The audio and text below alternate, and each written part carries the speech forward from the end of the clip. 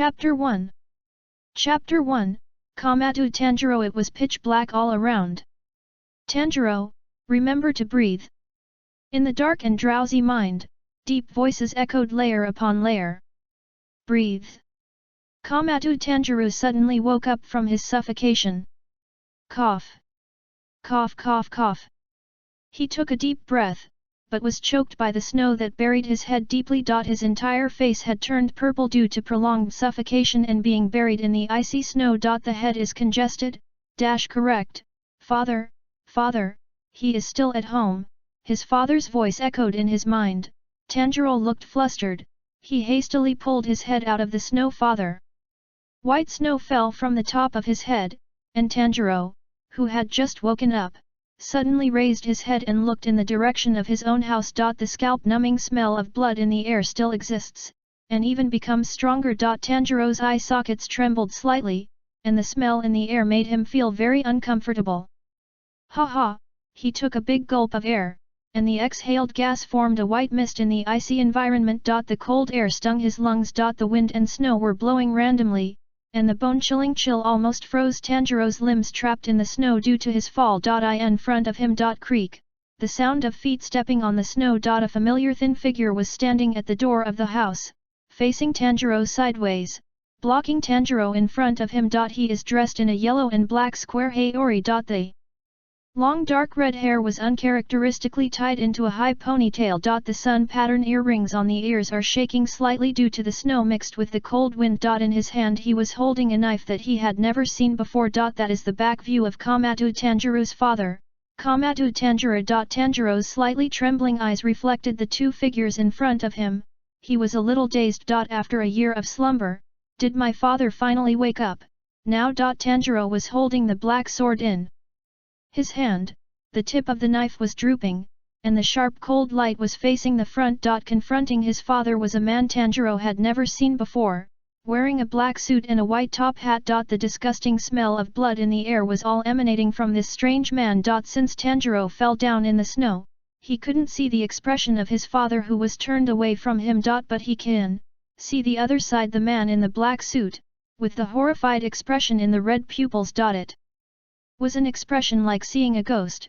One day ago. On the mountain. A well-groomed log house sits here. This is the house of the Zayaman family. They have lived here for generations, and it is said that they can be traced back to the Warring States period. It was daylight now, and the mountains were covered with morning mist. Winter mornings always make people shiver with cold, not to mention that this is still on the mountain. Bang dang! Bang dang! A little chill seeped into the wooden house through the open door, and the wooden door shook slightly in the cold wind, making a sound. The sleeping children in the room curled up subconsciously, and tightened their quilts. As if he had noticed this, the boy who had just walked out of the door turned around with an apologetic face, and closed the door softly.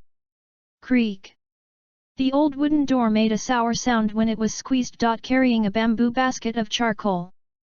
The dark red-haired boy with black and grey faces smiled and looked at his sleeping brothers and sisters through the crack of the door. After locking the door, he stood up straight and prepared to set off with a basket full of charcoal on his back. He is Tanjuro, the eldest son of the family. Inside the cabin call, several children were huddling together, hugging each other, and sound asleep. The slightly older one was a girl, who was sitting up in a daze, rubbing her hazy eyes.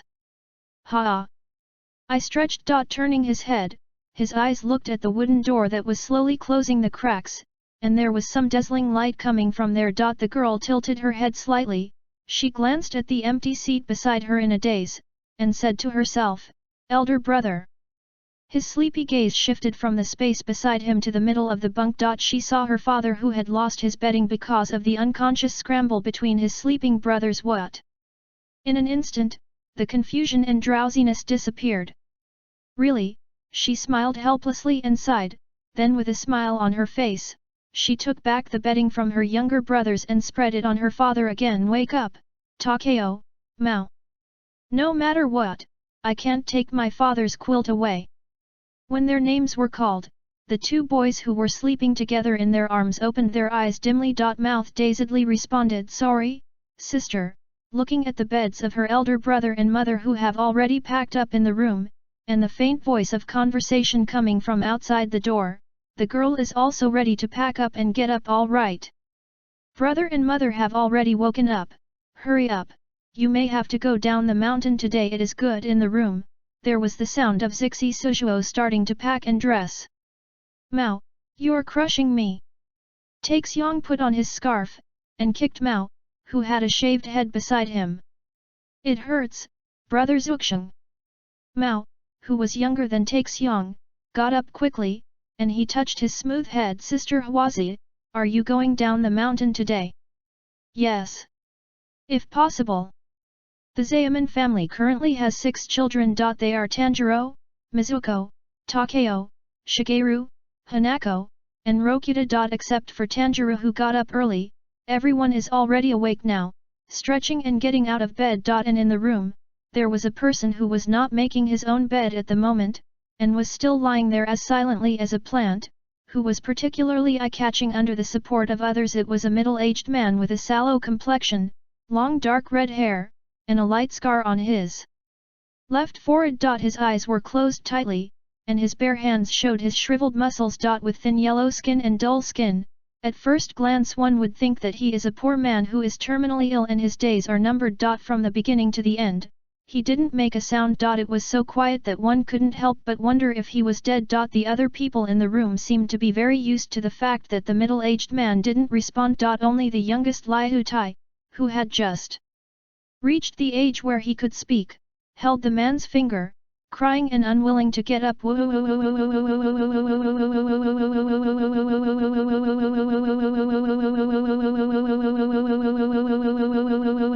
Dad.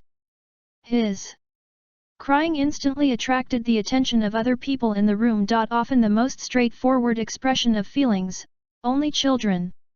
Liu Tai. Zuxiang looked at Liu Tai's crying appearance, and then looked at the middle-aged man's still closed eyes, feeling a little depressed. The same is true for Mao, who is 2 heads shorter. Lying down, the middle-aged man with his eyes closed was them, and Tanjiro's father, KAMADO Tanjuro. Be good, Liu Tai, if you want to sleep, go on sleeping. Medusa, who had packed up, reached out to hug the crying Liu Tai, coaxing him skillfully. Father is still sleeping, don't disturb him. Medusa hugged Liu Tai, shaking slightly. Well, soon, under the comfort of Medusa, the 6th wife calmed down, lay in Medusa's arms, and fell asleep again. Taexiong looked at his sleeping father, he opened his mouth, as if he wanted to say something. But Mao, who is younger than him, is even more childish. Father, I have been asleep for almost a whole year. Although Mao said so, the low emotion in his eyes could not be concealed. Sister, brother, will father still wake up? After these words were spoken, the room was quiet for a while. Taexiong turned his head to look at Mao beside him, stretched out his hand and pinched him secretly. Mao also knew that he had said something wrong, so he lowered his head and didn't cry out. Most definitely. It was Mizuko who broke the silence. She smiled, hugged Liu Tai who was sleeping in her arms, and looked at Takeo, Shigeru, and Hanako at will. Medusa took a deep breath, just repeated this sentence without any further explanation. At this time. Creak, clang, the door of the wooden house was slowly opened halfway, revealing a space for one person to pass through, and the white light reflected by the snow outside instantly filled the dim room. Along with the light came the cold air. Although the wind was no longer blowing. A woman wearing a white scarf and a purple and white square-patterned kimono stood at the door, smiling at the children. Inside. I'm already up. This is their mother, Zaemin Koazi. Zaemin Koazi spoke softly, noticing Liu Tai who was still sleeping in Medusa's arms, smiled and nodded to Medusa. Thanks for your hard work. Then, her eyes moved to Tanjiro who was still lying down, and seeing that he was still sleeping, her expectant eyes gradually dimmed. Snapped, she clapped her hands and smiled slightly, but she couldn't hide the tiredness in her eyes. Tanjiro has already gone down the mountain to sell charcoal, but it just snowed yesterday, so everyone should not go down the mountain. Hey! Shigeru and Takeo, who were excited to see the thick snow just now, were instantly poured with a bucket of cold water, and their happy faces collapsed. Mother! Mao looked at his mother with pleading eyes. Tanjiro has already gone down the mountain. KAMADO Aoie's answer was still refusal. Ugh, let's go. Mao understood. In the end, the lost Mao could only go out with the two equally lost Takeo. But Zaman Kozi changed the topic. She touched Mao's head, the corners of her mouth raised. Tanjiro will bring back something delicious. Hearing this, Takeo turned his head instantly, a sharp light flashed in his eyes. Really? Zaman Kozi nodded. Great. The two immediately became happy and cheered. They took an axe and skipped to a place closer to home to cut trees. After combing her hair, Hanako followed her mother and began to learn how to pack things at home. Miduzu wrapped himself in a quilt and carried Lu Tai on his back to prevent him from catching cold. He went to the charcoal cellar to check whether the heavy snow last night made the cellar damp. If the cellar is damp, there may be no new charcoal to burn in the next few days. Inside the room. The open door was closed, as if he was afraid that the cold wind outside would catch the sleeping Tanjiro. Tanjiro lay flat on his back quietly. Sudden. It seems to be because of the noise just now. Or, it's because of the bright red spot on the top of Tanjiro's head, which cannot be noticed by others but keeps flashing the word dangerous. His fingers twitched. The other side. A place so far away. So far away, it seems to have crossed another world. SEKIRO world. The inner hall of Xianfeng Temple. Wow, the sound of water flowing came from outside the hall.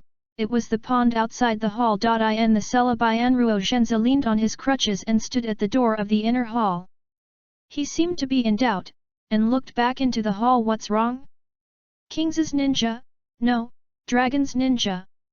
She put on her turban and looked at the ninja wolf who was standing up half kneeling behind her, but kept looking around. The ninja was wearing a somewhat worn-out orange sackcloth, and the flaxen scarf looked weathered. The large dark red ferocious pattern on the left forehead proves the special nature of the ninja. Now. The ninja frowned slightly, his hands unconsciously clenched the wedge pill around his waist, and became vigilant. Not right. Is there an enemy nearby?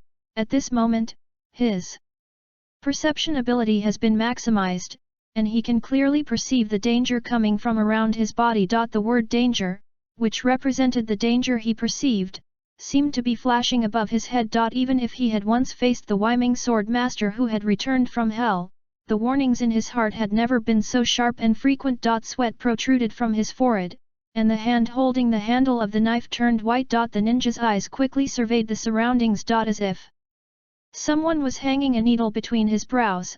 A chill climbed up his spine. Suffocating. But after waiting for a long time, nothing seemed to happen. The ninja looked at the Bianruo Zhenzi in front of him, and slowly swallowed his raised heart. Fine. Bianruo Zhenzi looked at the nervous appearance of the ninja. She nodded calmly. It's fine, let's go. Go to the west, the home of the sacred dragon. Afterwards, the son of God resolutely stepped out of the inner hall. Seeing this, the ninja wolf, who had lingering fears, hurriedly followed. However, before leaving the palace, deep in his mind, he couldn't help but worry. It has been more than 30 years since I came to this world. I don't know, how are Aoie, Tanjiro, and Yazuko doing now? The neon here has not found a way to go back. Will there be a way to go back to the hometown of dragons in the west?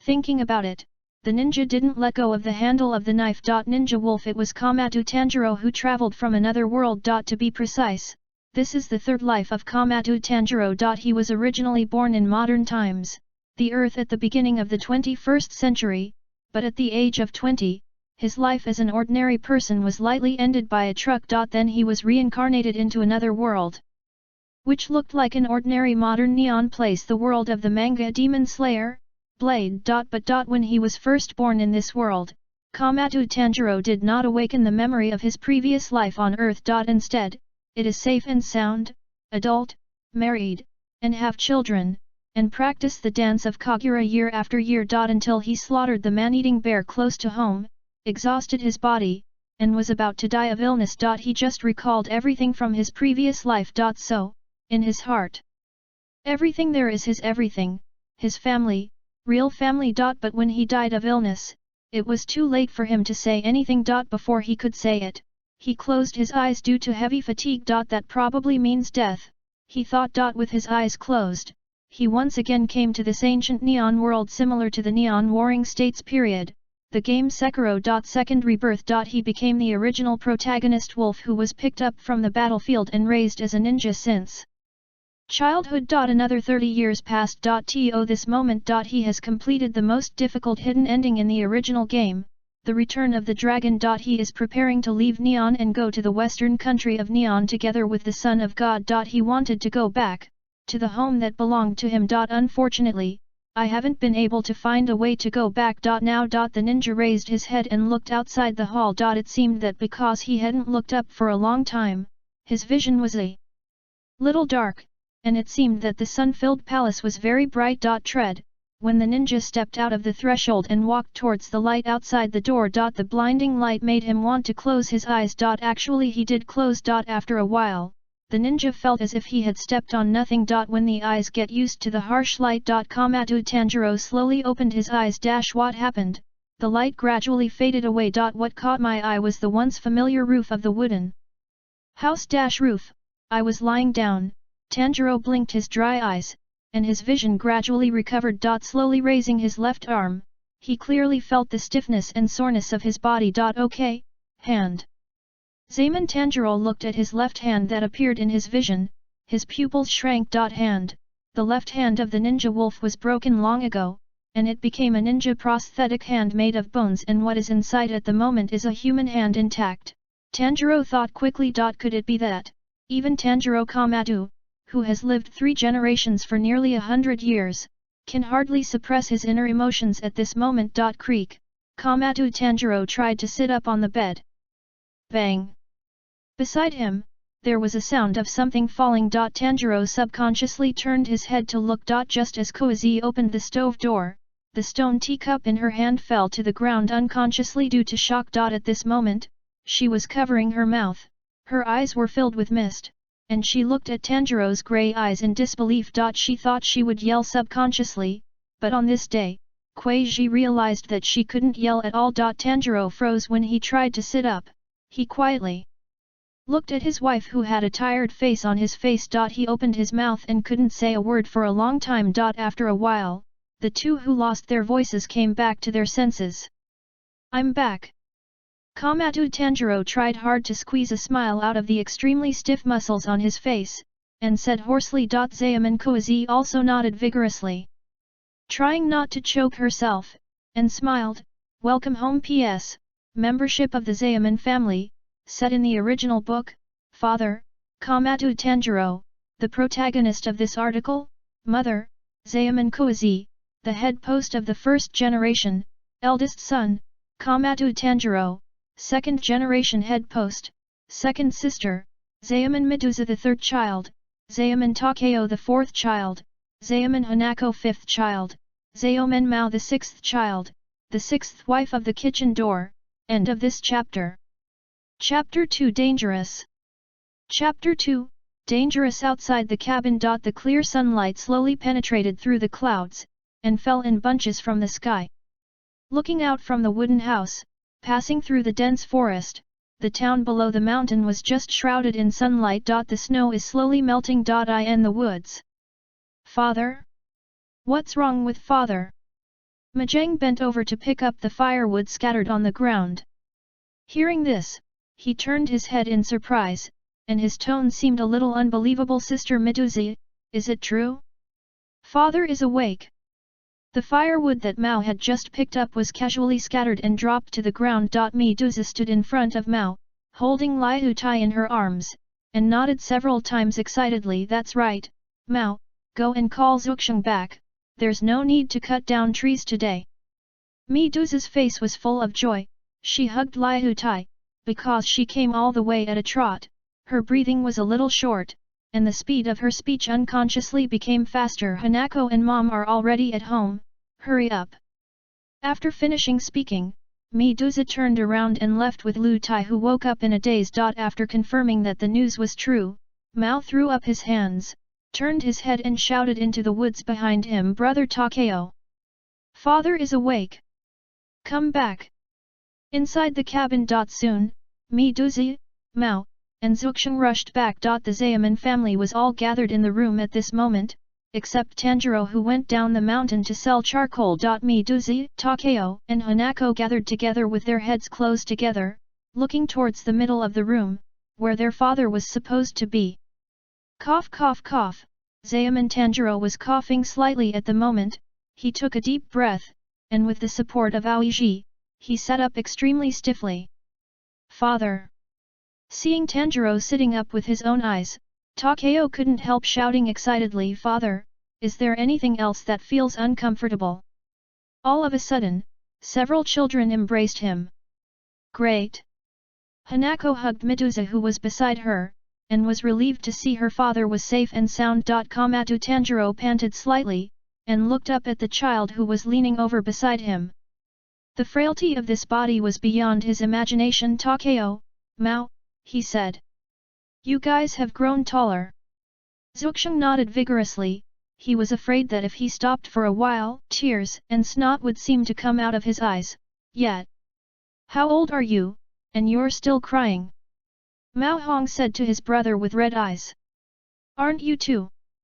Zuxiang retorted immediately. KAMADO Tanjuro smiled slightly, his eyes slowly brushed each of his children, and then slowly stretched out his arms. Flutter. He hugged everyone who came close, including Koizi. Takeo and Shigeru, who were trying not to cry, were taken aback for a moment, and then hugged everyone. The family hugs each other.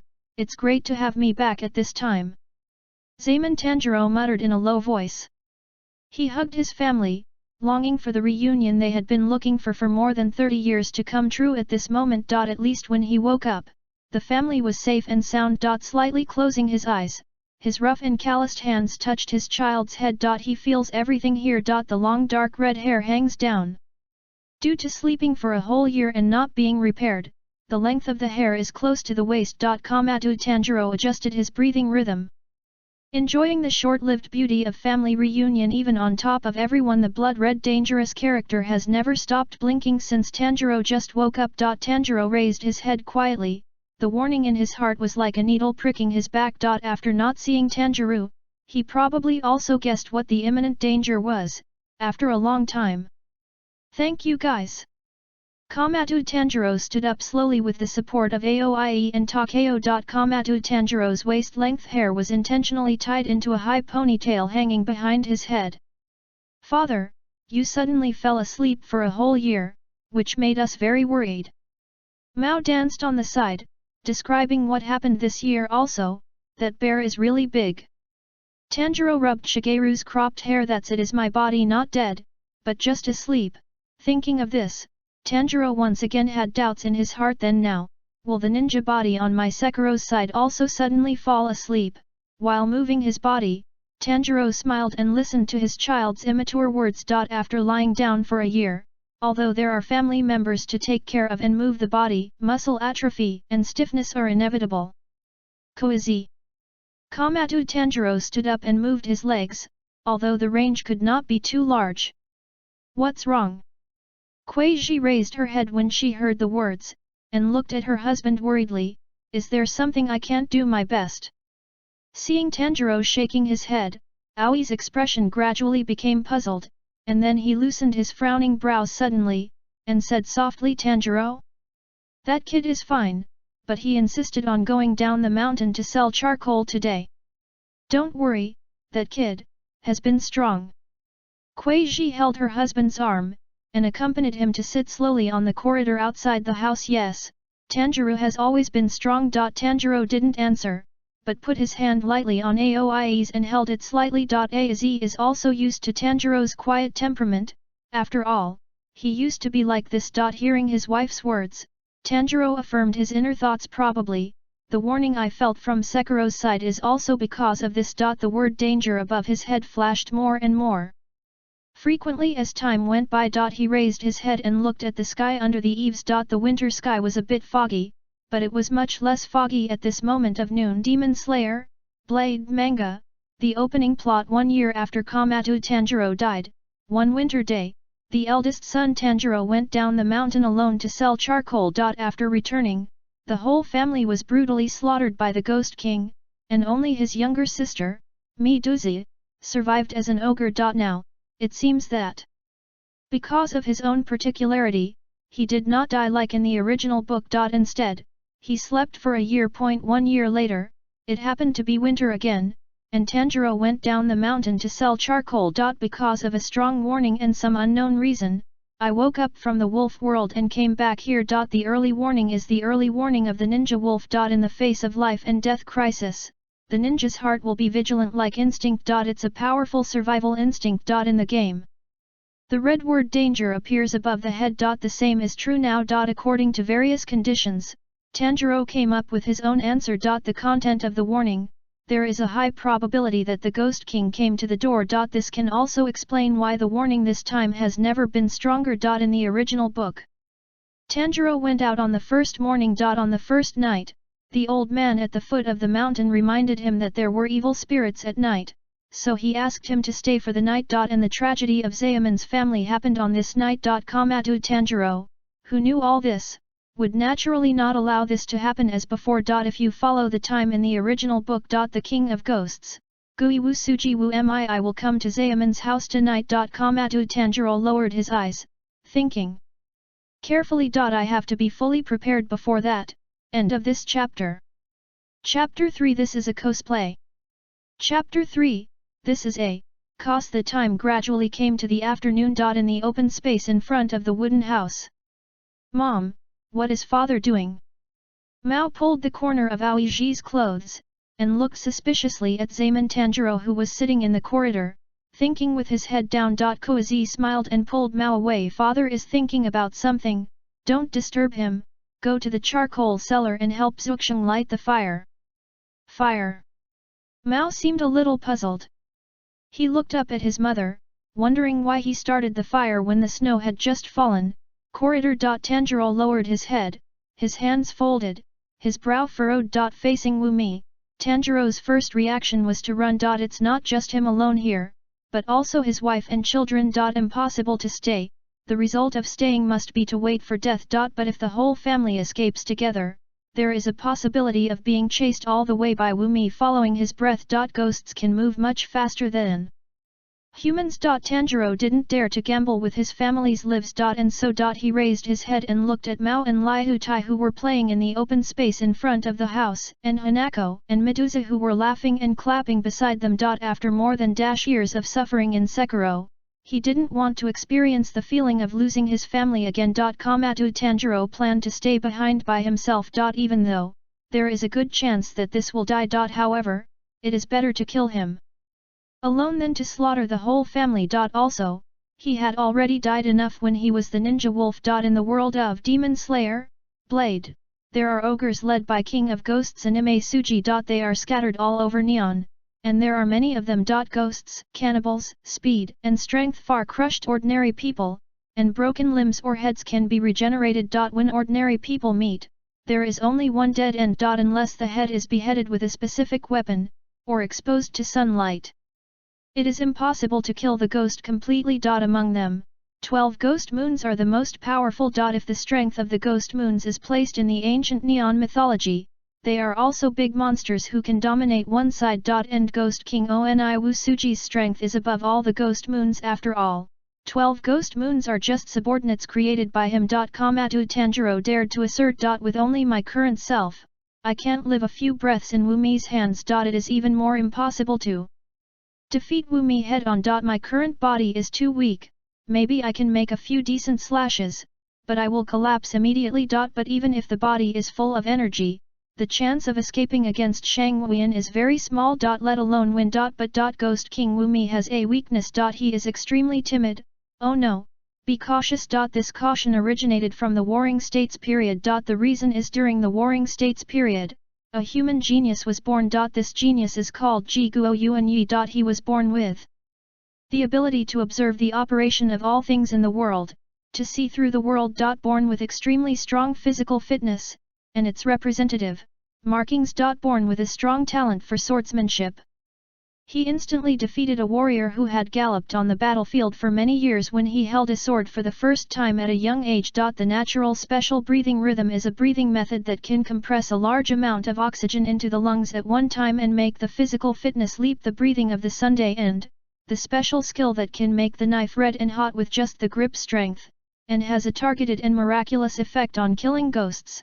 Hideo. Thinking of this, Tanjiro felt a little silent in his heart. Although he knew it, but after thinking about it carefully, he was still shocked by Ji Guoyuan's terrifying talent. In the previous life, there was a word that could describe Ji Guoyuan, Yi affectionately Hang Bi. Every trait in him seems to have been born for the existence of ghosts. So much so that when he met the Ghost King for the first time, he was able to inflict double-layered physical and psychological injuries on the young and arrogant Ghost King. Even though the Ghost King found himself underestimating the enemy, he tried to split into more than 1,800 pieces of meat and escape. In an instant, Ji Guoyuan, who had an inhuman reaction speed, cut more than 1,500 of them into pieces with a knife. Although the Ghost King managed to escape from Yuan Yi's clutches in the end, he never dared to show his face again. In the more than 60 years since Guo Yuanyi was alive, Wu Mi has never appeared in the human field of vision again. Wu Mi didn't dare to show up gradually until Yuan Yi died of old age. It can be seen that Wu Mi is indeed very cautious. This caution is worth taking advantage of. Tanjiro lowered his head and thought about the whole cards he currently has. When you are young, practice Kagura dance every day, and finally reach the highest realm. See through the world. This is one of them. In the Sekiro world, a special mark is born with it markings. It is a hideous dark red mark on the left forehead. The appearance of stripes represents a qualitative increase in physical fitness. Tanjiro could clearly perceive that as long as he wanted to, it seemed that the markings on the left forehead could appear at any time. This will speed up his heart rate by more than 200, and his body temperature will reach 39 degrees. In exchange, his combat ability will be greatly improved. Under normal circumstances, the left side of Tanjiro's forehead is just an ordinary burn scar. Zebra. This is the second. The third is that it is also Tanjiro's biggest hole card at present. The Zaemon family has passed down from generation to generation, dedicated to the Kagura dance of the fire god. The fire god Kagura. KAMADO. Tanjiro now knows better than anyone what this so-called dance is. Breath of the day and the matching 13 style sword shape. Because the breath of the sun was too domineering, none of the human swordsmen at that time could inherit the mantle of Jiguo Yuanyi. But there are many records and people who have witnessed it. But after Yuanyi's death, Wu Mi found out and destroyed these records one by one. Except for one person, the ancestor of the Zaemon family, Zaemon Tanji. Tanji and Ji Guoyuan are good friends. Yuanyi also gave Tanji his 2 sun earrings. After seeing Yuanyi was 13 sword moves with Breath of the Sun once, Tanji engraved them in his mind. It was compiled into a dance of Kagura, renamed the Kagura of the god of fire, and passed down from generation to generation along with the earrings. And now, KAMADO. Tanjiro has danced fire god Kagura for nearly 30 years. The breathing rhythm and movement essentials are all familiar to me. Ji Guoyuan's earrings are also hanging on his ears. Snapped.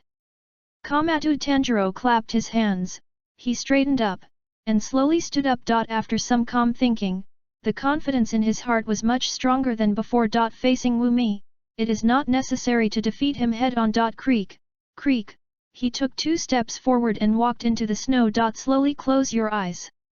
Suck. KAMADO. Tanjiro took a deep breath, and his muscle memory made his breathing rhythm gradually match that of the fire god Kagura. As a large amount of oxygen was compressed into the lungs, KAMADO. Tanjiro's body temperature gradually rose, and his heartbeat also began to speed up. Ba!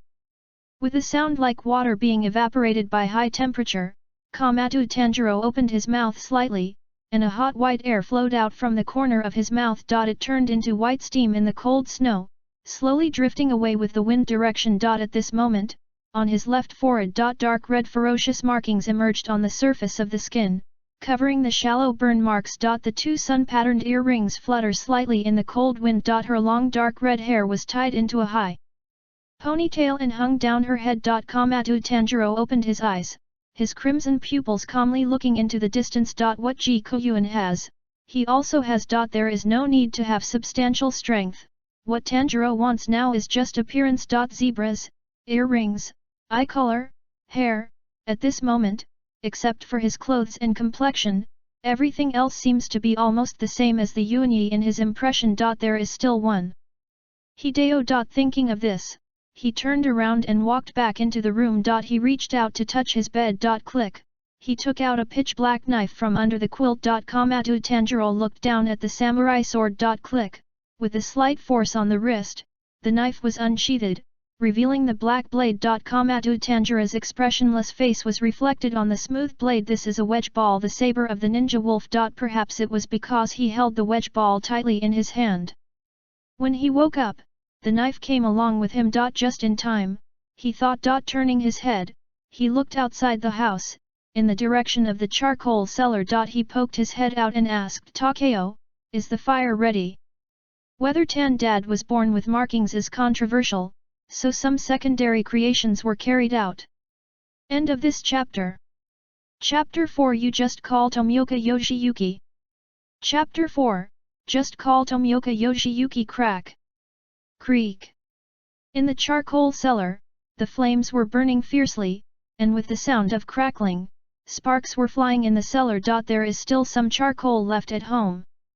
If it weren't for the continuous heavy snowfall in recent days, there would be more surplus. But these are enough. Zaemon Tanjiro stood alone in front of the charcoal kiln, looking at the knife wedge pellets he had placed in the charcoal kiln. The firelight shone on his face. The combustion temperature of charcoal can reach 1000 or even higher in the charcoal pit. This is enough to burn the wedge ball red. That is the so-called hideo. Ideally, the burnt red blade can be red for nearly 20 minutes. It takes an hour to cool down completely. Enough. It was getting dark gradually. The surrounding light gradually weakened, and the sun seemed to be going down soon. Standing in front of the firelight of the charcoal cellar, the firelight shone on Tanjiro, who was standing with his arms folded, stretching his shadow very long. All around, except for Tanjiro, there was no other figure to be found. Karma! Karma!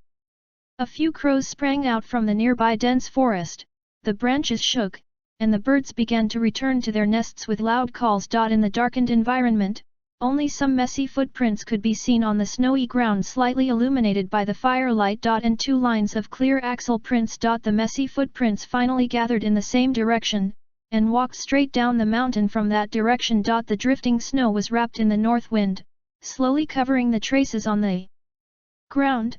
The other side. Far away. Near a mountain. All around are empty paddy fields. Snow covered. The sky is getting dark and the temperature is slowly dropping. The cold wind mixed with snow swept across the paddy fields. A group of people walking on the path in the field also subconsciously tightened their clothes.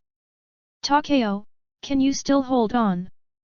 Zaemon Koizi led Mao to the front. Behind him is a wooden 4-wheeled charcoal cart. Medusa walked in front of the charcoal cart, holding the hemp rope in his hand, pulling the charcoal cart. Hanako was resting on a charcoal cart with her young Liutai in her arms. Creak, creak, the wooden wheels rolled over the ground, denting the snow with a creaking, squishing sound. Tanjiro was away, and the oldest man in the family became Takeo, who was walking at the end of the line with an axe at the moment. And with all his strength, he pushed the charcoal cart forward slowly. Takeo! Koizi Zaemon was turning around, shouting at Zuxiang at the end of the line, with the white breath coming out of his mouth. Taexiong wrapped his scarf around his neck, raised his hand and waved, "I'm fine." Koizi from Zaemon frowned slightly when she heard the words. She stopped, turned around the charcoal cart and walked towards Zuxiang. "Mom!" Zuxiang watched his mother walking towards him, subconsciously shrinking his neck. "What?" Koizi walked up to Zuxiang, stretched out his hand, and let out a sigh of relief. Then he squatted down and held Takeo's red and trembling hands in order to push the charcoal cart forward. Raising her head, she said seriously to Takeo, "Don't be brave. When we are tired, we will find someone else to sleep over and rest." "I see." Taexiong clenched his frozen hands tightly, holding the axe tightly. Seeing this, Kuei-ji nodded and got up. "Mom, why?" Mao looked up and looked at his mother. He wanted to ask why the whole family suddenly left together, except for his father. But seeing his mother's nervous and tired face, Mao stopped his words. Koizi heard Mao's question, and she walked along the street, not daring to relax her vigilance even when she reached the town. She lowered her head and said in a low voice, "What's wrong, Mao?" Mao shook his head, held his mother's hand, and changed his previous question. Mom, where are we going? They had been away from home since around 1 o'clock in the afternoon, and were walking all the way. Now, the time has passed in the evening, and the sun is about to set. It was dark. Creak. Koizi at the kitchen door stopped in her tracks. She remembered the conversation Tanjiro KAMADO had with her at noon, half a day ago. In the wooden house. Tanjiro, what do you mean? Aoiji sat beside Tanjiro. She seemed a little puzzled. Koizi. Tanjiro raised his eyes and looked at his wife. His tone was serious. Believe me. Next, it's going to be dangerous on this mountain. Bring me Duzi, Mao, and the others. Stay away from here first, the farther away the better. Tanjiro said, looking through the open door, looking at Hanako and Shigeru who were playing in the snow. Don't worry about Tanjiro, he'll be fine. Hearing this, Zaemin Koizi opened her mouth slightly, her purple eyes were a little touched. She didn't know what judgment she should make now. Dangerous? What do you mean? The husband had been in a coma for a year, and when he suddenly woke up, he said these words again. While Koizi was confused, she also felt strange. At this time. Snap. Zaemin Tanjiro turned his head, stretched out his hand to gently hold Aizi's hand, and the two looked at each other. Look back. I'll explain it to you when the matter is over. Tanjiro held Aoi's hand, his gaze firm. Slowly poking into the quilt beside her. Believe me. Click. Until there was a crisp sound of the collision of the knife and the scabbard. It's Wakimaru, a samurai sword. Zaemin Koizi's pupils shrank slightly, and she looked up at her husband. In the past year of taking care of her husband every day, Aoiji never discovered the existence of this samurai sword. Tanjiro was smiling at the moment. I woke up this time just to avoid this danger, maybe. There is no time, Koizi. Think of the children. Zaemin Koizi tightly gripped the quilt with her hand on the quilt. What about you? She asked. I must stay. Tanjiro replied decisively. Aoi of Zaemin stared blankly at Tanjiro. What do you want to do? Although Zaemin Koizi wanted to question her husband like this now, but seeing the anxiety in the other's eyes, she gradually understood the seriousness of the matter. Zaemin Koizi took a deep breath, she nodded slightly, then stood up. I understand. Letting go of Tanjiro's hand, Aoi walked around the bed and walked slowly to the door of the house. Standing at the door of the house, Koizi stopped in her tracks, turning his head, his back to Tanjiro, pursing his lips, lowering his purple eyes, his voice trembling slightly. No, leave us again. Tanjiro looked straight ahead, nodded his head, and said in a low and quiet voice, don't worry. I won't die. Come back to your senses. Koizi at Zaemin heard Mao's voice, and she remembered that her husband told her to head towards the place called Sahu Mountain. The journey takes about half a day. Koizi rubbed Mao's head casually, raised his head and looked around. They asked for directions along the way, and although they were delayed for some time, they were almost at their destination. The surrounding area is already full of paddy fields. Even the villages are a little further away. The sun has set, the sky is pitch black, the moon hangs low in the corner of the sky, and the clear moonlight illuminates some clouds. They were already within the range of Sajiri Mountain, very close to the foot of the mountain. When we got near Sajiri Mountain, we were basically safe. Swish. Ka, creak, with a few strange sounds, Koizi stopped in her tracks. Duzi and others who were following behind also stopped. Mom. Hanako on the charcoal cart woke up slowly, feeling that she was no longer moving forward. She turned her head and asked, have you arrived yet? Koizi standing in front of the charcoal cart looked forward and nodded slightly. At this time. Whoosh, pat, a landing sound so slight that it was hard to hear came from in front of several people. What's wrong? Lost. An old and deep voice sounded from the front. The nearest village is not in this direction. Everyone quickly looked up. The person who came was wearing a red tengu mask. The small sleeves embroidered with water ripples are worn on the body, and the short white hair under the moonlight is exposed from both sides of the mask. The knife carried at the waist showed the identity of the other party. The sun has already set. With so many children, it's very dangerous at night. The old man wearing a tengu mask whispered. When he said this, he looked at Kozi from Zaem and suddenly smelled a lot of strange smells, so he rushed over to have a look. Zaem and Kozi looked at the old man in front of her. Although the other party appeared in front of her in a flash, she quickly stabilized her tone. Are you Mr. Ryotaki? Zoranaki seemed a little surprised the last time. He took a special look at Kozi Zaeman, the final destination of the Zaeman family. It is at the foot of Mount Sajiri. Find an old man named Rinaki Seikanji wearing a Tengu mask. Stay overnight at his house. If the other party asks, you just say that a swordsman named Gyutomyoka asked you to go, said KAMADO Tanjuro. End of this chapter. Chapter 5. Chapter 5, Ghost Dance Suji no Misery, Righteous Courage. For one night. Lin Takizo paused when he heard the words last time. He looked at Kuei Ji in front of him, and the 5 children following behind. He was silent for a while. 5 children, even one very young. Looking at the mud marks on his body, he should have been walking for a while. Although the clothes on his body were stained with mud, they were not worn out, and he did not carry any other items going out in a hurry, but there is no ghost breath on his body. At the same time. Takeo, Shigeru, and Mizuko, who were standing opposite Rin Takizo Kinji, were also watching him secretly. Scared me to death. Zhao Menmao was covered in cold sweat. He touched his chest and took a deep breath. He was standing next to his mother just now. His expression was a little weak. The old grandpa in front of him appeared with a shua.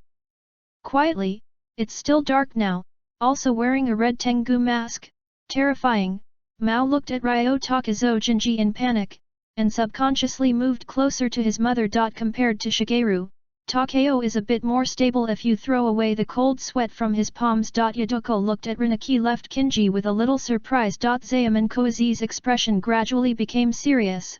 She was a little nervous at the moment. Now that Zorinaki, whom her husband spoke of, actually appeared for the first time, then what is the danger on the mountain, Tanjuro? Kuei Ji clenched her hands tightly. After a while. Ryotakazo's eyes, which were hidden under the mask for the last time, lowered slightly. He could smell the air around him. He raised his head and looked at Kozi at the kitchen door. Panicked. Uneasy is the smell of lying. It wasn't Jiu who asked them to come. He looked at Kozi quietly. After thinking for a moment, Zorinaki waved his hands at Az and the others for the first time. Come with me. Although he could sense that Kuei Ji was lying, he also sensed that Kuei Ji was not a bad person, so Lin Taki didn't touch Kuei Ji. Turning around, he sighed softly. Yiyong this kid. Thank you very much. Kozi from Zaeman bowed slightly, and Mao who was next to him hurriedly nodded his thanks. After seeing this, time passed slowly, and before I knew it, it was already night. Kitchen door home. Down the mountain. It's already so late. Tanjiro Kamado was walking slowly in the snow with an empty bamboo basket on his back, heading up the mountain, and he was talking to himself with a smile. It would be great to sell them all. Creek. At this time. There is a small house by the road leading to the mountain. A figure appeared by the window, shouting towards Tanjiro's back. Hey! Tanjiro! Are you going back to the mountain? It's too dangerous. Come back, it's too late, come and live at my house. In a town not far away. Creek, a black leather shoe stepped on the snow. Well, all the way from Asakusa to here. The white trousers were very slim, and the person who came was wearing a black suit jacket and a white top hat. The black suit, with subtle but gorgeous textures, was clearly expensive. He stretched out his hand and slightly supported the brim of his top hat. The pale skin made the blue veins on the back of his hand clearly visible. The snow fell on the back of his hand, but it didn't melt. The plum-red pupils observed the deserted snowy streets, and the voice was low and strange. Let's end the experiment here. He raised his head, feeling the human breath in the town, and frowned slightly. On the previous road, humans living in towns and villages have been experimented by him. Don't talk about overcoming the Sunday, not even a single surviving individual without exception. There was a trace of sullenness on his face hidden under the shadow of the top hat, and the tip of his nose moved slightly, feeling the breath around him. The smell is the same as I have seen before, and the humans who want to come to this town are also the same, very fragile. Humans are very weak, Given a little blood, the cells will collapse, turning into a pool of rotten flesh mixed with blood. Weak. Tisk. He didn't intend to continue wasting his blood here. Walking slowly, his eyes fell on a mountain outside the town. Plum red pupils looked towards the direction of the mountain top. Rarely, a hint of interest appeared in the man's pupils. Those who live on top of the mountain, he remembered, what kind of knife was used by that group of lingering ghost killers. It seems that it was also forged with ore from the top of the mountain. Then, people who live on the top of the mountain all year round, will it be different? The man's spirit of experimentation seems to be exhausted, and now he is simply looking for a reason for his own entertainment. The other side. Narrow mist. In the next hut to the left of Rinaki. Hey! Rinaki blew out the candle for the first time, and he looked back at the sleeping children. His expression was blocked by the mask of the Tengu. A few lively children can torment him quite a lot. Thinking of this, he stood up and walked towards the door. Step out the door. Creak. The wooden door behind him was slowly closed by Rinaki for the second time. Outside. Koizi at the kitchen door was facing away from the hut, looking up at the moon in the sky. What's the matter? Zozo looked at Koizi, who called him out for the first time. The children are already asleep, and it's getting late. Koizi turned around and thanked Lin Taki. I'm sorry, Mr. Ryodaki. Zaemin. Koizi bowed slightly. Her tone was a little hasty. She straightened her back with a serious expression, and frankly said, actually, I didn't know that swordsman surnamed Tomioka. I lied. I know. Zorinaki's voice came from under the mask for the next time. It seemed a little dull.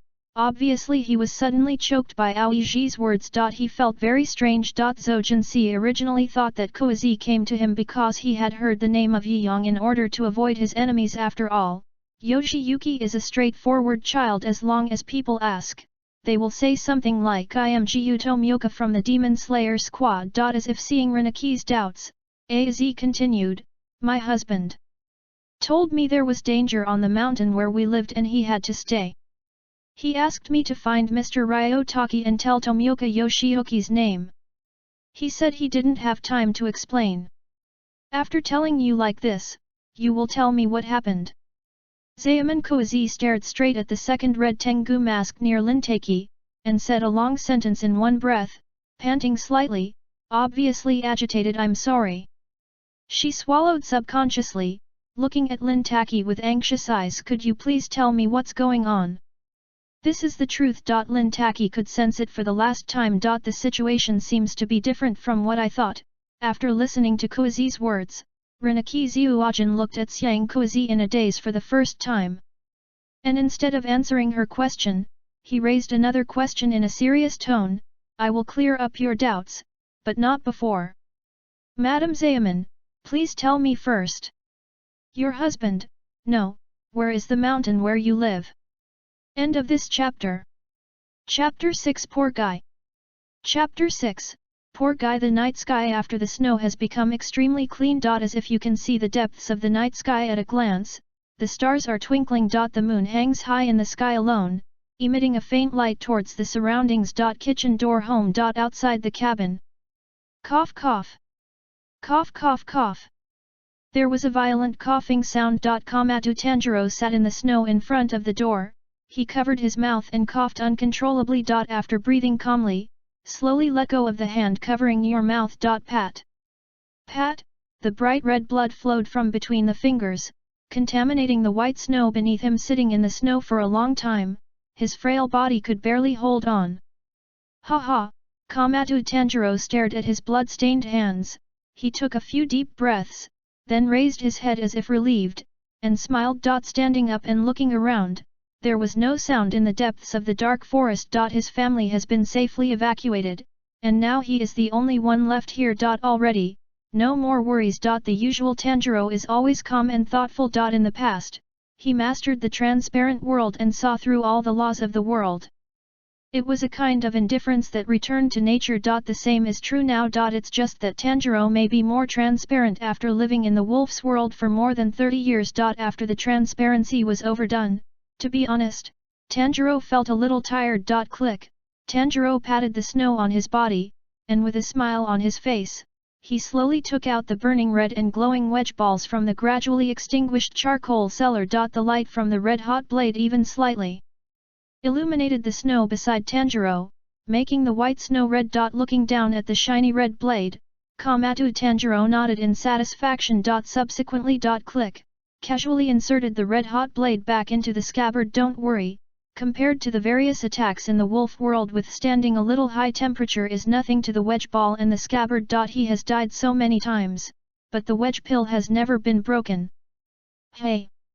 After taking a deep breath, Zayaman Tanjiro looked back at the direction down the mountain, and he knew it very well. He stayed this time, and his own results were nothing more than 2.1, he lives 0.2, he died. He is more inclined to the second possibility, and in fact he thinks so himself. As long as Giwasuji Vuchan sees through his thoughts a little bit. In just a few seconds, I may have been crushed to ashes. After that, Wumi won't find her family to take revenge after all, she's separated. I was the one who deserved to die. Tanjiro KAMADO turned around, facing his own house, carefully sizing up the appearance of the house inch by inch. It's as if you want to engrave this house in your mind. He was talking to himself. I hope my death is worthwhile. Tanjiro shrugged his shoulders, his dark red eyes were impassive. Don't come alive again. Click. KAMADO Tanjiro pushed open the door of his own house, and when he stepped over the threshold, he muttered a sentence in his heart. Sorry, Kozi. Just let me be selfish this once. After preparing the psychological hint of fighting to the death, KAMADO Tanjiro will stop Wumi desperately. At the same time, he asked Kuei Ji to send a message to Lin Taki Ziuajin once, maybe someone could arrive after dawn to investigate Wumi's trace. As for myself, try to leave as many valuable clues as possible. He will face his own death calmly. The warning that was constantly flashing in his heart turned into a bright red word: danger above his head. Creak, creak, KAMADO Tanjiro regained his senses, and slowly walked into the dark room. With his back to the door, he slammed the wooden door behind his back. The moment before the door was completely closed. The word danger blinking rapidly above KAMADO Tanjiro's head suddenly stopped blinking.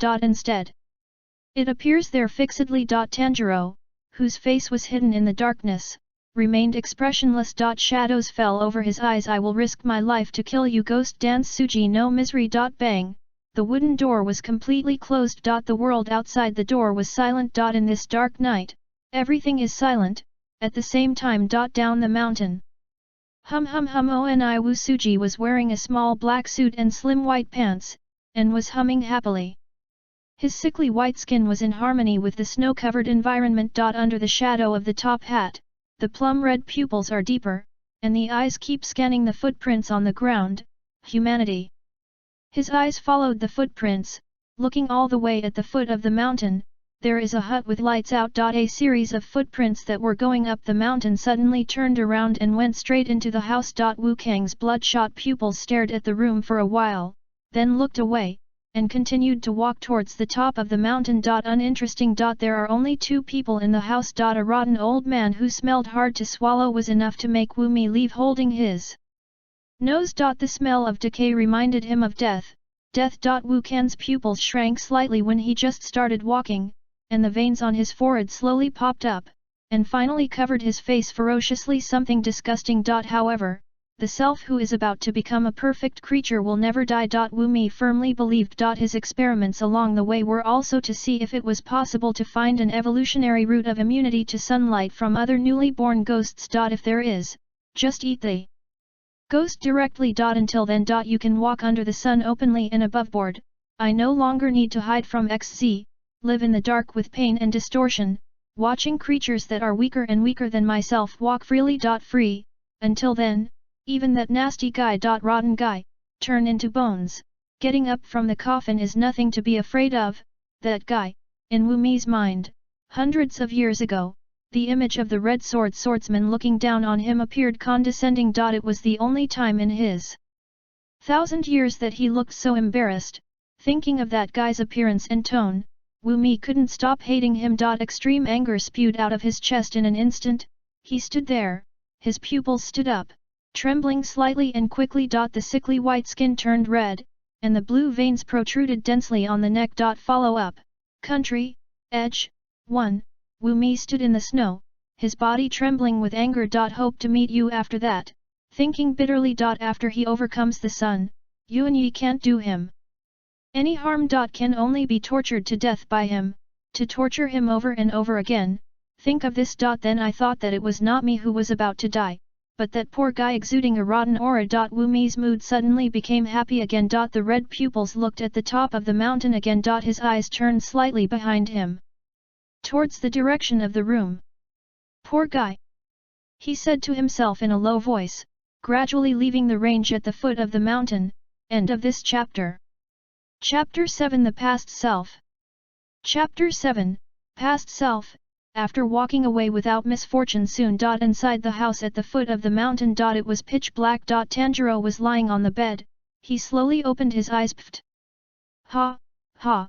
The constricted pupils trembled violently. The cold sweat on his forehead had already wet the hair on both sides of him. Tanjiro was like a drowning fish. He opened his mouth and breathed heavily. Even the rhythm of breathing trembled slightly. His eyes were full of horror. The one just now. What is it?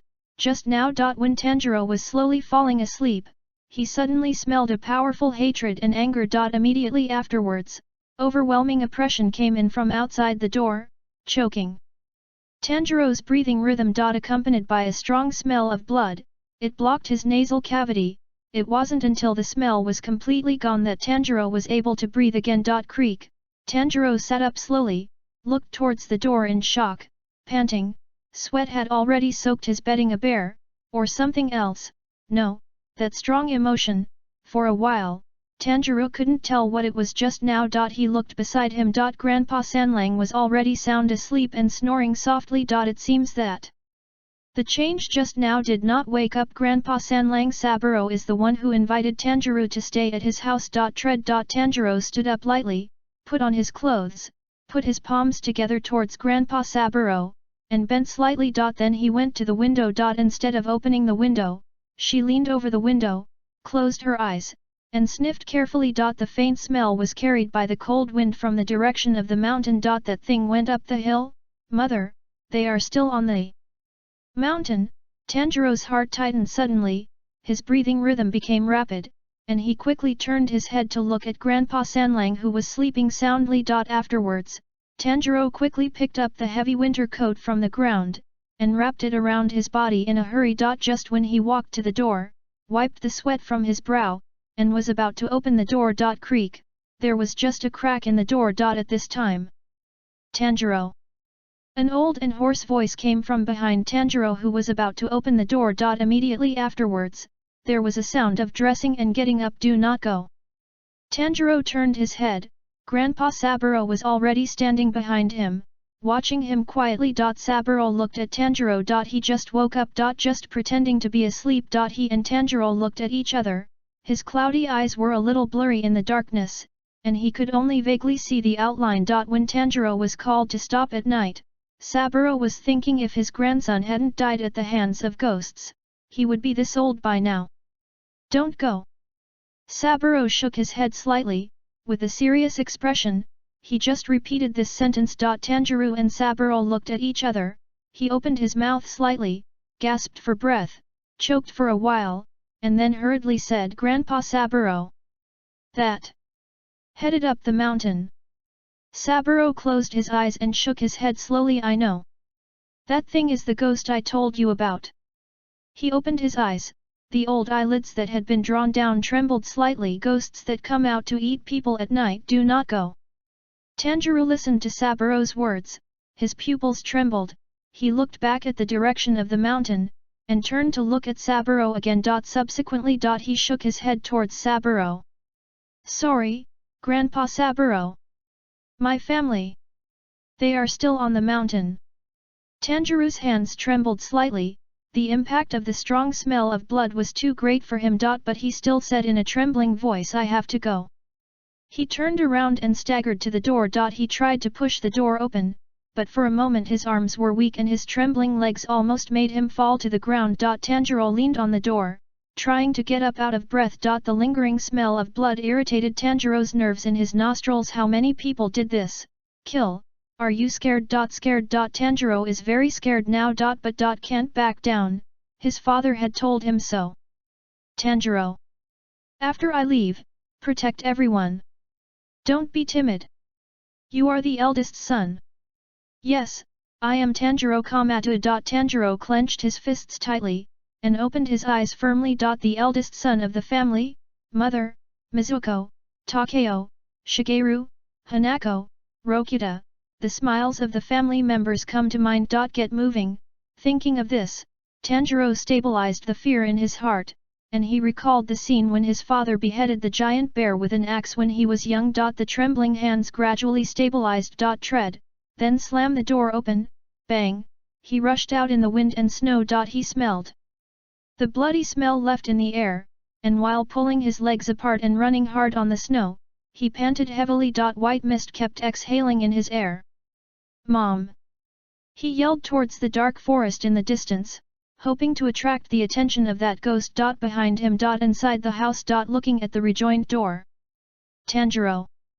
Saburo's serious expression did not change. But it was as if all his strength was suddenly taken away. Slowly bent down, then fell to his knees on the ground. With his hands on the ground, his eyes blurred by aging seemed to be wet with tears. He didn't have the courage to stop Tanjiro at the end. He saw something in Tanjiro that he never had. A decade ago. When encountering a ghost, he hesitated for a moment due to fear and timidity, and failed to save his grandson who could have been rescued in time. He watched his grandson die in front of his eyes. If it wasn't Dawn, he would have died in the hands of the ghost. In the end, the originally happy family of 4 survived only him, an old man. Since then, Saburo lived alone at the foot of the mountain, regretting himself. Saburo, he yelled inwardly. If I was like this back then, and could run to my family regardless of everything, if that happened, boom, he beat the ground vigorously, gritted his teeth, tried not to cry out,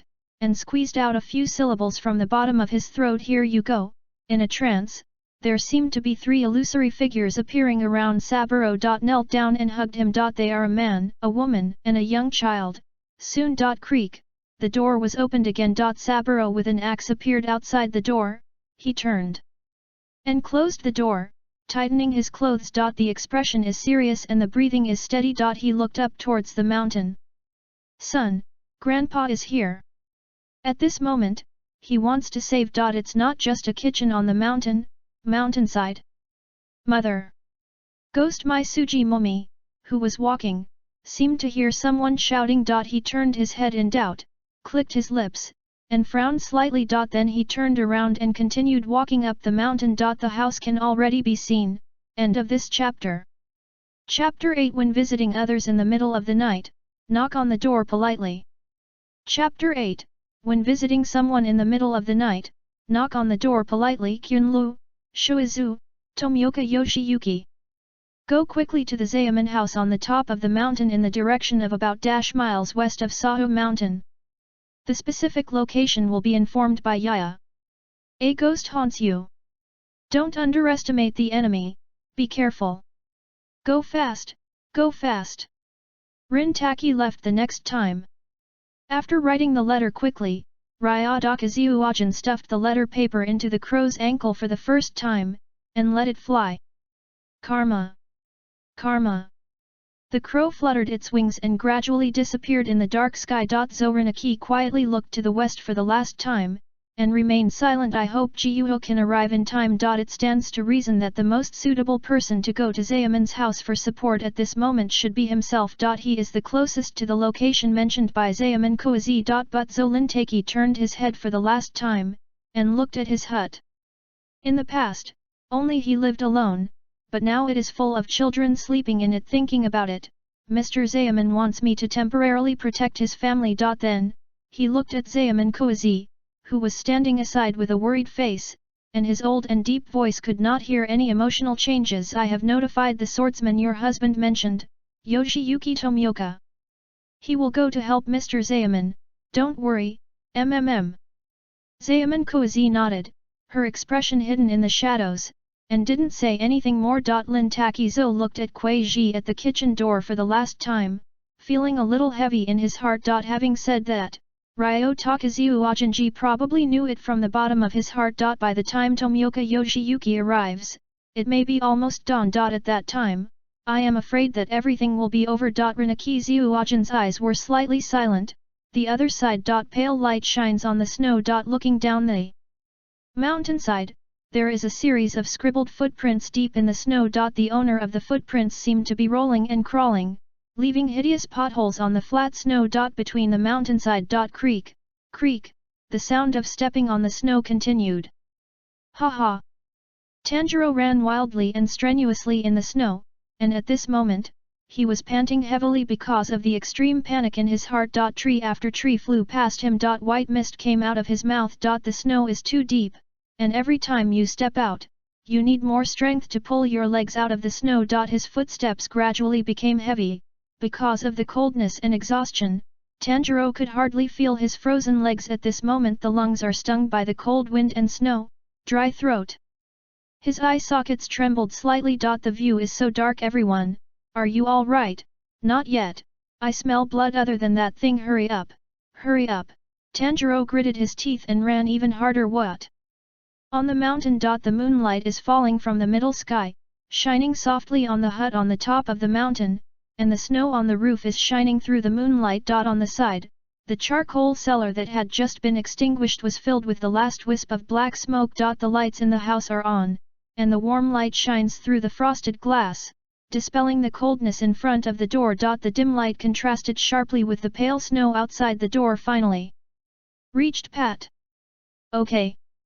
A figure in a black suit appeared not far from the hut. And he stood still. The ends of his hair were slightly curled. He reached out and patted the snow off his shoulders, and adjusted his tie by the way. He raised his gaze to the wooden house not far away. What? He seemed a little dissatisfied, frowned slightly, and smacked his lips. Is there only one person? Wu Mi stood under a tree, his scarlet vertical eyes hidden under the brim of his hat. Glanced around, feeling a little bored. Although the door of the room was closed tightly, there was indeed only one human breath coming from the room. However, what is satisfying is that he might be right in guessing that the people living in the mountains are somewhat different from those in the towns. It feels a bit like the breath of those annoying breathwork swordsmen. Long and distant. So much so that it gave Wu Mi a sense of familiarity. It is worth mentioning that although Wu Mi can feel the breath of human beings through the powerful perception ability of ghosts. But there is no way to perceive the strength of that person. Once, during the Warring States period, as soon as Ji Koyuan walked in front of Wu Mi, he only thought that Yuan Yi was just an ordinary breathing swordsman. Hey! Wu Mi snorted lightly. However, being like a swordsman is interesting. Whether the strength after becoming a ghost is strong or not depends partly on the strength of the ghost when it was a human being. Wu Mi had never met a few swordsmen from the ghost killing squad before, most of them were dealt with by Xia Xian, and he had no chance to see Wu Mi. Therefore, the opportunities for such human experiments are very few. What can I do? Wu Mi put his hand slightly on his chin, stretched out his fingers and tapped lightly on his chin, glanced around with vertical pupils. He said to himself, if there's only one person, it's a headache, it is precious experimental material. Wu Mi's tone was somewhat helpless, but the corners of his mouth slowly raised, his bloodshot pupils reflected the snow and the house not far in front of him. You have to be careful when experimenting. It's meaningless if you die with a little force. A deep voice sounded, without any change in emotion. Plum red eyes stared at the wooden house, his hands were palm-shaped, and the white nails slowly turned black, elongated, and became sharp and sharp. Under the moonlight, they all shone slightly coldly. Creak, creak, Wu Mi stepped on the snow, but her black leather shoes showed no signs of sinking. He came to the door of the house with a few easy steps. Raising his hand, he was about to break through the door with a single blow. Oh, right! As if remembering something, Wu Mi's sharp and extended nails that turned black and purple slowly retracted. Wu Mi stood in front of the door, his pale face was illuminated by the yellow light, only a pair of plum-red pupils were hidden under the shadow of the brim of the hat. He looked at the covered wooden door in front of him, his face was expressionless, but the words he said were very wicked. Before entering someone's house, knock on the door. Don't be rude. As he spoke, the corners of Wu Can's mouth rose slightly. Then, he clenched his outstretched hand into a fist, and knocked lightly on the wooden door twice. Dong dong. Okay, That's it. Wumi lowered her head slightly, reaching out to break open the wooden door. Hey! At this moment, Wumi was taken aback suddenly. Because the wooden door in front of him was one step ahead of him. Creak clang, it was first pulled away by the people in the house. A figure stood behind the door and appeared in front of Wumi. The bright light in the room passed over the person in front of him and shone on Wumi's face. The figure blocked part of the light, leaving a human-shaped shadow on Wu Can's face.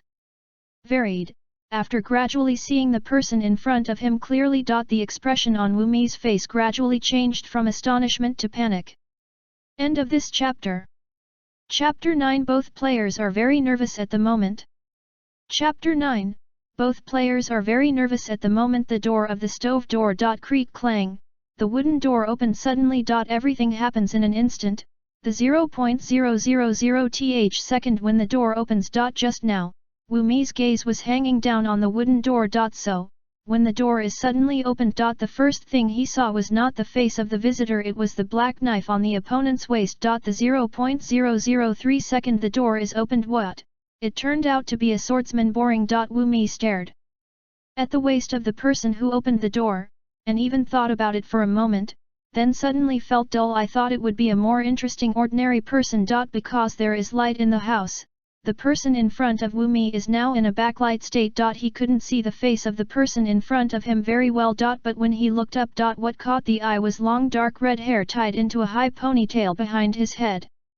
Wu's scarlet pupils narrowed slightly. Crimson hair, the 0.005th second when the door opens. His vertical pupils immediately looked down along the hair. At the roots, on the forehead. The ferocious dark red markings entrenched on the left forehead were so eye-catching under the pale light from outside that they burst into Wumi's eye sockets. The 0.006th second when the door opens. Wrong. Something is wrong. Something is wrong. In this instant, Wumi noticed something. His pleasant pastime just now suddenly disappeared.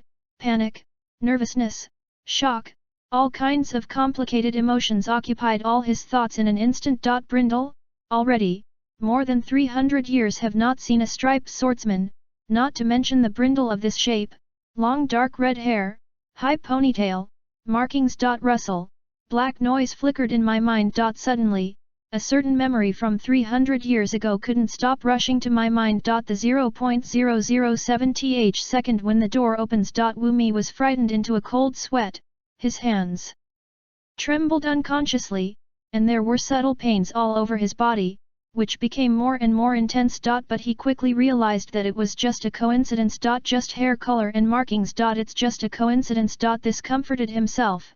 But Wumi almost subconsciously glanced at the other's earlobe. Then the pair of sunflower pattern and long earrings appeared in Wumi's field of vision. The pair of earrings hung quietly on each other's ears.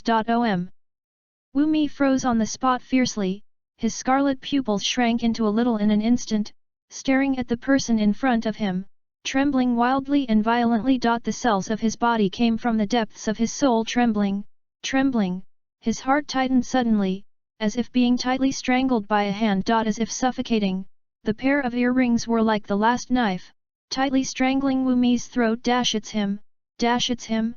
Wumi's body froze in place, his pupils trembled violently, and his veins bulged along his neck. The veins on the back of the hand arched and twitched unconsciously. Fear is like a heavy tide, running down from the top of the head, as if it wants to swallow Wumi. How is this possible? Isn't he dead long ago? Wumi didn't even dare to swallow his saliva. The body is trembling. Too close, too close. Wumi clenched his teeth tightly.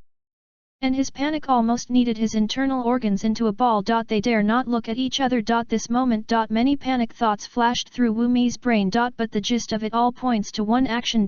Run. The 0.01th second when the door opens. That is the moment. Zaman Tanjuro, who was standing inside the door, was quite close to the door when he opened it. Coincidentally, Wumi is also quite close to the door. This directly led to the two standing face to face, and the distance between them shall not exceed 15 cm. Almost stuck together. KAMADO Tanjuro even observed Wumi's face changing from joy to fear to the extreme in a fraction of a second. Then, bah, A white mist escaped from the corner of Tanjuro's mouth. Because it's close enough. This high-temperature gas produced by the breath of the sun, like a sharp sword, directly hit Wu Mi's face and rushed away. He even blew the ends of Wu's curly hair. In an instant, Wu Can's pale face turned livid, and he only felt a tingling scalp breathing method.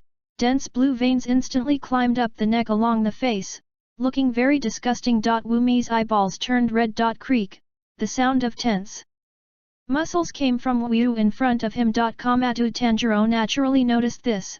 His eyes were slightly serious, and he became vigilant in an instant. Click. He retreated slightly with his left foot, subconsciously resting his hand on the handle of the knife at his waist. Hitomi, who shrunk to a point, was staring closely at Tanjiro's hand. After he saw the latter holding the handle of the knife, his eye sockets trembled violently. Oh! Wu Mi took a sharp breath. Every cell in my body tensed up. Next moment. Boom! Accompanied by the huge roar and the demanded snow flying up, a large white snow mist instantly rose up in front of Zaemon's house. The thick snow was lifted into the air, turning into a loose white curtain that instantly covered KAMADO Tanjiro's entire field of vision. Swish! Following the snow and fog, Wu Mi's figure turned into a black afterimage and disappeared at the door of Zaemon's house. Well, KAMADO Tanjiro didn't have time to react. His body was too weak, so he could only temporarily cover his mouth and nose with his arms. Call the wind that had been whistling since just now calmed down the white snow waves. The mountainside is near the top of the mountain. Hey, hey! Tanjiro lay on his stomach in the snow, his head buried in the snow, his whole body turned purple from the cold. Boom! The vibration on the top of the mountain reached him in an instant. What? Tanjiro raised his head in shock, looking towards the top of the mountain. The towering snow waves, as if being bombed by something, were higher than the trees, and Tanjiro, who was lying on the ground, could see it. White snow waves descend slowly. Boom! A gust of snow mist instantly blew from the direction of the snow waves, and the icy cold wind shook Tanjiro's clothes and hair. What is that?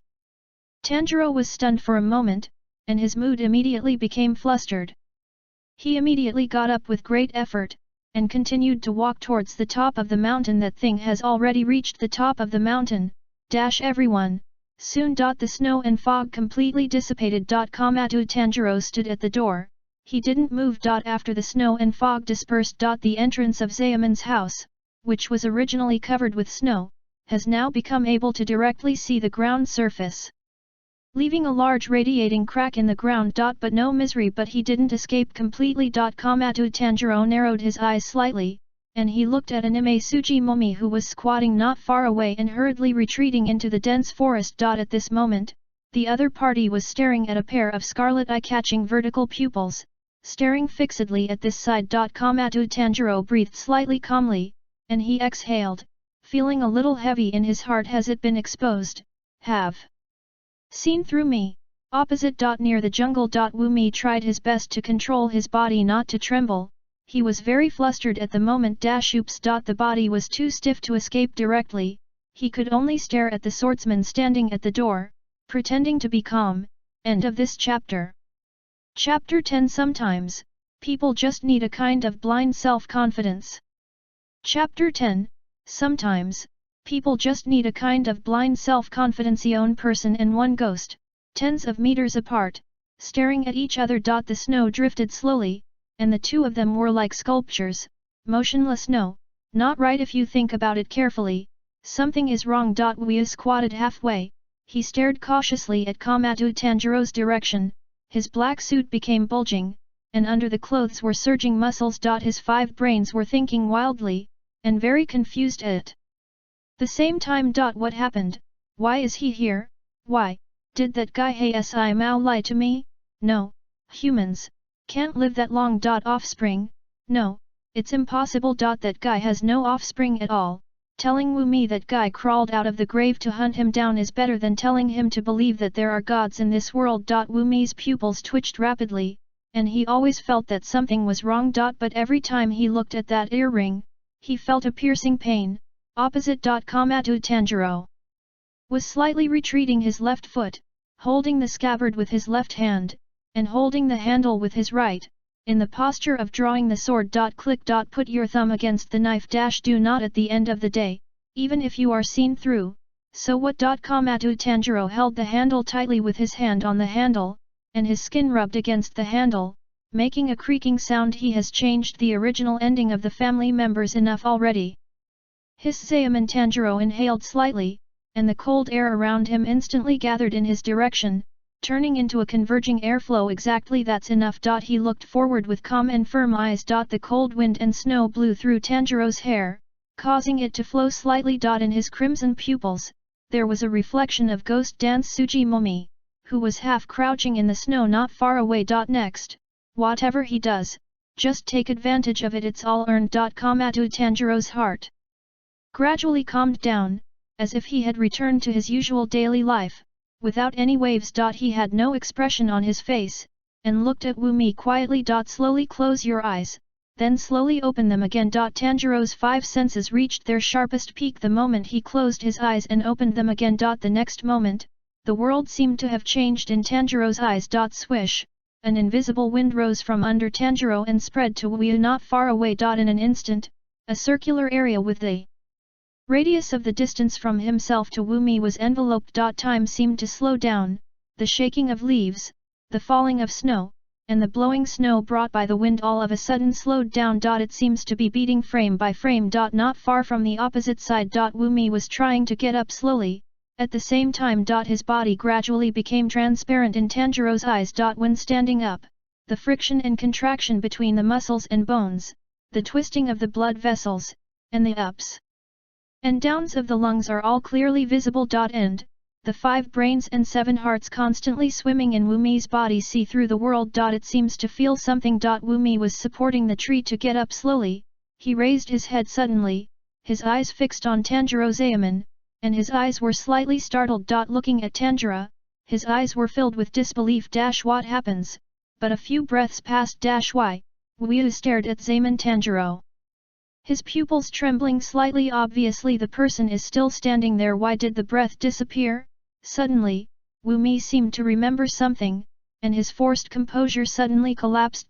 Correct, this feeling is very familiar. 300 years ago, the first time I saw that lingering guy, I felt the same way for a moment. Excessive tension made Wumi's head congested, and his thinking became a little dull. Or rather, he didn't dare to think about it. No misery, gave up thinking. At this time. Swish, the sound of breaking through the air came from the opposite side. Laugh. Then came the sound of steam like boiling water. Wumi hurriedly looked in the direction of KAMADO Tanjiro. Tanjiro drew his sword. Swish, the scorching he knife glowed red the moment it appeared in the dark night, shining brightly like the Sunday. The contact between the high temperature and the cold outside instantly evaporated the snowflakes falling in the surrounding air, and bursts of white steam continuously emerged from the blade. The sharp blade cuts through the steam, and the red blade emits light in the night, announcing its appearance to the world. Hideo. Swish, swish, KAMADO Tanjiro brandished the katana, glowing crimson, and the blade was glowing with red and golden light. He pointed the blade downwards and pointed the tip at Wumi. Wumi.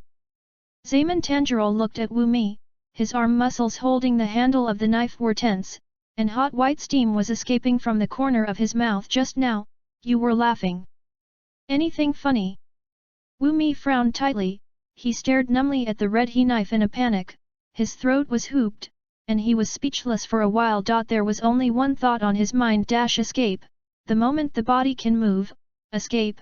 Tonight's shock was too great for Wumi. Before, Zaemon Tanjiro kept silent, because he was worried that his voice would be very different from Yuan's, which would make Wumi hear flaws. But now he's in really good shape. When using the penetrating world to see clearly the 5 brains and 7 hearts in Wumi's body. KAMADO Tanjiro understood in an instant the essence of the sword skill of Kagura, the god of fire, the breath of the Sunday. It takes 12 knives to cut 5 brains and 7 hearts at the same time. At the same time, cut off the neck neatly. All in all $13. There are a total of 13 moves in the sword skills of Breath of the Sunday. In other words, the so-called sword skill of the Breath of the Sunday. In essence, it was born to kill Wumi, a complete set of beheading process. In the past, KAMADO Tanjiro always felt unfulfilled when dancing Kagura, the god of fire. It feels like something is missing. But now. Zaman Tanjiro stared at the heart and brain wandering in Wu's body. The feeling of not being able to express himself completely disappeared. Is the target what is missing? Is the target of the attack he feels now, as if he wants to. Every knife can be accurate enough to land on Wumi's vital point. The method of killing Wumi is like filling in the blanks. And in his hand is a copy that was filled out by the predecessors 300 years ago, with absolutely correct answers. This kind of sword skill that he has practiced for 30 years and has been honed in actual combat in the world of Sekiro for 30 years. At this moment, he is pulling his blade. This is his confidence. At this time. Within the perception range of KAMADO Tanjiro behind, in the direction of the other side of the house. Puff. Father. Tanjiro. With a tired face, staggered over step by step, rolled his eyes at last, and fell powerlessly straight into the snow. Tanjiro. KAMADO Tanjiro slightly paid attention to the direction behind him, his heart tightened. Oops. Tanjiro went up the mountain early. This wasn't in Tanjiro's plan. Creak. He hurriedly held the blade and took a step outside the house, attracting Wumi's attention. However, Tanjiro's worries seemed unnecessary. Unconsciously, his body faced without misery. Like the muscle memory of the body, I have performed the movements that I have been waving non-stop for nearly 60 years. The opening gesture of the Breath of the Sunday. End of this chapter. Chapter 11. Chapter 11, Frightened Woe. As the clothes are blown up by the wind. Zaman Tanjiro held up the red and glowing katana high in his hand. Wumi stared straight at him until his movements became one with the fear buried in the deepest part of his soul and body. Breath of the sun. One shape round dance. It's him, not offspring. Wumi opened his mouth slightly, but his eyes were sluggishly staring in the direction of KAMADO Tanjiro. His body was shrouded in instinctive fear, and he froze in place. Rustle. Black noise appears in the clear field of vision. The figure of KAMADO Tanjiro completely overlaps with that of Ji Koyuan. Nothing is wrong at all. Despair welled up in Wumi's heart. Wumi's throat was dry, his face was flustered, his eyes were trembling violently, and his eyes were full of horror and regret. Answer me, Gui Wu Suji Wu am I? You were laughing just now. Swish. Tanjiro flicked the blade towards his back. A red light flashed across the air, and then placed it on his shoulder. Where is it? Interesting. KAMADO Tanjiro adjusted his body to the best position, his face darkened, and his upper body sank slightly. How funny. KAMADO Tanjiro didn't have to say the last word. In Wumi's memory, that person instantly appeared at the top of everything, replacing Tanjiro and giving Wumi the final blow. You, take your life. What is it? Wumi's pupils had shrunk into a needle. He could only feel that his eyes were turning white, and his forehead was sweating wildly. It's him, following the fate of the country. He crawled out of the grave. What? After a brief shutdown of the brain due to fear. Ho! Whoa! Wumi gritted his teeth fiercely, and hastily exerted all his strength. The survival instinct of his whole body made him scream desperately from his throat. The veins on his neck were bulging, his face was flushed with panic, his eyes became distorted and bloodshot under the strong desire to survive. There is no thinking in the brain, only relying on instinct to roar and burst out strength. Escape, run away. Blue veins popped up all over his body, and the desperate roar carrying endless anger and hatred instantly spread from the top of the mountain to the bottom of the mountain. Zaman Tanjiro frowned, and he hurriedly covered his ears. Boom, the ground under Wumi's feet couldn't bear the strong pressure and began to crack. Boom, with a piercing sound, Wumi's teeth shattered. At this moment, Wumi decided to follow his instinct. Split me, goo goo goo. Wumi's body tissue instantly began to swelled up at various disgusting angles, and broke his suit in an instant. Subsequently. Boom, the bulging Wumi was like a punctured balloon, and the whole person exploded in an instant. The violent explosion sound was accompanied by the stinky blood rain, and countless pieces of flesh and blood flew around Wumi as the center. Shhhhhhh. The flesh and blood that flew out at high speed flashed in an instant. The sound of breaking through the air continued to come from both ears. Split? KAMADO Tanjiro was slightly taken aback.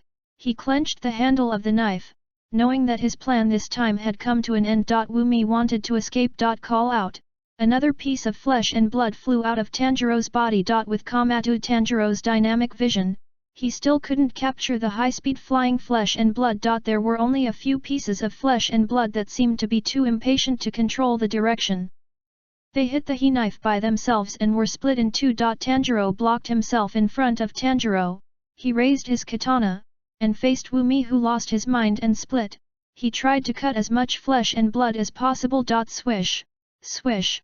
The crimson knife light suddenly appeared in the dark night. With the blessing of Zebra and the penetrating world, Tanjiro managed to chop dozens of flying flesh. After a few breaths. In front of him, apart from a puddle of blood mixed with snow, there was nothing else. Tanjiro held the katana upright, discerning carefully, with all five senses open. After a while. After confirming that Wumi had disappeared nearby, KAMADO Tanjiro was relieved. Great. Tanjiro, you're safe. The mental pressure disappeared in an instant, and the exhaustion that had been suppressed just now swarmed over him, trying to drown him layer upon layer. So tired, so sleepy. Click. Tanjiro slowly lowered the katana in his hand.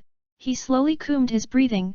His weak body had reached its limit. At this moment, the markings on the left forehead also slowly faded away, revealing the shallow scar underneath. Boom. His legs went limp, and he fell to his knees directly on the ground. Then, propping up his upper body with the blade, he closed his eyes like this, knelt down in the snow, and fell into a deep sleep. Unconsciously whispered in the mouth. Tanjiro behind him. He was lying on the ground, unable to move because he was frozen, but Tanjiro witnessed the whole process. His eyes widened. He tried to reach out his stiff hand towards his father. But after a while, Tanjiro also rolled his eyes and passed out. After a period of time. Far away, the horizon. Like a golden sharp blade cutting through the sky, splitting the thick darkness, piercing straight from the top of the dome to the ground. The wind and snow drifted away, and an extremely shining light appeared in the direction of the sky. The warm sun shines on the top of the mountain. It's daybreak. At this time. Hey! Hey! Saburo, holding an axe, ran up from the direction of the mountain. Out of breath. Tanjiro! Tanjiro! His face was blue and he was obviously very tired. He was also sweating profusely in this deep snow environment, and his whole body was staggering too fast. Wait!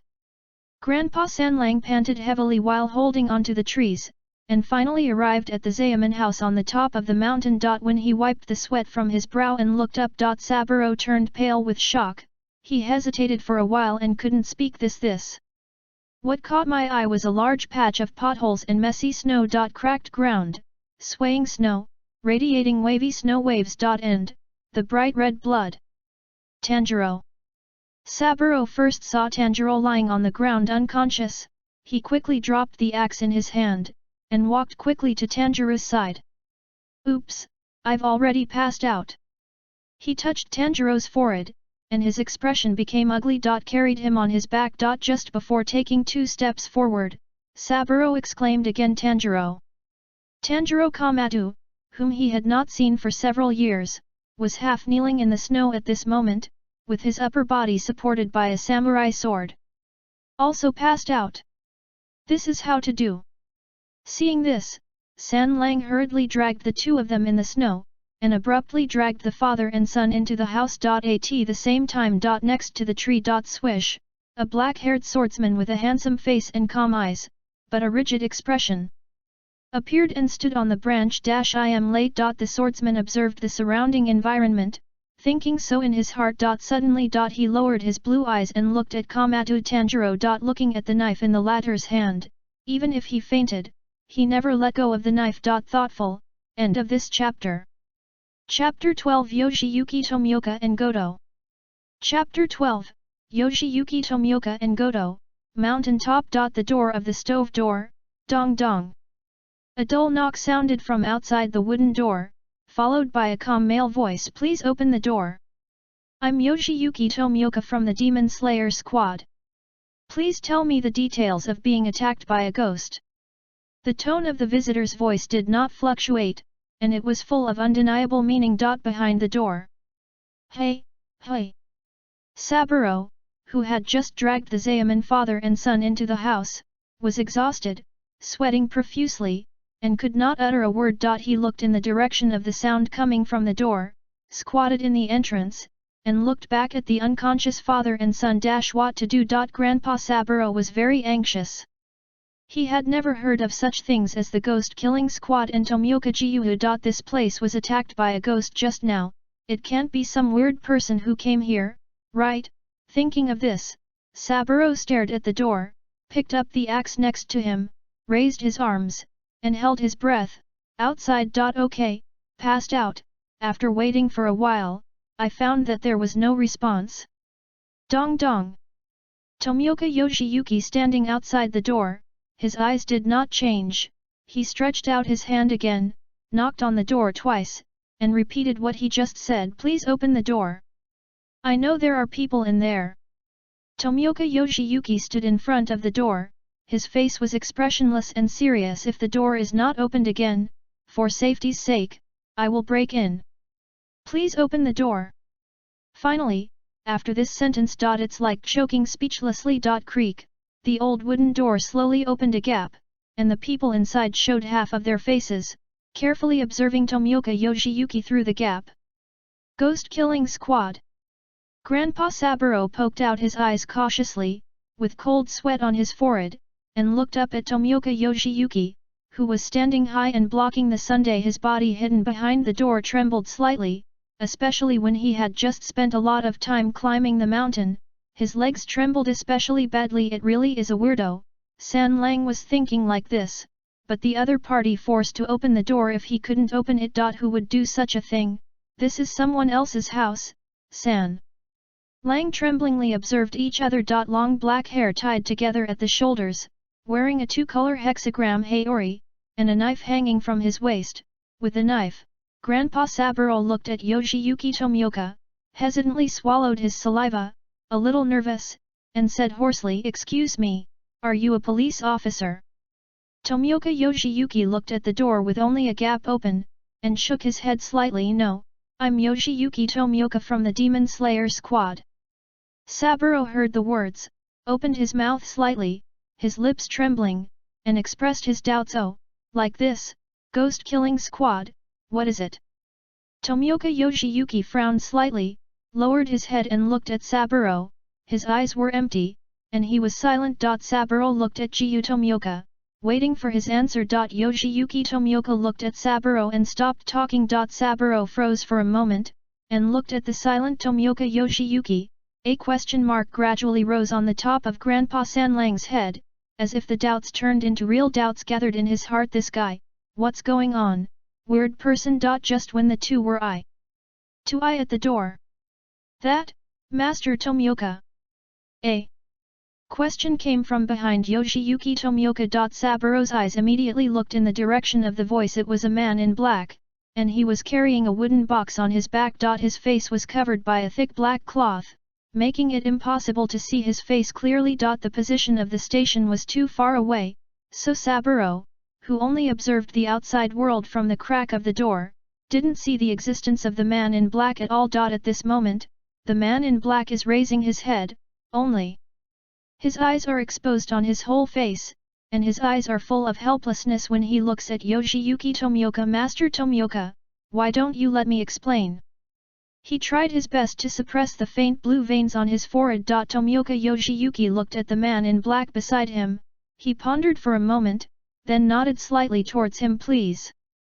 Saburo's expression became more and more puzzled, and his eyes moved back and forth between the man in black and Yoshiyuki Tomioka. Seeing this, the man in black nodded, then leaned his face towards the crack of the door, sighed slightly, looked at Saburo, and explained with a smile, "Hello. My name is Goto, and I belong to the Demon Slayer Squad Logistics Organization Hikari." Saburo frowned slightly, he didn't speak, but felt a little embarrassed. Seeing Saburo's expression, Goto did not stop explaining, but continued. "Ghost Killing Squad, simply put, is an organization that has existed since ancient times to hunt ghosts. As for the ghost, you should have seen it just now," Goto said, maintaining his own smile, trying to soften his voice as much as possible, and raised his chin, motioning towards the room. I'm Yin, and I'm mainly responsible for dealing with the injuries of the wounded and dealing with the aftermath. Just now I saw that there seemed to be 2 wounded people. Can I go in and deal with them urgently? If it is delayed for a long time, something serious may happen. Saburo stared blankly at Goto and Tomioka Yoshiyuki. He was a little dazed. Only Goto's words, an organization that exists to hunt ghosts, rang in his mind. Snapped. He suddenly stretched out his hand from behind the door, grabbed Goto's arm, stared at Goto in a daze, and his tone was a little shocked. You guys, can you kill ghosts? No, does such an organization exist? Goto looked at Saburo, who was holding him tightly. The corner of his mouth twitched slightly, and then he also held Saburo's arm. Snapped. Father! Goto put his hand on Saburo's shoulder. At this moment, the door was open and he could pass through the distance of 1 person. He shook Saburo a little. The wounded is still inside. Let's go in first, shall we? Saburo was a little dazed, as if he was getting old and couldn't turn his head around a little. Old man! Goto slightly exerted himself. Saburo was a little confused by Akira Goto. He looked at Goto in a daze, then subconsciously nodded his head, moved away. Oh. Please come in. Thank you. Goto sighed, then nodded to Saburo, and walked into the room. Excuse me. Yoshiyuki Tomioka remained silent and followed closely behind. Saburo looked at the backs of the 2 entering the room, seemed to think of something, and said quickly, this is the home of the 2 of them. I'm just here to help. Be careful not to touch anything. Understood. Goto's voice came slowly. Inside the house. Yoshiyuki Tomioka and Saburo stood behind Goto and watched. Tanjuro is fine. But his hands and feet are frostbitten, and he will be fine after a while of sleep. The box that Goto was carrying was already placed on the ground, and a row of drawers was pulled out horizontally, and all of them were opened. He knelt down on the ground, leaning over KAMADO Tanjuro. There were all kinds of things in the box. At this moment, Goto was holding a stethoscope and listening to KAMADO Tanjiro's chest. After all, Tanjiro was holding the sword. From Goto's point of view, there should be a battle, and the possibility of injury is very high. So the diagnosis is very careful. Goto then took out a small wooden stick from the box, quickly opened Tanjiro's mouth, and skillfully manipulated and observed it. Then he lifted Tanjiro's eyelids and observed. There is no dilation of the pupils, no problems with the gums, the internal organs are not injured, and the pulse is stable. Goto straightened up slowly. He had already checked Tanjiro and Tanjiro's bodies. The worry contained in the eyes slowly dissipated, and he breathed a sigh of relief. These 2 guys. It wasn't hurt at all. At this time. Cough cough cough. That, cough cough. Tanjiro opened his eyes in a daze. End of this chapter. Chapter 13.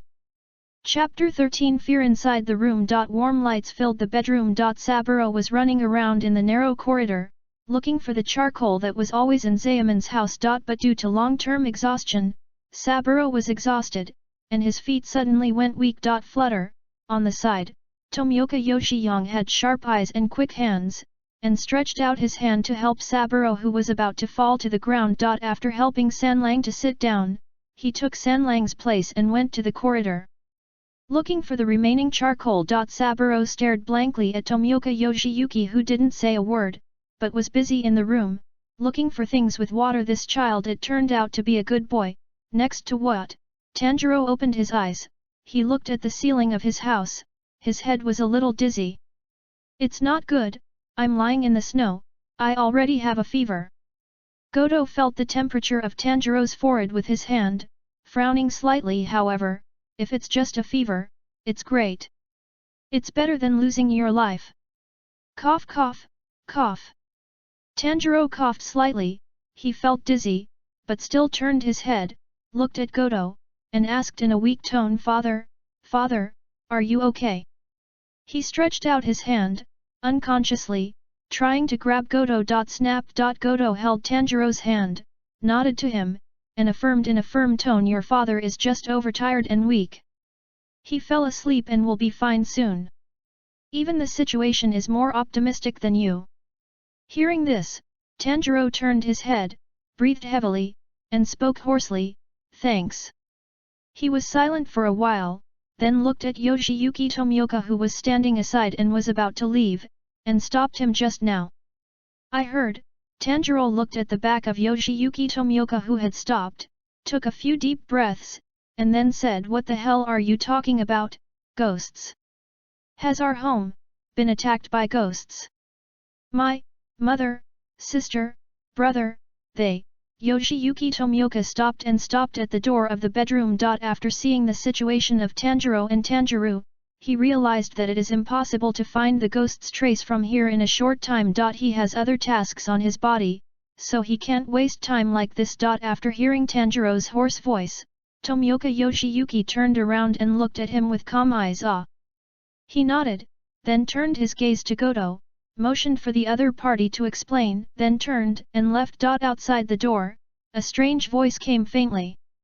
"Karma! Karma! Swordsman of the Demon Slayer Squad! Tomioka Yoshiyuki!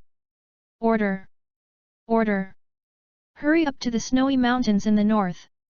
Inside the house. Goto watched the direction Tomioka Yoshiyuki left, and couldn't calm down for a long time. This Shuizu has a strange temper, but after getting along for a long time, Goto also discovered some clues. Tomioka Yoshiyuki is just not very good at talking. In fact, he is quite a gentle person at heart. Looking back, Goto smiled helplessly at Tanjiro. "Sorry, Mr. Tomioka is that kind of person, in fact, he is not bad at all.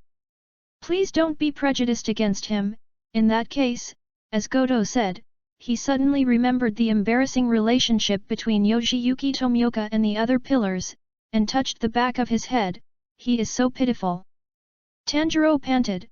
He glanced at the direction Tomioka Yoshiyuki left, his nose moved slightly, because of the fever, his sense of smell was a little desensitized. But even so, Tanjiro could smell the suffocating sadness emanating from Tomioka Yoshiyuki. So sad. Goto was sighing. When he lowered his head, he saw Tanjiro's tears gradually flowing from the corner of his eyes, and immediately became flustered. "Wait! Why are you crying all of a sudden?" After a while. Goto is sitting next to Tanjiro, telling him about Ogre and Demon Killing Squad. He raised a finger and told the story he had told countless times. The so-called ghost is a kind of man-eating monster. They have amazing strength and vitality. Even if their limbs are broken or their stomachs are cut open, they can regenerate. Very scary. Takeo frowned, and listened attentively to the story about ghosts told by Rinaki Seiko last time. He tightly held Shigeru's arm next to him. Then, "Don't ghosts never die? Hands and feet can grow back." "That's not true." Zojinsi's tone was heavy and his voice was low. "When exposed to the sun, or beheaded by the sun-wheel knife, the ghost will die. The ghost-killing team uses these methods to fight and kill ghosts inside the room." Takeo, Shigeru, Hanako, Miduzi, Liutai, and Aiz were walking around Rinaki Zuoji, listening to him talk about ghosts. "Aren't you afraid?" Zaemin Shigeru was silent at the side, but he suddenly made a sound, which immediately attracted the attention of everyone in the room. Mao hesitated for a moment, he clenched his hands together in fear, raised his head to look at Rin-Taki left, and continued, "The members of the ghost-killing squad, are you not afraid of such a terrifying monster?" Just listening, I feel so scared." Rinaki-zo lowered his head for the first time, looking at Mao's cautious appearance, he stretched out his hand and gently stroked the top of Mao's head. "Fear," he said firmly. Immediately, almost all the children were stunned. They didn't expect Zozo to give this answer recently. "Everyone will feel scared when encountering a ghost." Rinaki Seikanji continued, "But even when you're afraid, you fight." "Why?" Hanako asked. She was hugging Miduzi, shivering. "Everyone fights for different reasons and beliefs. But most of them are because they have experienced the grief of losing those who cherish them." The last time Ryodakazo said this, his tone was calm. "The beautiful things that I cherish as the most precious things will easily disappear under the attack of ghosts. I don't want others to have the same experience as myself, and I want to protect the weak, but only beauty. The content of this emotion will far exceed the fear of ghosts in my heart. Then, my father, is he also a swordsman of the Demon Slayer squad? Tanjiro tried hard to raise his head, and looked at the unconscious Tanjiro beside him. But Goto shook his head decisively, and pushed him back on the bed. I don't know, but I have no impression of your father. However, your father must be a master of keen perception, and he knows some people in the ghost-killing squad. With such a weak body, I was able to survive in front of the ghost and protect you. Goto looked back at Tanjiro Kamado, smacked his lips, and said, great guy. Is that so? Tanjiro lay back down, that's right. Lin Takazuo nodded to Zaemin Koizi for the last time, affirming Zaemin Koizi's thoughts. That's all that your husband didn't have time to explain. The location of your home was last night attacked by a ghost. End of this chapter. Chapter 14. Chapter 14, Rebirth. Goto, are you alright? I see Master Tomioka has been circling around. While Goto was chatting with Tanjiro, another hidden team member in black walked into Zaemin's house. I sent that old grandpa home, so he can run so fast at such a young age. It's amazing. He admired. He looked around, and then put down the tool in his hand. It seems that there is nothing to deal with aftermath. The house is not damaged, even the snow in front of the door has been swept away. I've searched everywhere. The blood in the snow is ghost blood. It disappears as soon as the sun rises. After he finished his observation, he frowned, his tone was a little surprised, and he looked at Goto. Is this family really attacked by ghosts? At the same time, he also held back a sentence in his heart. Such a polite ghost, he is Yin who is responsible for the aftermath. The name is Kong Gai. Hearing Kongichi's words, Goto turned his head, nodded to him, and affirmed, ah, charge 1. The wounded on my side have no major problems. Then he pointed at Tanjiro. This is Tanjiro. It seems that he fought off the evil spirit alone, but now he is exhausted. Tsukiichi followed Goto's finger and looked towards Tanjiro with a puzzled expression. After he saw Tanjiro, his expression became obviously wrong. This is Tanjiro, he has a little fever, nothing serious. Just as Goto was explaining the status quo. Hey, wait! This, isn't it? Chang Yi suddenly interrupted Goto. Seeing that his face was pale, he quickly bent down and came to Tanjiro's side, and stretched out his hand to open the latter's eyelids. Although I am in charge of repairing the house and negotiating, I have also been in contact with basic medicine. With cold sweat breaking out on his forehead, he straightened up and looked at Goto with serious eyes. He doesn't look like he's okay at all, does he? He pointed to Tanjiro's weak face and his gradually quiet breathing. Look, it seems like it's a miracle that he's alive now. Goto was taken aback, then quickly looked at Tanjiro, and picked up a candle in his hand. After lighting it, he lifted Tanjiro's eyelids and waved the lighted candle near his eyes. Tanjiro's dilated pupils did not respond. Oops! Goto's scalp tingled suddenly, and his heart tightened. Obviously it wasn't like this when he checked just now. Now, Tanjiro clearly looks like he's dying. How come? Cold sweat broke out from his forehead. Goto forced himself to calm down, laying his head on Tanjiro's chest, listening to his gradually weakening heartbeat. The experienced Goto quickly adjusted his posture and was no longer in a hurry. Quick! Cardiopulmonary resuscitation! Chang Yi yelled at Goto from the side. I know. I'm already doing it. Goto also yelled. He folded his hands, stood up with his upper body, and kept pressing on Tanjiro's chest. 1 2 3, hey! Hey! Tanjiro! Can you hear me? Breathe! The breath is gone. Tanjiro lay beside him, looking at Goto and Tsukiichi, who suddenly panicked. He stretched out his hand, wanting to say something but the hoarse throat could not make any sound. After a while. How come? Hey! Hey! Goto knelt on the ground, he supported the ground with his hands, sweat kept dripping on the floor, his eyes were full of exhaustion and unwillingness. Failed, boom, he slammed his hand on the floor hard. Damn it! Chang Yi sat aside, leaning against the wall, also panting heavily.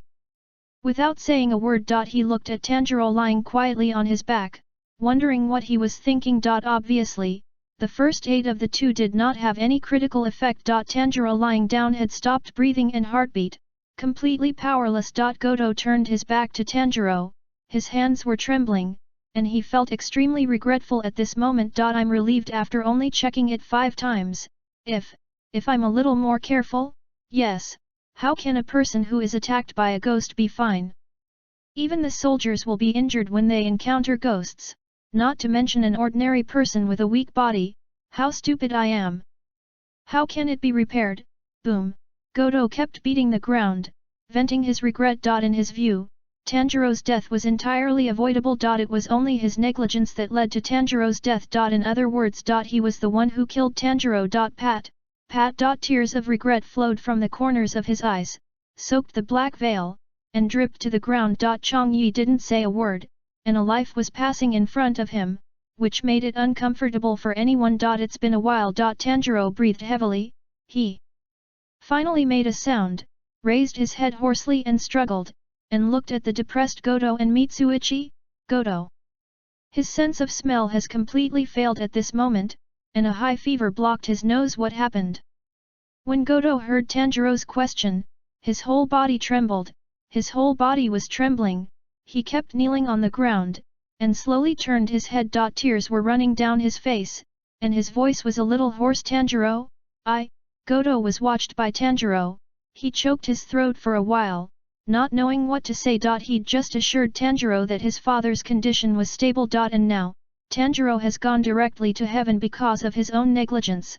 Goto's heart was ashamed. Just as Goto was dejectedly thinking about how to confess his sins to Tanjiro, and then quickly apologize with death. Wow! A burst of pink light softly lit up from the side. Goto was dazzled. No, everyone in the room was dazzled by the pink light. Then, they hurriedly looked towards the place where the light came from. Pale pink cherry blossom petals fell from the air, wrapped in crystal clear light, and slowly drifted away. The petals of the translucent cherry blossom slowly fell on the dead KAMADO Tanjiro and merged with him. Sudden. There was a slight wind sound like being blown by a breeze. Goto stared in the direction of KAMADO Tanjiro in astonishment. At this moment, directly above Zaemin Tanjiro, there appeared 2 red-pink characters hanging in the air back to life. Then, squeak! In the eyes of Goto and Kongai, who gradually changed from astonishment to horror. KAMADO Tanjiro opened his sleepy eyes as if waking up. He slowly sat up from the bed, and blinked at Goto, who was kneeling in front of him as if nothing had happened. His brain seemed to be a little unconscious, and he froze for a while. I just died for a while. KAMADO Tanjiro's eyes were a little dazed. But soon, he came back to God in the wolf world. This kind of situation is quite common. It's just that Tanjiro didn't expect that on Ghost Mi's side, he could also use Long Yin's power to revive him. Thinking of this, he raised his head and looked forward. Looking at Goto's clothes, Tanjiro immediately understood the identity of the other party. Hidden, is someone from the ghost killing squad coming? Thinking of this, Tanjiro heaved a sigh of relief, and was about to speak but it was suddenly interrupted by Goto and Kongai's loud shouts. Ha ha ha!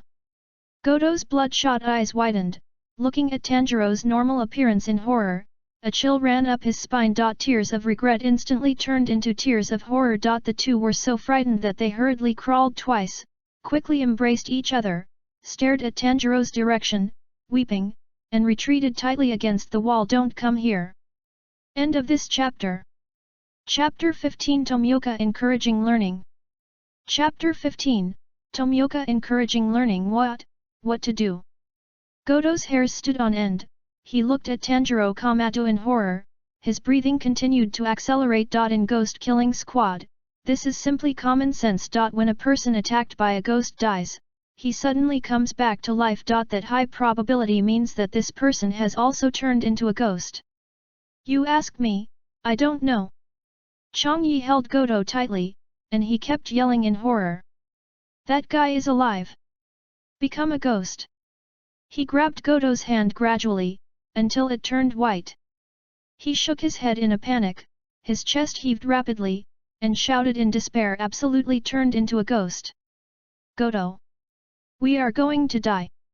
Chang Yi shook Godo frantically. At the beginning, it was precisely because he was too timid that Chang Yi could not join the ghost-killing squad as a swordsman, but instead became a relatively safe support staff. Under the influence of the more noisy guy next to him, Godo calmed down a lot. No matter how flustered he was, this guy didn't panic, so he wouldn't panic. Then Godo calmed down and observed the awakened KAMADO TANJURO. KAMADO TANJURO was slowly closing his mouth to speak, as if he sensed that the two were in a state of panic, and gave up the idea of a conversation. Cannot be done, these two guys, no way. Tanjiro thought so. He looked left and right, and saw Tanjiro staring straight at him. Father! Tanjiro blinked, his voice was still hoarse, and he seemed a little confused. It's okay, father. Where did everyone go? He asked. Hearing this, KAMADO Tanjiro stretched out his hand, with calm eyes, gently stroked Tanjiro's forehead, and spoke softly. Don't worry, your mother and the others are in a very safe place now. I'm afraid we won't be able to stay here anymore. After you can move, we'll set off to join Medusa and the others. That's it. I see. Tanjiro breathed a sigh of relief after receiving an affirmative answer, and finally closed his eyes with peace of mind, and fell into a deep sleep. Aside. Looking at the father and son who were talking, the noisy Chang Yi also slowly quieted down, and gradually became dazed. Godo frowned, his frightened heart gradually calmed down, but he still held his breath and did not dare to relax. It seems that there is no problem. The two looked at each other and understood what the other meant. This time, bang! The door of the house was suddenly forced open. A nearly blurry figure rushed in from outside the door. The black-haired figure holding a blue blade appeared in front of KAMADO Tanjiro in an instant with the sound of a piercing sound. The visitor maintained a sprinting forward posture, and the blade at his waist was unsheathed in an instant. Swish! The blade, reflecting the sharp cold light, was slashing fiercely towards KAMADO Tanjiro's neck. At this moment, dang! KAMADO Tanjiro turned his head quickly, he raised his wedge ball, and blocked the attack of the comer with the same unsheathed blade. Pong! Sparks bloomed where the blades collided, illuminating the expressions of the two. Tomioka Yoshiyuki has no expression on his face, and the movement of the knife in his hand is clean and simple. KAMADO Tanjiro raised his head slightly, his hand holding the handle of the knife upright and out of its sheath was releasing his strength. He almost caught a glimpse of the attack from the corner of his eye just now, and flicked the knife subconsciously. It's so powerful. Tanjiro only felt that his body seemed to be weaker again. Tomioka Yoshiyuki withdrew his strength, and the Bordeaux and plaid patterned Haori that were stuck in the air due to the rapid sprint fell down and returned to calm. Everything happens between lightning and flint. When Godo and Chang-ichi reacted, click, both of their knives were sheathed. KAMADO Tanjiro's arms were slightly numb, and he felt a little helpless. Fortunately, after the resurrection, he recovered most of his physical strength, which allowed him to react quickly. Although Gyuhu Tomioka stopped the blade in time at the end. But if I didn't react and block that blow, I'm afraid there will be a new scar on my neck now on purpose. KAMADO Tanjiro frowned slightly. He didn't believe that Yoshiyuki Tomioka, who was a pillar, was unable to hold the blade firmly in front of him. He was not surprised by the appearance of Gyuhu Tomioka. After all, he also appeared in the original storyline. It's not a ghost. Tomioka Yoshiyuki looked at KAMADO Tanjiro, and after examining it for a while, he turned his head, his face frosty, and looked at Godo and Mitsuichi. What's going on? Tomioka Yoshiyuki asked the two directly. In fact, he was just asking questions. It's just that the tone is too straightforward, which sounds like asking for guilt. Hey! Kong Gai looked at Tomioka Yoshiyuki's eyes, and suddenly his whole body was shocked, and he shrank his head behind Godo. Godo, you say? Seeing this, Yoshiyuki Tomioka turned his attention to Godo. When he was looking around for clues, he heard the screams coming from the hilltop house, so he hurried over. Although he saw the situation clearly when he first entered the house, he still chose to give KAMADO Tanjiro a try. As he expected, this Chafu was not just an ordinary Chafu. It was able to catch his knife firmly, and it seemed to be a subconscious block. The strength is probably higher than most of the swordsmen in the current team. Sure enough, it was exactly as Mr. Ryotaka had guessed. Tomioka Yoshiyuki thought of this, and continued to look at Goto, waiting for the other party's reply. Goto also felt uncomfortable being stared at by him, his eyes dodged, and he faltered and said probably, a misunderstanding. He didn't know how to explain what he saw just now. Seeing falling cherry blossoms in the room was too outrageous. Write it in the report later and hand it in. Tomioka Yoshiyuki nodded to Goto, and said solemnly, I'll watch, he added. Goto nodded dully. By the way, Mr. Tomioka. Goto seemed to have remembered something, and he asked Yoshiyuki, Tomioka, just now I heard the crow calling for a new mission. Isn't it your crow? It's mine. Tomioka Yoshiyuki replied. Then, hearing this, Goto suddenly didn't know what to say. Then why are you still here? Goto wondered in his heart. It was as if he didn't see Goto's eyes. Tomioka Yoshiyuki turned around, walked straight to KAMADO Tanjuro, put down his knife, and sat down. Just now, when Crow notified him of his new mission, he also brought a newly written letter. He thought of what Mr. Ryotaka mentioned in his letter. Yeong, if Mr. Zaemon is fine, let's see if Mr. Zaemon has sword skills. If there is, you can test whether the other party is willing to join the ghost-killing team. It is best to let him join. Riniki. Say Kanji in the conversation with KAMADO Aoda about Tanjuro. He gradually realized that KAMADO Tanjuro might have the strength to approach Zhu. So he hurriedly sent this letter to Yoshiyuki Tomioka. But what he didn't consider was that Tomioka Yoshiyuki, not good at words. It just so happened that KAMADO Tanjuro was also a quiet person. Inside the room. Yoshiyuki Tomioka sat cross-legged in front of KAMADO Tanjuro. The two looked at each other without saying a word. Thanks to the book friend, Omega, equals 33 for the reward. End of this chapter. Chapter 16 The Doubtful Black Death Mao. Chapter 16 The Doubtful Black Death Mao. In a brightly lit space. Creak, the sound of wooden rooms colliding and opening and closing, accompanied by the whistling wind, continued to linger. Several long rooms move slowly in the endless space, changing the layout of the room every moment. Warm light pervades the entire space, and the floor and the shop are intersected vertically and horizontally, randomly placed in mid-air. At a glance, it is impossible to tell the up, down, left, and right of the entire space. Infinity City. Dang clang! A crisp pipa sound sounded, and I looked along the sound. In the center of the entire space, a woman in a black kimono with long hair covering her face is sitting there holding a pipa. With the beating of the pipa strings in her hands, the layout of the entire space seems to be changing. Clang! She stroked the strings with her fingers. Swish! After images flickered, a black figure suddenly appeared in the center of the space, and quickly crashed down obliquely. Whoosh! Bang! Bang! The figure staggered suddenly, and the whole person hit a wooden floor. But it seemed that due to the impact force was too great, he rolled over on the platform, and bounced up again like floating in water. Boom! After smashing the second floor, the black figure knelt down on the platform, spitting out a mouthful of blood. Wow!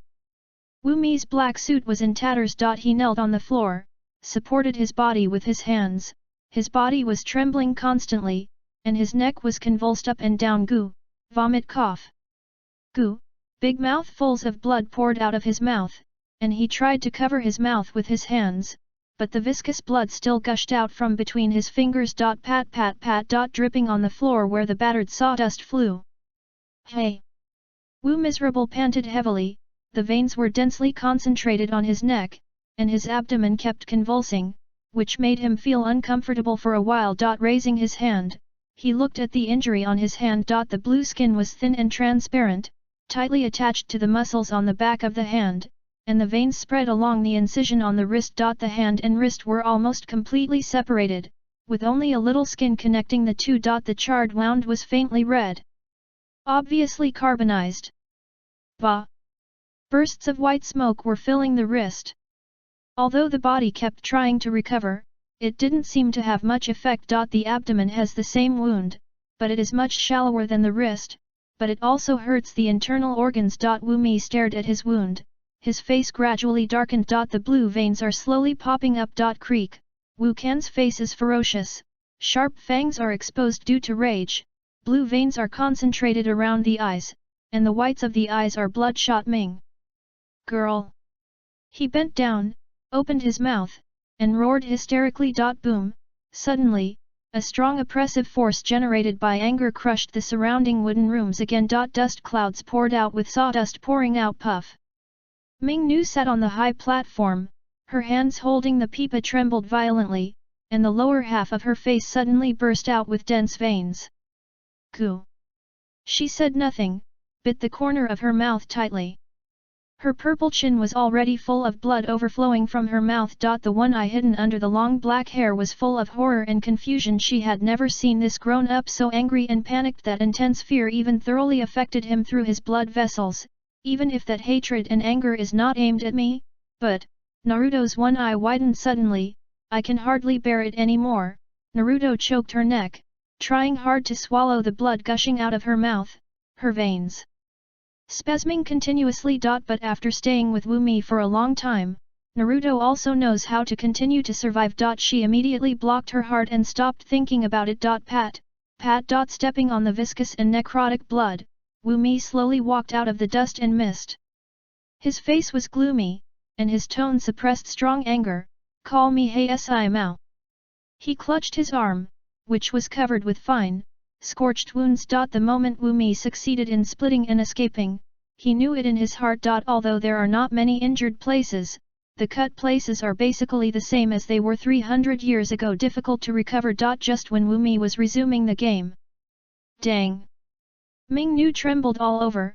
She tried her best to forcefully raise her almost unconscious right hand, and gently caressed the strings. Then, he dropped his arms powerlessly, tilted his head, and passed out. Then in front of Wu Mi, who was walking out of the dust and mist. Swish, a man who was sitting kneeling, with a flesh and blood knife tied around his waist, and wearing a purple snake-patterned feather weave, with the appearance of a warrior, appeared in front of Wu Mi. He didn't respond to the sudden change in the environment, but raised his head calmly and slowly. Facing Wu Mi, he slowly opened the 6 slightly slanted eyes that almost covered the entire face, centered on the tip of the nose, red sclera and golden pupils. The same dark red ferocious stripes twisted and climbed on his face. In the 2 golden pupils located in the center, these black words appeared respectively: winding one of the winding strings, Hsi Mao. Among all ghosts, the strength is second only to the existence of Wu Mi. Master Wu Mi. Hsi Mao's tone was calm and slow. I don't know if it was because it took too long to become a ghost, or for other reasons. After shouting, Hsi Mao stopped talking, but looked at Wu Mian, waiting for the other party's reply. At the same time, he also noticed Wu Mi's arm that hadn't healed for a long time, and his dilapidated and embarrassed suit. Wu Mi stared at Hsi Mao, his face was gloomy, his scarlet pupils looked down at him condescendingly, and his tone was quite cold. Black Death Mao. He read almost word for word 8 years ago. After hearing about this special time 300 years ago, Hsi Mao's eyes fluctuated slightly, as if he had thrown a stone into a calm lake. Wu's deep and cold voice continued to sound in the infinite city. You really killed all the swordsmen who knew the breath of the sun, right? Hsi Mao heard the words, lowered his head slightly, his long dark red hair was tied into a high ponytail hanging behind his head. He did not look at Wu Mi, and his voice was low, indeed. When Hsi Mao was speaking, Wu Mi stared at him firmly, and at the same time felt the emotions and thoughts in the other party's heart through his blood. Hsi Mao kept kneeling and bowing his head, without speaking. Then, Wu Mi's tone fluctuated. His voice gradually became louder, and even contained anger. I saw him raising his almost broken right hand. What is this? Hsi Mao slowly raised his head, and he looked at Wu Mi's broken arm. In the 6 eyes, the scorched and shiny wound was reflected, as well as the bright red shreds of meat that tried to heal but failed repeatedly. This is…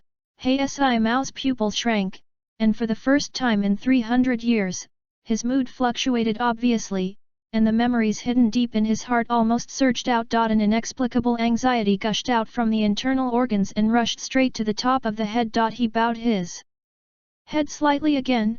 Subordinates, don't know. End of this chapter. Chapter 17 at end number 039, cool. Chapter 17, it's cool Infinite City. The lights are still mild, and the destroyed house is slowly repairing itself. Naruto, who was unconscious on the high platform, twitched her fingers a few times. Don't you know?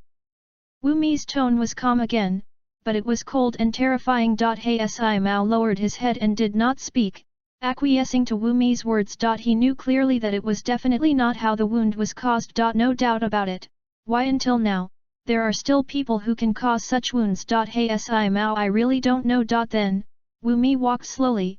He stepped on a few dark red blood footprints on the wooden floor, and the veins burst uncontrollably along the neck to the temple.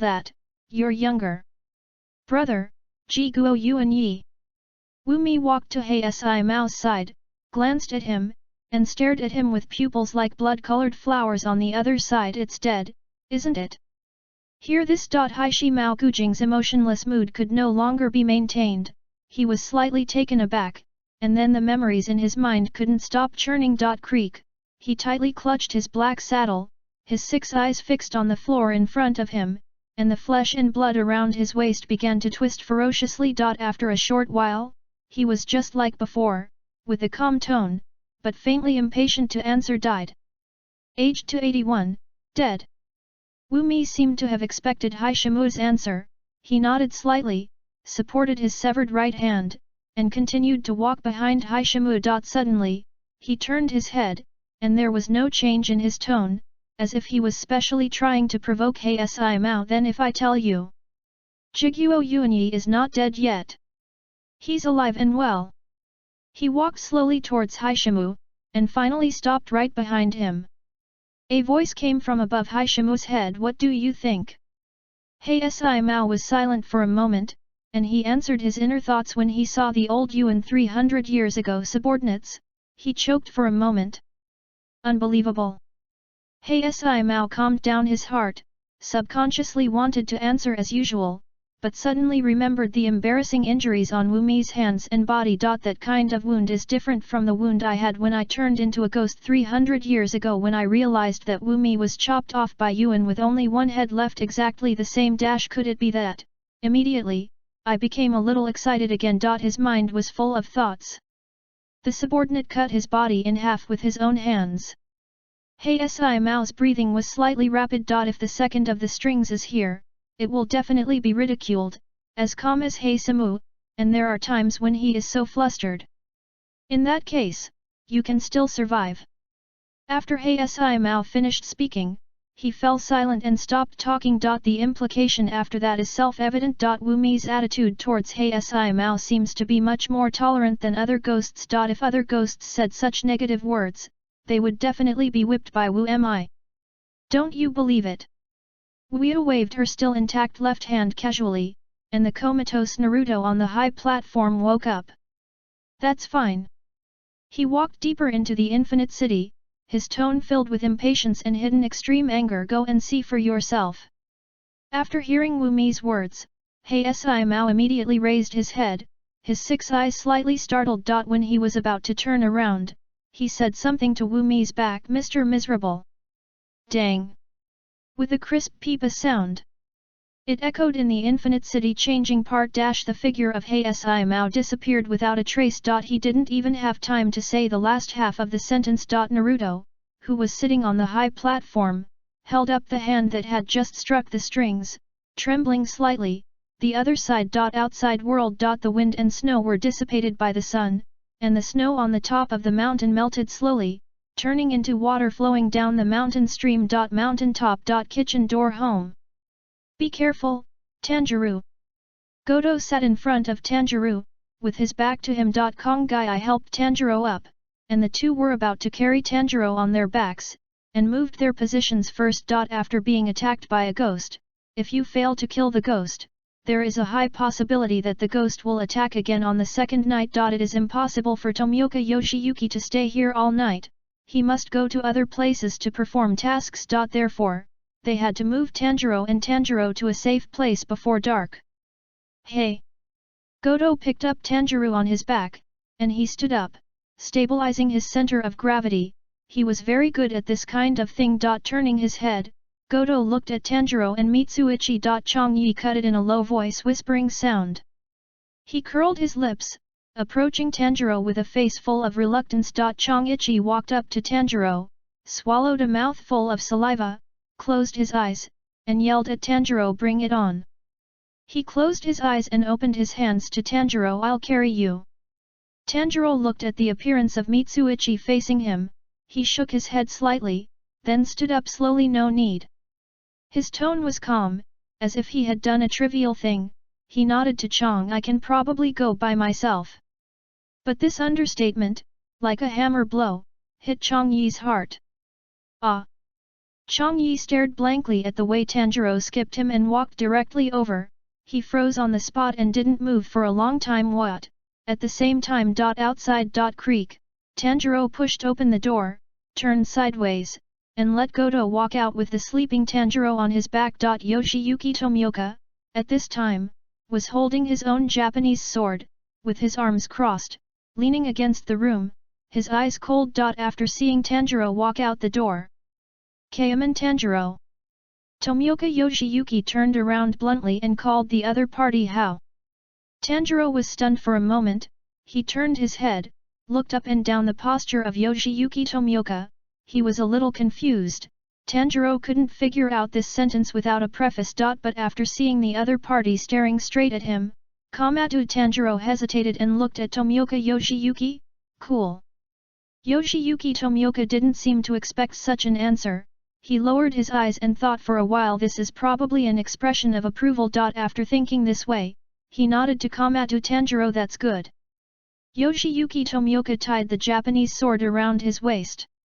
He turned his head and looked at Tanjiro, with no fluctuations in his tone. "The mission location this time is in the snowy mountains in the north," Tomioka Yoshiyuki said, and let his crow fly, ready to let the crow lead the way. "It's not too late." He turned his head and motioned for Tanjiro to follow. "What do you mean?" Tanjiro frowned. He found that chatting with Tomioka Yoshiyuki was not as easy as he imagined. "The mission of the Demon Slayer Squad," Tomioka Yoshiyuki replied blankly. "As a member of the ghost-killing team, you should complete the task with me." Tanjiro frowned slightly, his tone was a bit puzzled.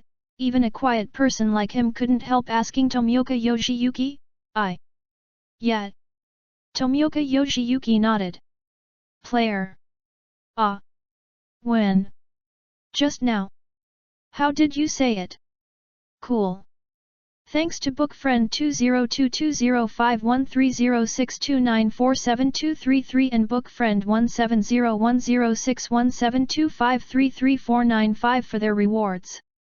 End of this chapter. Chapter 18, Northern Snow Mountain.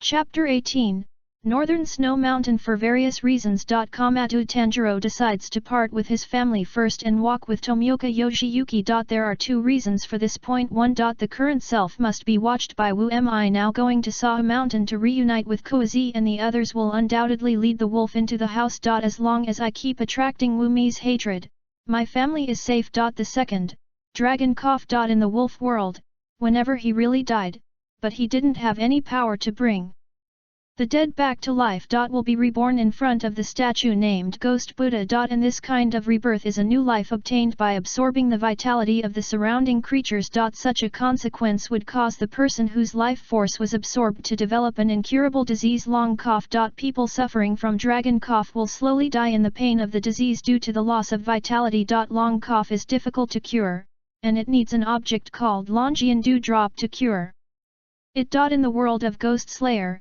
I don't know if there is such a thing. But as long as you have the power of resurrection and use the power of resurrection when you die, you will not absorb the vitality of the surrounding creatures. The way to obtain the power of resurrection is also very simple. Killing. Gaining life force by killing, instead of absorbing the life force of others when dying, is very reasonable. I have died once before. It's just that at that time, I had a resurrection Power on my body. Therefore, the vitality of Tanjiro and Goto was not absorbed to revive them. Fortunately in misfortune. And Tanjiro didn't know how to obtain this consumed resurrection power. Before he was unconscious, he had no ability to revive. Foot of the mountain. Under a pine tree. The snow piled up on the branches and leaves of the pine trees, falling rustlingly, and the pitch-black crow hovered in the sky, shouting towards the bottom from time to time. Caw! Under the shadow of the tree, there were two people standing. What the hell? How did it come here? Tanjiro's crimson eyes were lowered, and he put his hand on his chin. He was leaning against a boulder, with thick snow at his feet. He was talking to himself, thinking incessantly. The clothes on his body have also been changed. The previous yellow and black haori has been broken, and now he is wearing a dark red haori. It was the clothes that Goto carried with him. Tomioka Yoshiyuki was standing beside him. He looked around, and then slowly locked his eyes on the wedge ball on Tanjiro's waist. After hesitating for a while, he observed Tanjiro's eyes a little bit, and said hesitantly, "Stove door."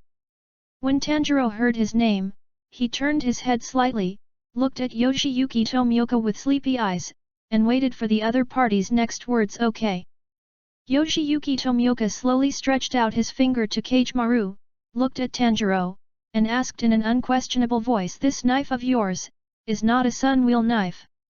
Can you kill ghosts?" His question came from the heart. Hearing this, Tanjiro also looked down at his own wedge ball, and pulled it out of the scabbard. Clang!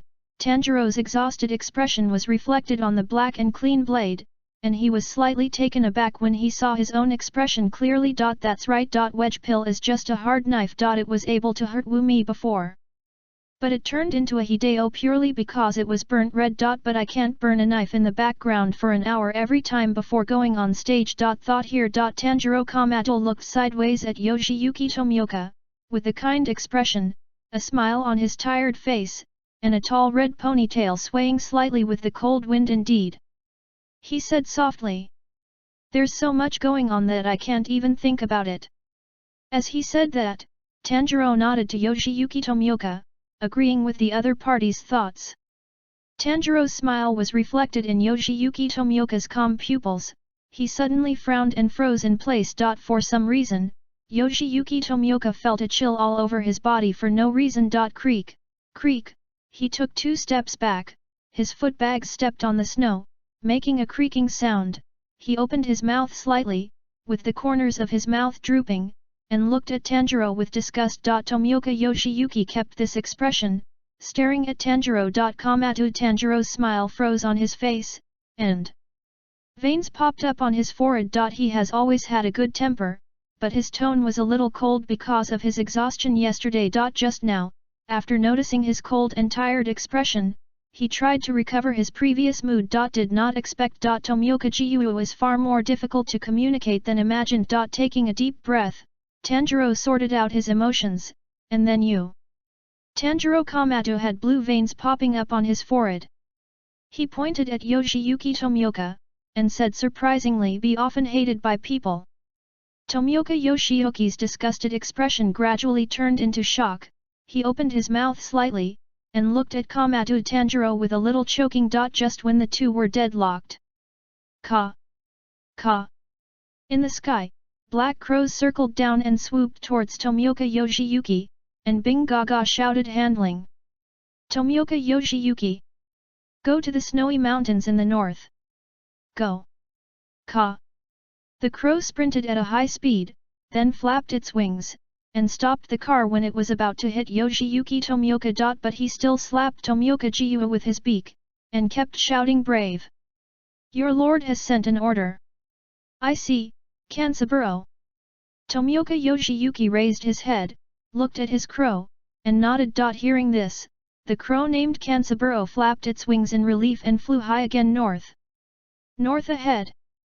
Because there are generally no evil spirits appearing during the day. Therefore, the members of the ghost-killing team are usually on their way during the day, or in a state of tracking and investigation. Time passed slowly, and the dusk slowly came to an end. The dark night gradually rose from the other side of the sky, covering up the dazzling sunlight. Northern snow mountains. There have always been rumors of evil spirits hurting people around here, but the ghost-killing team sent members to investigate many times, but in the end they all returned without success. After successive incidents of wounding people, Gyuhu Tomioka, one of the strongest fighters of the Demon Slayer squad, was sent here. Prepare to eradicate the scourge here one at a time. Night. A small town under the snow mountain. The snow had already covered his ankles, so there were not many people on the street, somewhere in a dark room on the second floor.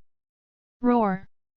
The brown figure with its back to the door was squatting on the ground, its head was lowered, its shoulders shrugged, and the sound of chewing could be heard continuously. Gudu, gudu. The swallowing sound echoed in the dark room. Black and red semi-coagulated blood slowly flowed under the brown figure, overflowing towards the outside of the door. Sudden. It seems to have noticed something. Hey! The brown figure stopped chewing, and he turned his head slightly.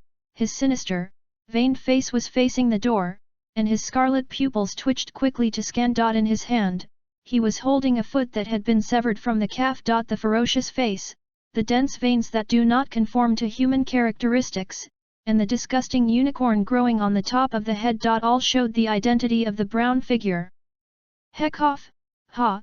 In the corner of the room a young man whose clothes had been soaked in blood and whose original color could not be seen was leaning against the wall, sitting half lying on the floor with his head bowed. His eyes were blank, with only black blood stains left on half of his face. He moaned unconsciously. His hoarse voice was particularly horrifying in the silent environment. Ho! Quick! Run, ghost! He held a crude pistol in his hand, and his fingers twitched slightly, as if pulling the trigger with the last effort. Boom! With a flash of bright sparks, the whole room was illuminated. The bullet spiraled and hit the sandbags stacked in the corner of the room. Then boom! End of this chapter. Chapter 19. Chapter 19. Grade G team members. A full moon hung in the dark night sky. The pale moonlight fell on the snow-covered streets, and the light was reflected by the white snow, slightly illuminating the surrounding environment. A black figure was running towards the small town at the moment. Ah! Damn it! Damn it!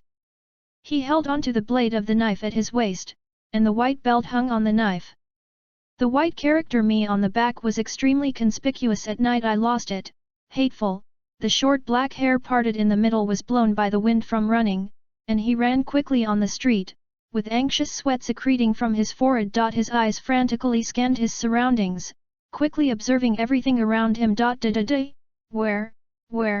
Wearing the traditional uniform of the Ghost Slayer squad, he slammed on his feet and stopped at a crossroad in the town, looking both sides quickly and in a panic. Oops! Looking around, my scalp felt numb all of a sudden, and the thought that everything was over rose up in my heart. Where am I now? His face was pale and his head was covered with cold sweat. Gritting his teeth, he forced himself to calm down, but anxiety kept pouring out from the bottom of his heart. Karma! Karma! In the dark night sky, a black crow was perfectly hidden. It sang down twice autonomously, and then reminded loudly, Karma! Murata! Calm down! North! The ghost is in the north, north! When Murata heard the crow's cry, he suddenly seemed to grab the last straw, his eyes lit up, and he suddenly looked north. Afterwards, he took a deep breath, suppressed his trembling arms, and continued to run wildly in that direction. And right now he was heading in the north direction. Creak! There was a slight sound of wood rotting. Then boom! A two-story house suddenly collapsed. The wooden house suddenly raised a large cloud of dust and snow from the other side of the street, and the sky full of sawdust swept the street along with the air waves blown away by the pressure. Dust flooded the entire street in an instant. What? Murata had to stop his steps abruptly. He raised his arms subconsciously, narrowed his eyes, and blocked himself. But even so, he could not avoid being choked by the dust into his lungs. Ouch! Cough, cough, cough. The raised dust obscured the vision, and Murata had to stop for a while. After a while. When the dust slowly fell to the ground, Murata was able to breathe again. He tried hard to open his eyes, and looked towards the end of the street through his arms. The next moment, his pupils shrank suddenly. In the dazed pupils, Murata noticed that there seemed to be a figure buried under the collapsed building. The man only showed his upper body outside, and seemed to be struggling in pain. Murata took a deep breath, then pinched his nose, ran towards that side, and shouted as he ran, "Don't move around! I'm coming!" End of the street. The ruins of the collapsed two-story house lay on two adjacent streets. "Mommy, mommy!" The child held the hand of his mother who was buried under the rubble, covering his face and weeping. He scratched at the rubble with his hands indiscriminately, trying to pull his mother out. "Mom! We rescued you! Brother, hurry up, let's lift it together!" Beside him, an obviously older child, with red eyes, kept lifting the beam that was holding down his mother. Half of the mother's body was buried in the ruins, a line of blood dripped from her forehead. She raised her head in a trance, and saw her two children. She was slightly dazed for a while, and looked around in a dazed way, before finally resting on the child in front of her. Then, she woke up suddenly, and she shouted to her child in horror, "Run! Leave me alone! Run!" As she spoke, she pushed her child with her hands. "Run away! No!" The younger brother cried loudly. He lifted the beam vigorously, but it didn't work. At this time, "Tada!" There was a sound of rapid footsteps. "Don't move!" Murata sprinted all the way. He slid a shovel from a distance, raised a cloud of dust, and sprinted and slid in front of her smoothly. Click. He put away the knife at his waist, looked down at the situation in front of him, and comforted the woman with a voice, "Don't worry, don't move around, I'll rescue you right away." As he said that, Murata was about to lift up the beam. Creak. Ho! With Murata's sudden force, the beams of the house did not move at all. The woman did not ask Murata for help. Seeing the knife on Murata's waist, she suddenly reached out and grabbed his arm, raised her head, and made a request in her hoarse voice, "No, no! Please, take my two children! Take them!" The woman's eyes were full of horror, her pupils were trembling, and her calm tone suppressed her fear. "Monster! There are monsters! Take the two of them away, or we will all die here! I beg you, monster!" When Murata heard this, cold sweat broke out slightly on his forehead. He swallowed nervously, raised his head quickly, and looked around. Sure enough, after a brief glance, he found it on the ruins not far away. A smashed-in human figure was slowly standing up, making creaking sounds, and gradually regaining its human form. "It's a ghost." Murata's pupils shrank, and he subconsciously touched the sun-wheel knife on his waist. Snapped. The woman's gaze closely met Murata's. She grabbed Murata's arm, her pale lips trembling slightly. "Please, take them away." Murata lowered his head, looking at the woman begging, and the two crying children next to her. He felt urgent and panicked for a moment. "Mom! What are you talking about?" The older boy gritted his teeth and was desperately moving the beams, his face flushed red. "We want to go together." "Enough!" The woman's eyes were red, her lips were trembling, and she said to the child, "Be obedient, Zoya." Murata stood up staggeringly. He took 2 steps back, and looked up at the evil ghost not far away who was recovering his body. Click. He held the sun-wheel knife on his waist. The hand was trembling. This was the sound of the sword and scabbard colliding due to shaking. "Hey!"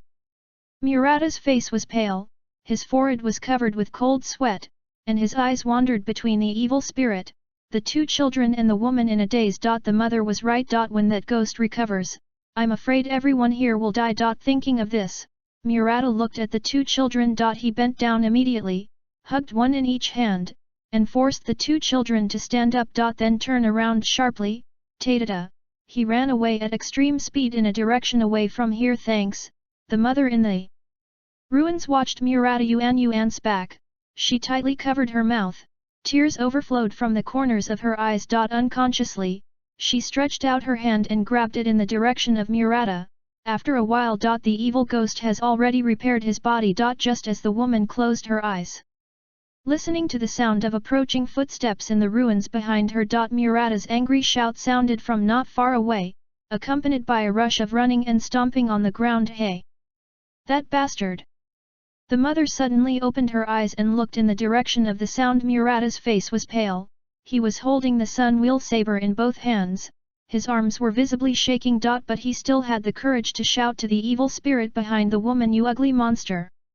Come here! Let me chop off your dog's head!" Thanks to the book friend Xi Ying Pian Wu Lian Huo Hua for the reward. End of this chapter. Chapter 20. Chapter 20. The day and night. The bright moon hangs in the night sky like thick ink and churning, and the clouds dim the moonlight. Far away. Tatata, two running figures quickly shuttled between the mountains, and quickly past the trees. The branches were slightly shaken by the wind they brought. It was impossible to see the figures of the two clearly at night. Only two pairs of legs that had turned into afterimages could barely be seen. In the sky above the treetops, a pitch-black crow flapped its wings and circled. Karma! Go! Go! The other side. Small town. Murata kept running, attracting the attention of the evil spirit. Finally, he ran to the direction completely opposite to that mother, the other side of the ruins. In this way, it should be no problem, Murata thought. On the side of the ruins of the collapsed house, the dust slowly dispersed, revealing a strange figure twisting and trying to stand on it. Ho ho! With the sound of creaking bones, the evil ghost's twisted body twitched violently. Crack! Snapped, the distorted limb twitched and rotated a few times, and then the restored muscles were firmly fixed in the correct position. The evil ghost straightened his back, stretched from his waist to his fingers, looked up at the moon hanging in the sky, and then his scarlet pupils slowly moved down, looking down at Murata. The long tongue, wrapped in disgusting saliva, slowly slipped out of the mouth, and the evil spirit looked Murata up and down. After seeing the Japanese sword in Murata's hand and the black uniform on his body, his ferocious face showed an impatient expression. "Hey, is it a ghost hunter again?" The evil ghost's voice was sharp, scratching his purple skin, and the sharp black nails left a mark on his body, the skin so thin that it clings to the muscles slightly undulates one after another. "It's really troublesome." Slap! Slap! Bah! The saliva was pulled into silk threads, and dripped down the ruins at the feet of the evil spirit along the long tongue, corroding the broken pieces of wood into blackened potholes. However, it came just right. After eating high-quality human beings, one's own strength will be improved again. Just a little bit, I can touch it myself. The levels of the 12 ghost moons. The evil spirit's scarlet pupils flickered with maddened excitement. At that time, I can eat that guy who is arrogant all day long and disgusts ghosts. Creak! It bent its knees slightly, squatting on top of the ruins, its pupils staring straight at the direction of Murata. The muscles of its calf slowly tightened, and the veins on its calf bulged. The smell of mold and rust mixed with rancidity and blood choked his nostrils. Murata stood there tremblingly, with his feet spread apart, and the sun wheel knife in his hand was already out of its sheath. It smells so bad. Murata gritted his teeth, his face turned blue. He stood the sun wheel saber in front of him, and looked at the evil spirit not far in front of him. He is Murata, just an ordinary G-level member of the Demon Slayer squad. The others who performed the mission with him have disappeared, and now he is the only one left, still missing, probably already. He swallowed nervously, the arm holding the sun wheel knife kept shaking. "Let it go. Let the horse come. Don't mess yourself up, Murata." Murata stared at the evil spirit not far away. The palm of his hand holding the knife handle was soaked with sweat. At this time. Boom! The evil spirit's legs slammed hard. The ruins under his feet were suddenly trampled by a huge force. There are cracks like radiation, dented down. Swish! Almost instantly, the evil spirit turned into a dashing afterimage and disappeared in place. Murata's eyes froze. He took a deep breath, and looked around quickly. Whoosh! When he reacted, the evil ghost that turned into an afterimage and screamed had already rushed in front of him. Roar! Coming! Complete episode. Water breathing. Murata twisted his body abruptly. He took a quick breath, then twisted his waist. The solace of his feet firmly grasped the ground, driving his whole body from the solace of his feet. Tread! Murata took a sudden step in the direction of the evil spirit. Stomp on the ground. The muscles are tense, the waist is pulling the arms hard, and the hands are tightly holding the sun wheel knife. the potential energy of the whole body suddenly condensed on the tip of the knife. Hey! The blade that broke through the gale suddenly turned sideways, aiming at the position where the evil spirit rushed. Water breath one shape, cut on the water surface. Swish! The sharp blade was like a whip whipped at high speed. With the sharp blade, it slashed horizontally in front of him. Dots of white waves set off on the tip of the knife, and then disappeared without a trace. At the moment of completing the slash. Cold sweat broke out on Murata's forehead, and he felt the sensation of cutting the air in his hand, and he felt it for a second. I didn't cut it. Thoughts can be completed in an instant, but the action of slashing can't be taken back the moment the thought comes to mind. Murata fell into a moment of rigidity caused by the exhaustion of his body after launching the attack. In other words, back rock. This moment, in the battle with the ghost, is fatal. Pat. Saliva dripped from the top of his head and landed on Murata's hair. Corrosive white smoke rose up immediately. The evil spirit was lingering in the air behind Murata's head. He covered the moon above his head, his claws stretched out, and his sharp nails turned into sharp knives. Whoa! With a rounded arm, the palm cut through the air, and quickly hit Murata's neck. Go to hell! Murata didn't have time to turn his head. He was frightened, and a coolness climbed up his spine, and stayed behind his neck. Oops! Suddenly, he felt extremely peaceful inside. It's all over. Murata closed his eyes tightly, and he held the sun wheel saber tightly. All thoughts in his heart were lost. Sorry, father, mother. Sorry, mate. He bowed his head, his short black hair swaying slightly in the middle. I am already dying. But Murata opened his eyes suddenly. His eyes were full of determination. At least before death, cut him down. Thinking of this, Murata gritted his teeth. He clenched the sun wheel knife in his hand, and turned around quickly behind him, but before he turned his head completely, he could barely see the hideous figure of the ghost under the moonlight from the corner of his eye. This time, not far away. Laugh! The running figure slammed on the ground, and he stopped the car. The dark red feathers were raised due to inertia, and the dark red high ponytail swayed. Clang! He moved coherently, and instantly pulled out his own blade from the scabbard at his waist. And hold it with your backhand and hold it high. He raised the blade sideways and pointed the tip of the blade reflecting the moonlight at the evil spirit flying up behind Murata not far away. The arms are slightly pulled apart, making a throwing motion. He inhales sharply. Hiss! A large amount of oxygen was sucked into his lungs immediately, compressed and sent to every corner of the body. Creak! He tensed all his muscles, and the sound of the solace of his feet grabbing the ground could be clearly heard. Then, breath of the sun 7 type Yang Hua suddenly bloated. The dazzling flame instantly ignited and exploded on the blade. The hot flames turn and burn in the night. The incomparably dazzling sun flames at night suddenly entwined on the pitch-black blade. Work hard! The knife in his hand was thrown towards the evil spirit violently. Whoosh! Accompanied by Tadeo rushing out. There is also a fast and blurry figure beside him.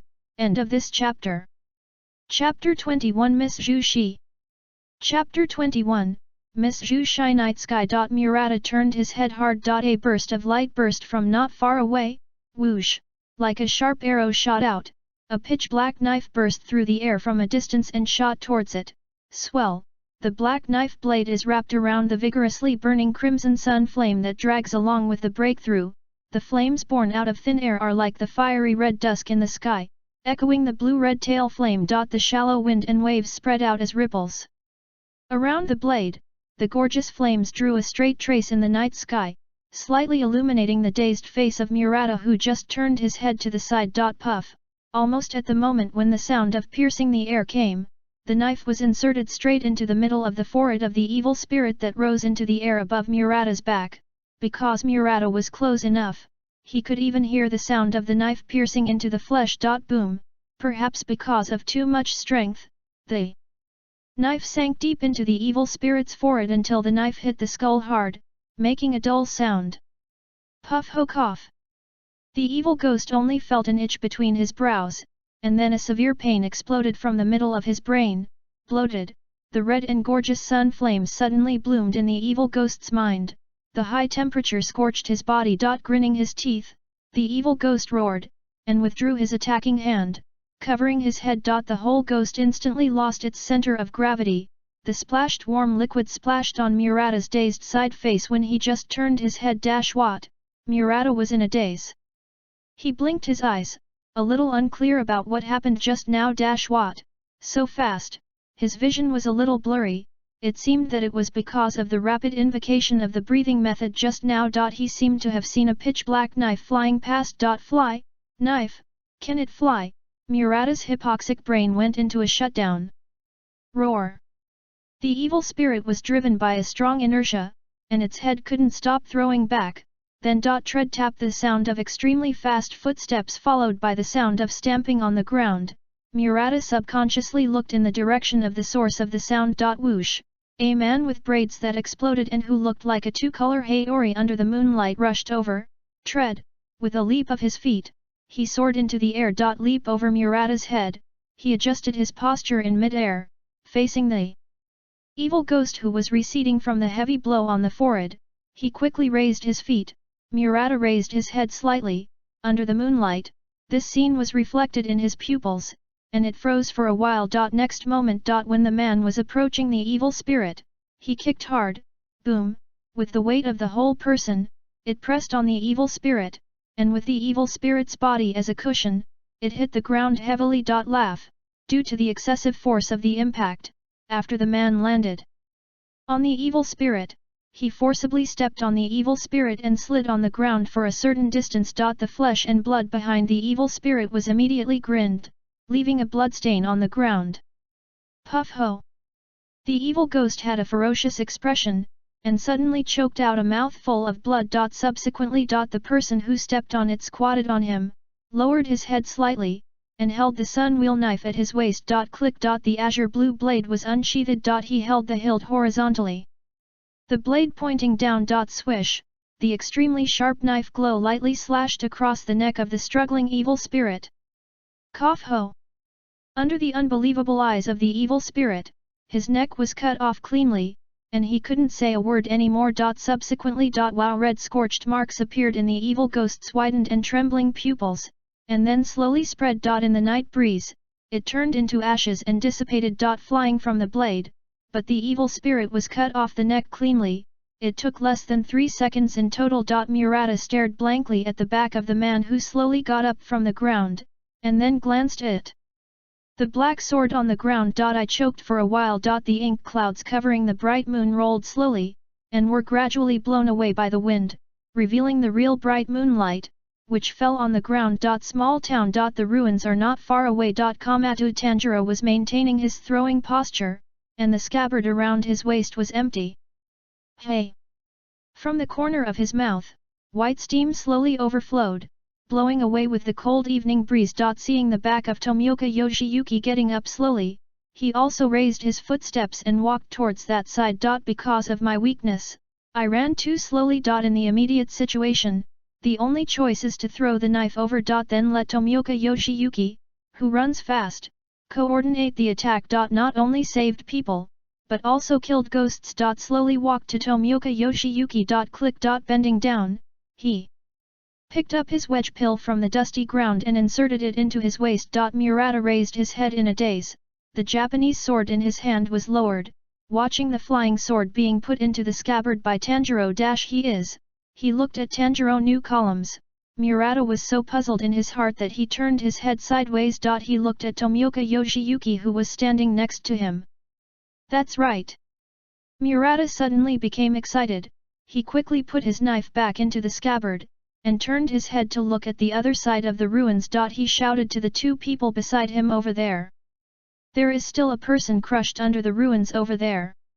Hearing this, Tanjuro and Tomioka Yoshiyuki looked at each other and nodded. Soon. On the other side of the ruins. Creak. Yoshiyuki Tomioka lifted the beam that was holding down the woman by himself. His face was expressionless, and he seemed to be effortless. He turned his head.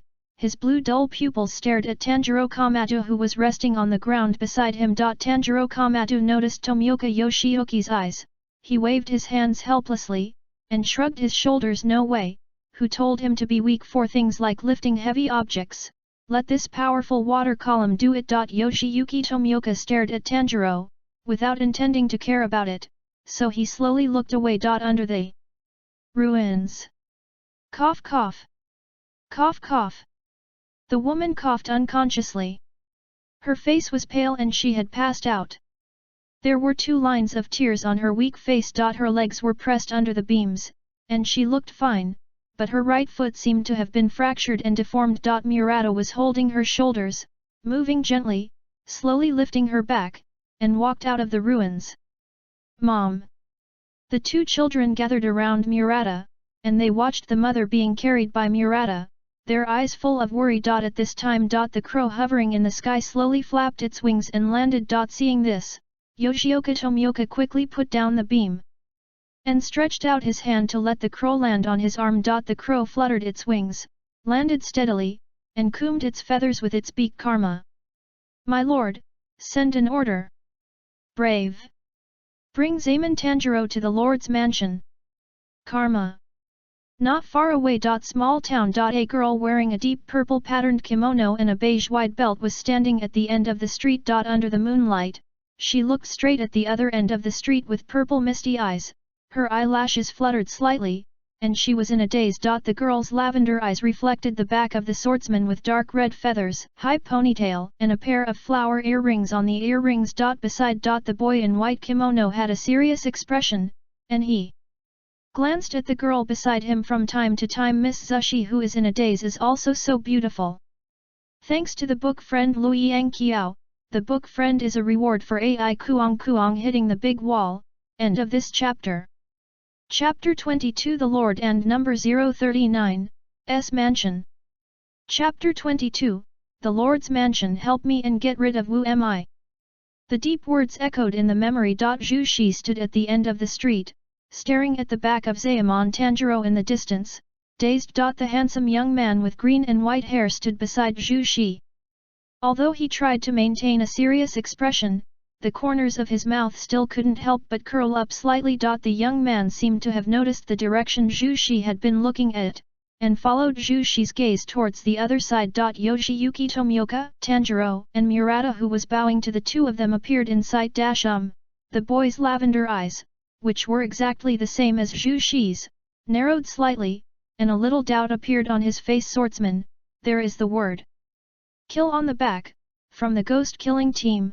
Before he had time to take a closer look, Zhu Shi, who was beside him, slightly pursed his lips, turned sideways, and took a small step towards leaving the street. Let's go, Yoshiro. Zhu Shi's gentle voice sounded. She turned around and walked slowly along the street. The blood needed today has been collected enough. The young man named Yoshiro looked away when he heard the words, and hurriedly followed. He trotted a few steps. Yes. The other side of the street. It seems to have noticed something. Tomioka Yoshiyuki raised his head, and his dark blue eyes scanned the surrounding area. After finding nothing, he slowly withdrew his gaze. Is it an illusion? The next day. It seems that because of the haze last night, the weather during the day is particularly clear, and the clear blue sky can be seen at a glance. Karma. 2 pitch-black crows fluttered high in the sky, looking down at the ground. On the undulating mountains, not far away, there is a large group of wisteria flowers, shimmering in the sunday. In the middle of the wisteria clusters is a stately and spacious Japanese-style mansion. Step. The 3 of them walked on the path between the mountains. Zaman Tanjiro squinted his eyes slightly, and he used the breathing method to drive away the drowsiness. Although he looked sallow and thin, with shriveled muscles, weak, he seemed to be prone to sudden death at any time. But just last night, Tanjiro discovered something. After the evil spirit was beheaded by Tomioka Yoshiyuki, he picked up the wedge ball himself. It seemed that he was the only one who saw the red-pink resurrection power rising from the ghost's ashes. And slipped directly into his body. In the body, the resurrection power that can be sensed has recovered about a quarter. If it was in the past, it would have been 2 full nights, plus non-stop running. He was already dead. And now. Kamado Tanjiro walked steadily on the road step by step. It is the power of resurrection. This is essentially the source of vitality, supporting and filling his weak body. If he fights now, he is also confident that he can cut an extra 100 yuan when he blew himself up without misery. However, about a quarter of the resurrection energy is also being consumed at an imperceptible speed. Now it's just walking, if you fight, maybe it will wear off faster. New discoveries are worth recording. KAMADO Tanjiro kept his silence, moving on the road like a walking plant. Aside. Really. The characters of the pillars are very strange. Also terrible. Murata walked between the two of them. He carefully observed the two of them, then raised his head helplessly and looked towards the sky. Ugh! Murata touched his forehead, where there was a wound corroded by the ghost's saliva yesterday, and he carefully touched it with his fingers. Pat. He immediately bared his teeth in pain and cried out, "It hurts!" Murata withdrew his hand, lowered his head, looked at the dead flesh stuck to his fingers, and said hesitantly to the two people beside him that, he raised his eyes and glanced left and right at the two people who were walking between him. Then he looked at Gyuhu Tomioka, whom he was more familiar with. Tomioka-sama, I just have this little injury, is it really necessary to go to the butterfly house? Probably, it will heal on its own in 2 days. As he spoke, Murata looked tentatively at Yoshiyuki Tomioka. Tomioka Yoshiyuki stared straight ahead, he shook his head slightly. It's not true. This time, all the 3 C-level members except you died in the line of duty. That one ghost alone can't do it. His tone was unwavering, and his dark blue eyes did not change in any way. I'm afraid that there are more powerful ghosts in that place, most likely the 12 ghost moons. Going to the butterfly house is just on the way. The matter about the ghost must be reported to the Lord first. It may be more convenient to bring you what. Hearing this, Murata, who was following Yoshiyuki Tomioka, suddenly felt his body stiffen, as if petrified. His thoughts froze abruptly. It turned out to be the case. In fact, it was me who was being passionate. Even though the seniors have all sacrificed, I am actually thinking about this kind of thing. Murata, shame on you.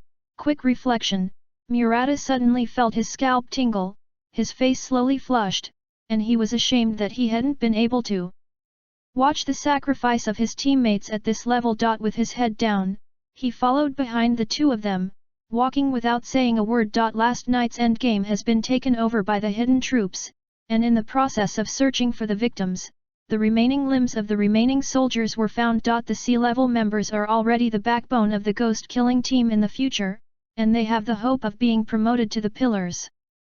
The sudden death of 3 members is enough to attract attention. Thinking of this, Tomioka Yoshiyuki suddenly remembered the strange breathing method of KAMADO Tanjiro last night. He thinks that Tanjiro, who can possess the strength close to the column, probably knows how to breathe, so he is not surprised that Tanjiro knows how to breathe. However, he had never seen such a breathing method. Especially the sword skill of stabbing forward. The moment Tanjiro made his move, Yoshiyuki Tomioka even sensed something in the breath of KAMADO Tanjiro. Ingredients of water breathing. That move combined with the rhythm of breathing made Yoshiyuki Tomioka instantly think of Breathe of Water 7 style Shizuku Ripple Sting. However, there seems to be a big difference in essence. Just like apples and tomatoes, although they are both red, they both have green stalks and can be eaten. But it is not a species after all. Is it your own breathing method? Thinking about it, Yoshiyuki Tomioka looked across Murata and looked at Tanjiro KAMADO, with a flat-toned stove door.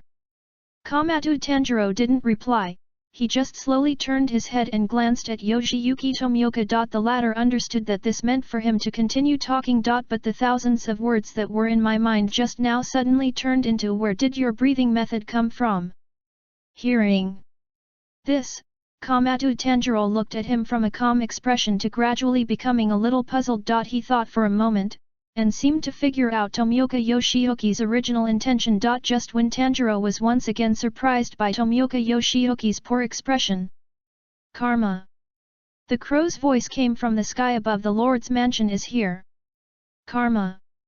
End of this chapter. Chapter 23.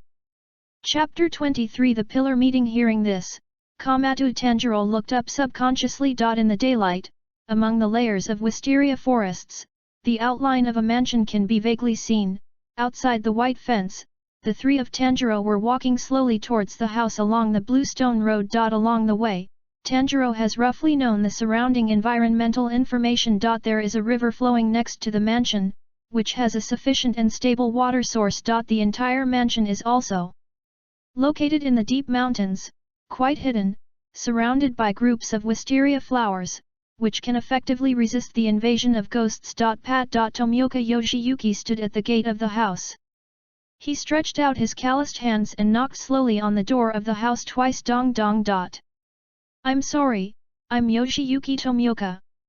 Murata hid behind Tanjuro. He was a little nervous, and looked around with his head. After all, it was his first time here. After waiting for a while. Creak. There was a slight sound of wood squeezing. The door of the mansion was slowly opened a gap. KAMADO. Tanjuro heard the sound and looked.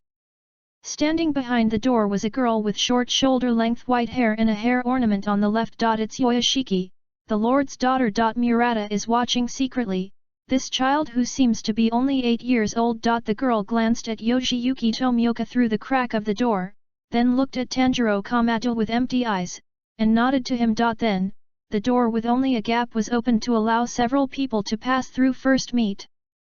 The girl's ethereal voice sounded. Her tone was calm. She was not calm like her age. She raised her head, and said to KAMADO. Tanjuro, everyone has arrived, please follow me. Tomioka Yoshiyuki heard the words, kept silent, and then followed along with Murata. Tanjuro followed and stepped into the courtyard. In the courtyard, Mizucho Tomioka Yoshiyuki, Junior Member Murata, and Mr. KAMADO. Tanjuro, here we are. Creak. The white-haired girl turned around and locked the gate of the mansion. Afterwards, she walked to the other side of the courtyard by herself and entered the mansion. At the same time. Tread. Almost at the moment Zaman Tanjuro stepped into the courtyard, several pairs of eyes looked over at him. Alas! Murata was suddenly frightened by this sharp sight, and suddenly shrank his figure behind Yoshiyuki Tomioka, trembling. Zhu, it's scary, what an amazing aura. Zaman Tanjuro looked around, the transparent world opened unconsciously, and he subconsciously wanted to hide his aura. Okay. Is that the guy? The white-haired man with a strong figure and a handsome face was carrying 2 curved scimitars on his back, turned sideways, and looked this way with a scrutinizing gaze. The gleaming jewel ornaments and pendant on the handsome man's forehead swayed slightly with his movements. After looking Tanjuro up and down, his tone seemed a little disappointed. He raised his head slightly. It looks very thin. It's a little different from what I imagined.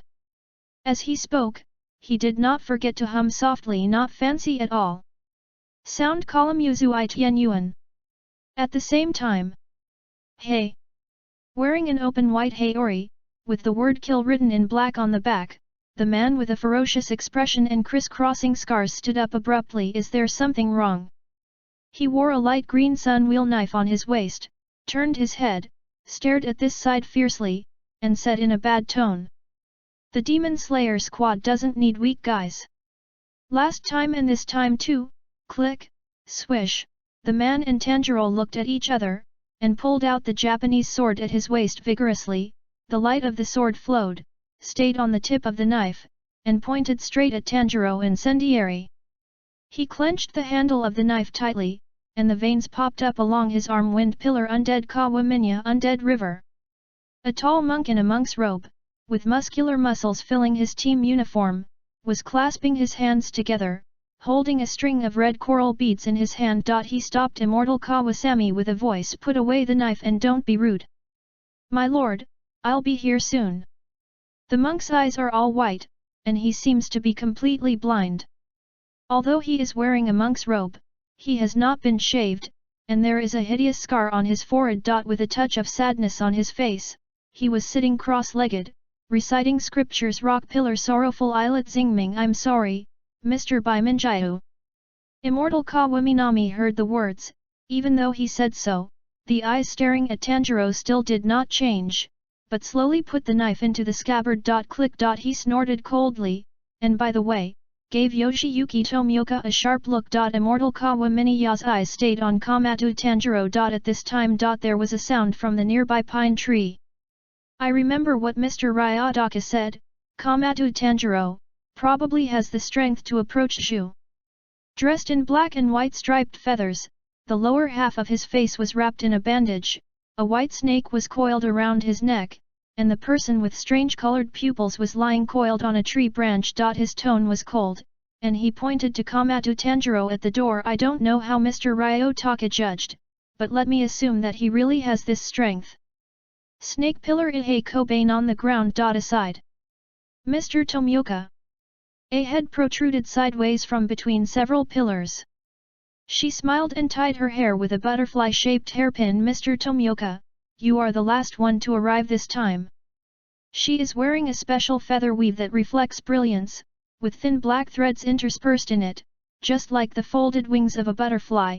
Very beautiful insect pillar butterfly tolerance. At this moment, she was smiling, looking sideways at Yoshiyuki Tomioka, who was standing not far away, separated from the crowd, with an expressionless face. The other side. White pebbles on the ground. A man wearing an ordinary Ghost Slayer squad uniform was standing there, his face full of excitement and confidence. His golden-colored, red hair shone brightly in the sun, and under his thick black sword-shaped eyebrows was a pair of piercing eyes. Okay.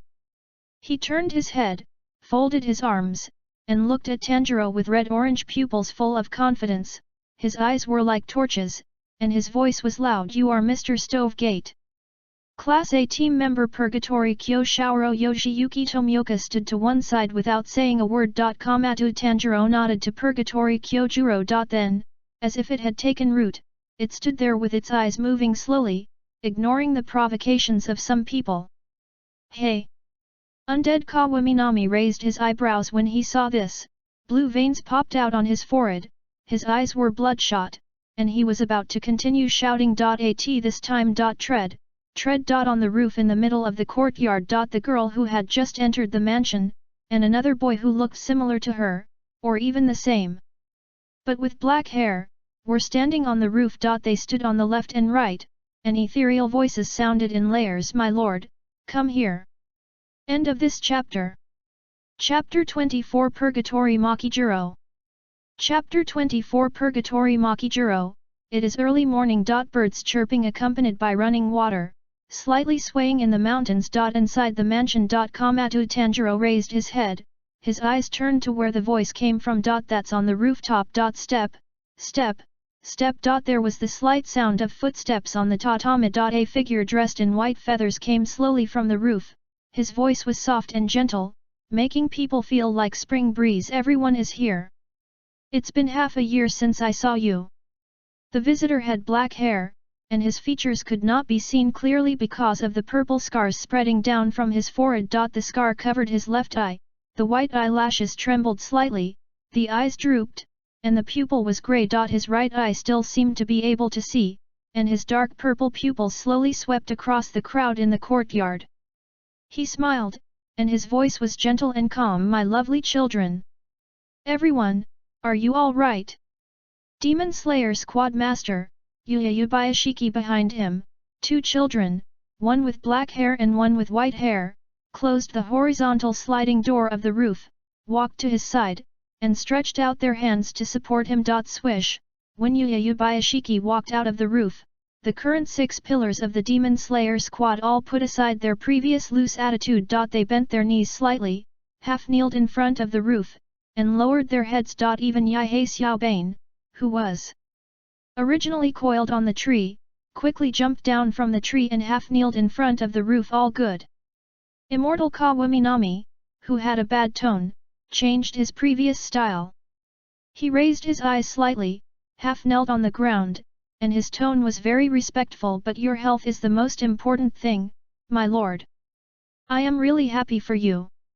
Gumbling, is this, my lord? Murata followed Tomioka Yoshiyuki half-kneeling. He was sweating profusely in panic, and after realizing that the other pillars suddenly became serious, he no longer dared to look up to observe the lord. Instead, he lowered his head, looked at the ants on the ground, and calmed down his shortness of breath due to tension. Purgatory Xing Shaora put his hands on his knees, with a serious expression on his face. He didn't react, and knelt down on the ground with a bang. Today was the first time he participated in the Zuhi meeting instead of his father, so he was a little at a loss for a while. Sensing the indistinct gazes of the other pillars, He didn't have time to switch positions, straightened his back and stared straight ahead with spirit. The red flame-like hair color unique to Purgatory's shines in the Sunday Pat. KAMADO TANJURO sat next to Purgatory Kyojuro, and he also sat there. As a weak and sickly mountain Chaifu, unlike those pillars, his body can't stand it after half-kneeling for a long time. And he glanced at Purgatory Xing Shaora, and smiled at the latter. It seems that Xing Shaolang, who will take up the post of Yanzhu in the future, is also a little at a loss now. It may be much better to have such a companion as himself. Purgatory Kyojuro looked at Tanjiro, and was slightly stunned for a moment, and then he realized that his mood immediately became as usual, and he was full of energy. Mr. Zayaman is a good man. Tanjiro withdrew his gaze. And his gaze slowly shifted to Yoyama Yashiki on the roof. Observing the appearance of the other party that is somewhat different from his own impression. The wound on his face was not as extensive as he remembered, and it seemed that he was only blind in one eye now. Before, he hadn't paid much attention to this matter. In the original. Tanjiro took Yadoko and followed Rinaki Seikanji for more than 2 years of training before passing the final selection of Fujishiyama. In other words, now is exactly about 2 to 3 years ago from the original time. Therefore, the ghost-killing team that originally had 9 pillars 3 years later now only has 6 pillars. Missing Xia, Lian, Yan, these 3 pillars. Now, the strength of the ghost-killing team is far less than what I remember. At the same time, he probably guessed why the Lord asked him to attend the Zuhi meeting. While Tanjiro was thinking about this silently. Thank you, Minya. Yubayashiki's undamaged deep purple right pupil looked at Undead River, he smiled and nodded lightly. After the last time, the situation has become somewhat isolated. Mayayashiki Yoya slowly knelt and sat on the edge of the roof, his white eyelashes shimmered in the sun and trembled slightly. As of now, I have to ask you for more. For that, please forgive me, said.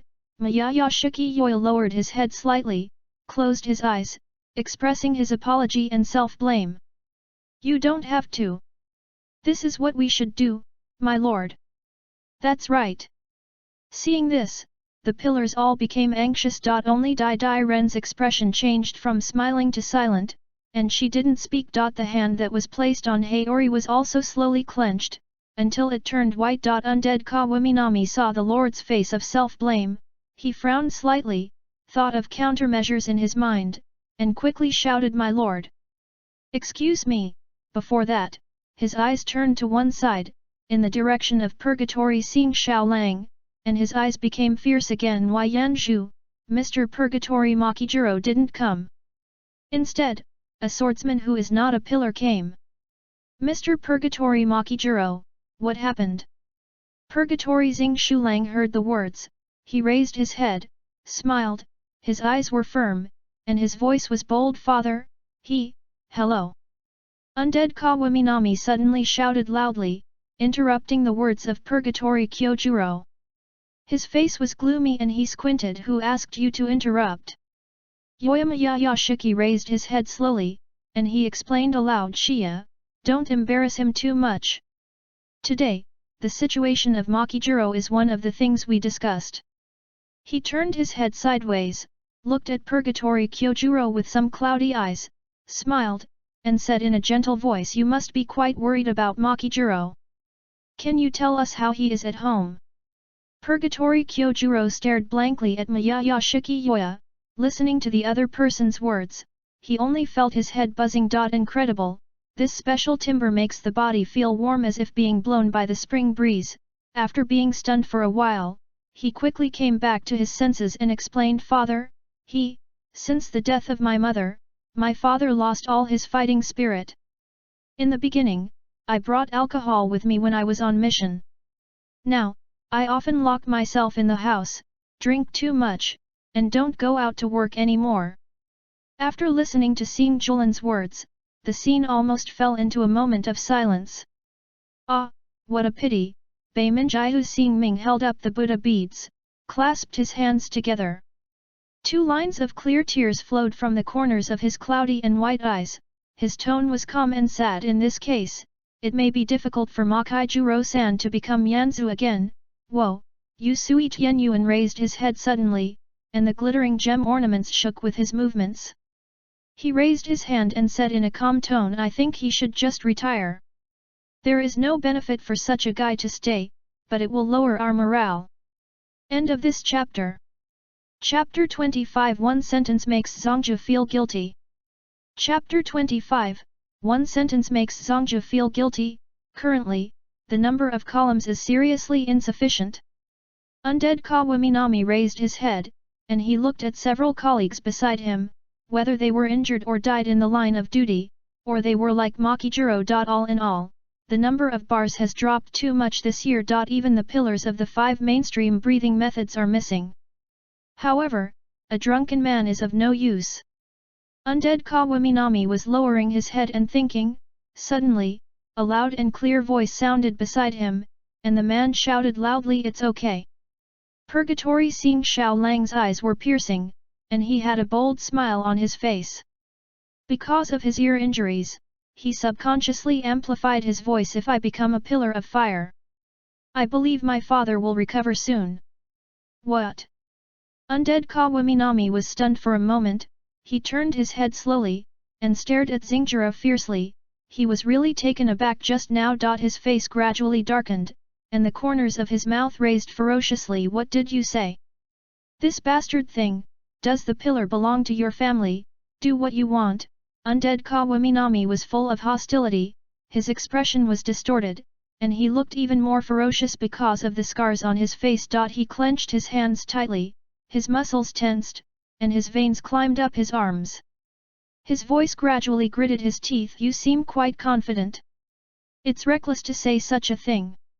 A figure covered in blood flashed in the eyes of immortal Kawasami, and a surge of anger rose in his heart, and violent blue veins climbed up his face. Zhu, you can't just talk about it. Purgatory Anjiro looked at Undead Kawaminya, who was about to stand up furiously. His expression did not change. He was still full of confidence. Of course, I know what it takes to be a pillar. Okay. Saying that, immortal Kawasami was about to stand up. He loosened his shoulders, and looked at Purgatory Kyojuro with a ferocious expression. Bastard! Let me see where your confidence lies. Shania. Yubayashiki Yoya's voice came from the roof. He turned his head slightly, and looked away from Purgatory Kyojuro. Looking at KAMADO Tanjuro next to him, there was a trace of apology in his tone. That's another thing I'm going to say next. Purgatory Xingjulan, A&D. Mr. KAMADO Tanjuro. He finished. Feel sorry. Undead Kawaminami stopped talking. He knelt again, lowered his head, and his tone became calm. Please forgive my presumptuousness, my lord. As he spoke, he turned his head slightly, and glanced at Kyojuro and Tanjiro. The rest of Zhu's gaze also rested on KAMADO Tanjiro again. When KAMADO Tanjiro heard his name, he raised his head slightly, and exchanged glances with those around him. The flower-shaped earrings swayed slightly. Column. He didn't expect that the purpose of calling himself here had something to do with Zhu. Tanjiro originally thought that he was called here because of the sad news. And, after learning that the power of resurrection can restore one's physique, and may be able to be enhanced. He originally thought that he would first kill enough ghosts to fully stack the current upper limit of 2 pieces of resurrection power. Moreover, I don't know what happened to Kozi and the others these 2 days, no problem. Also, I have one more thing to tell my children. Yubayashiki nodded slightly, and then lightly revealed a piece of news that surprised everyone. Mr. KAMADO Tanjiro, a few days ago, there is no misfortune with Ghost Dance Suji, and I have had direct contact. As soon as the words fell, almost all the pillars present were stunned for a moment, and then they were shocked, and they opened their mouths slightly, varied. That guy, how come? Sitting next to Tanjiro, Kyojuro Purgatory also turned his head abruptly, looking at Tanjiro with narrowed pupils. Mr. Zayaman. Xing Xiaolang looked at him blankly. KAMADO Tanjiro and Yubayashiki Yoya looked at each other. He didn't speak, but his heart fluctuated slightly. Waiting here. He thinks. Yu Sui Tianyuan was the first to speak out. He straightened his muscular upper body, and the gemstone necklace on his head shook violently. Evidently Lianzu has never met him before. No, Now is not the time to be shocked by this. Yuzui Tianyuan reacted quickly. He hurriedly turned sideways, his pupils shrunk slightly, his eye sockets trembled, and he looked at KAMADO TANJURO, and quickly shouted questions. What does that guy look like? Ability? Where did you meet? When? Hey! Talk! Yuzui Tianyuan shouted anxiously, this is the information of Oni Wusuji, the news about the King of Ghosts that has not been caught for nearly 100 years. The impact of this news is equivalent to directly telling everyone that there are finally traces of the end on the endless journey of killing ghosts. Do you know his location? Tanjiro's eyelids drooped, and he felt that these pillars were indeed a bit noisy, much more noisy than his own children. He himself looked straight at Yoyubayashiki, and after a few seconds of staring at the latter. On the night before yesterday.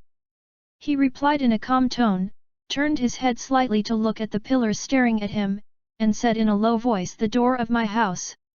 As soon as Tanjiro uttered these words, several pillars who were looking over abruptly stopped their doubts. Choked. Doorstep. Yoshiyuki Tomioka looked sideways slightly. Butterfly poked out his head reluctantly, and looked at KAMADO Tanjiro with a sudden realization. Undead Kawaminami glanced at Tanjiro a few times, frowned tightly, lowered his eyes, and clenched the Japanese sword on his waist. What?